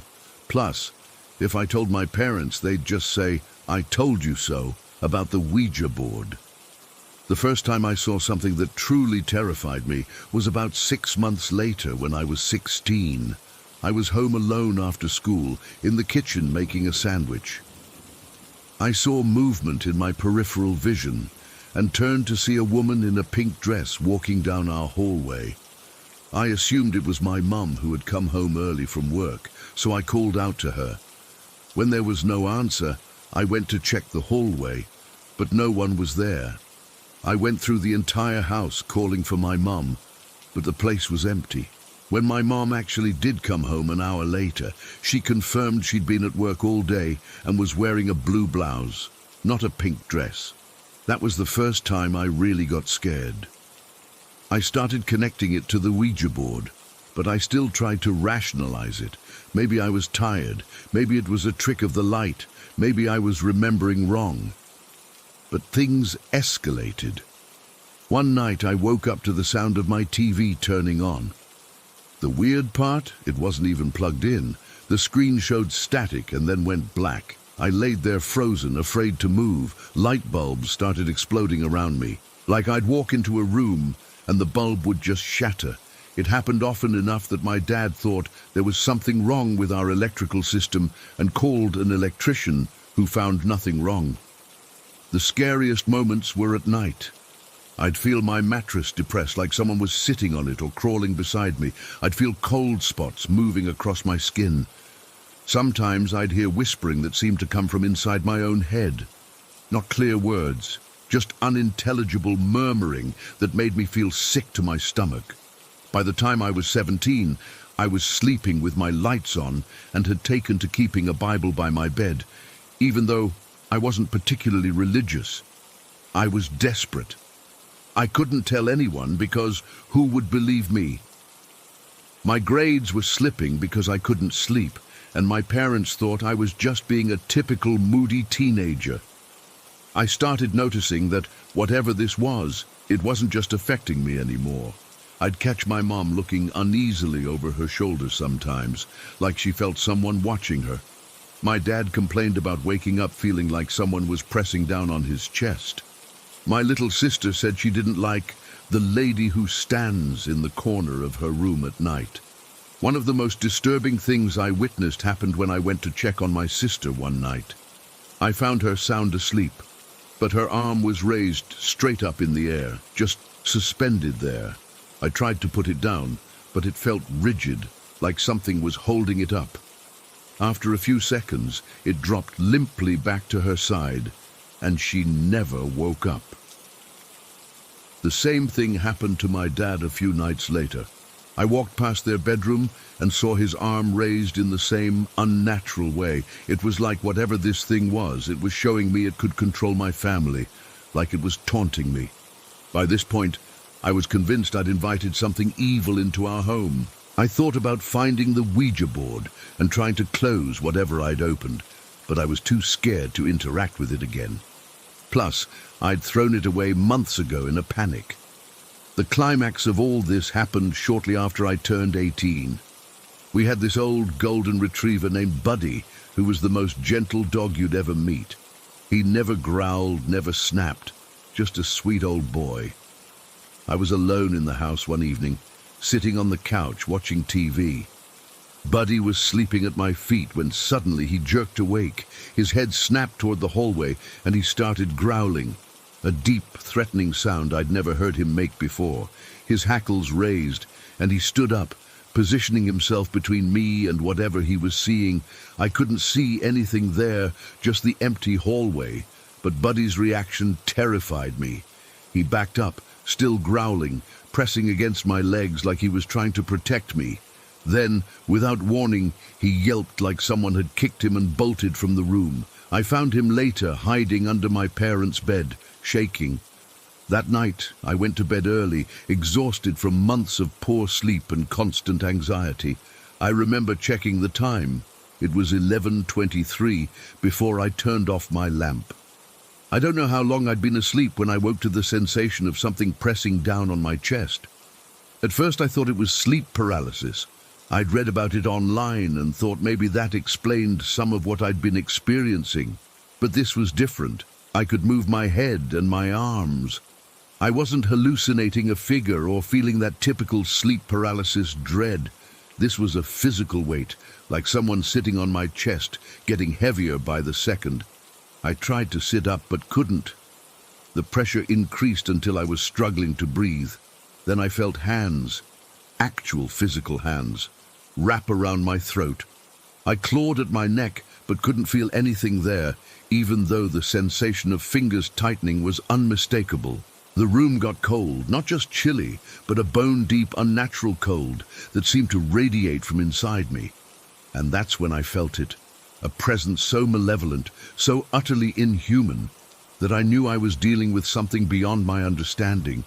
It wasn't just anger or rage I sensed from this thing. It was a pure, concentrated hatred unlike anything I've ever felt from another human being. In that moment, I knew hell was real, because I was experiencing a tiny fraction of its hatred. I tried to scream, to call for my parents, but couldn't make a sound beyond a choked gasp. I managed to reach over and hit my wall repeatedly, hoping someone would hear, but no one came. Later, I found out my parents and sister had all slept through the entire thing, despite me making enough noise to normally wake the whole house. As the pressure on my throat increased and my vision started to darken around the edges, I remembered something my grandmother once told me. If you ever face true evil, call on Jesus. Nothing dark can stand against that name. I wasn't religious, hadn't been to church in years except when forced. But in that moment of pure terror, I mentally screamed out, "Jesus, help me!" Nothing fancy, no Bible verses, just a desperate plea. The effect was instantaneous. The pressure vanished, the cold disappeared, the feeling of malevolence retreated like a wave pulling back from shore. I lay there gasping, tears streaming down my face, afraid to move in case it came back. But it didn't, not that night, and not in the 15 years since. I still don't know exactly what happened.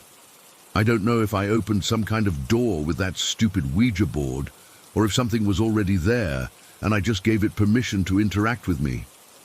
All I know is that whatever it was, it couldn't stand against the name I called out in desperation. I'm not trying to convert anyone or preach. I'm just telling you what happened to me. I don't mess with anything occult anymore.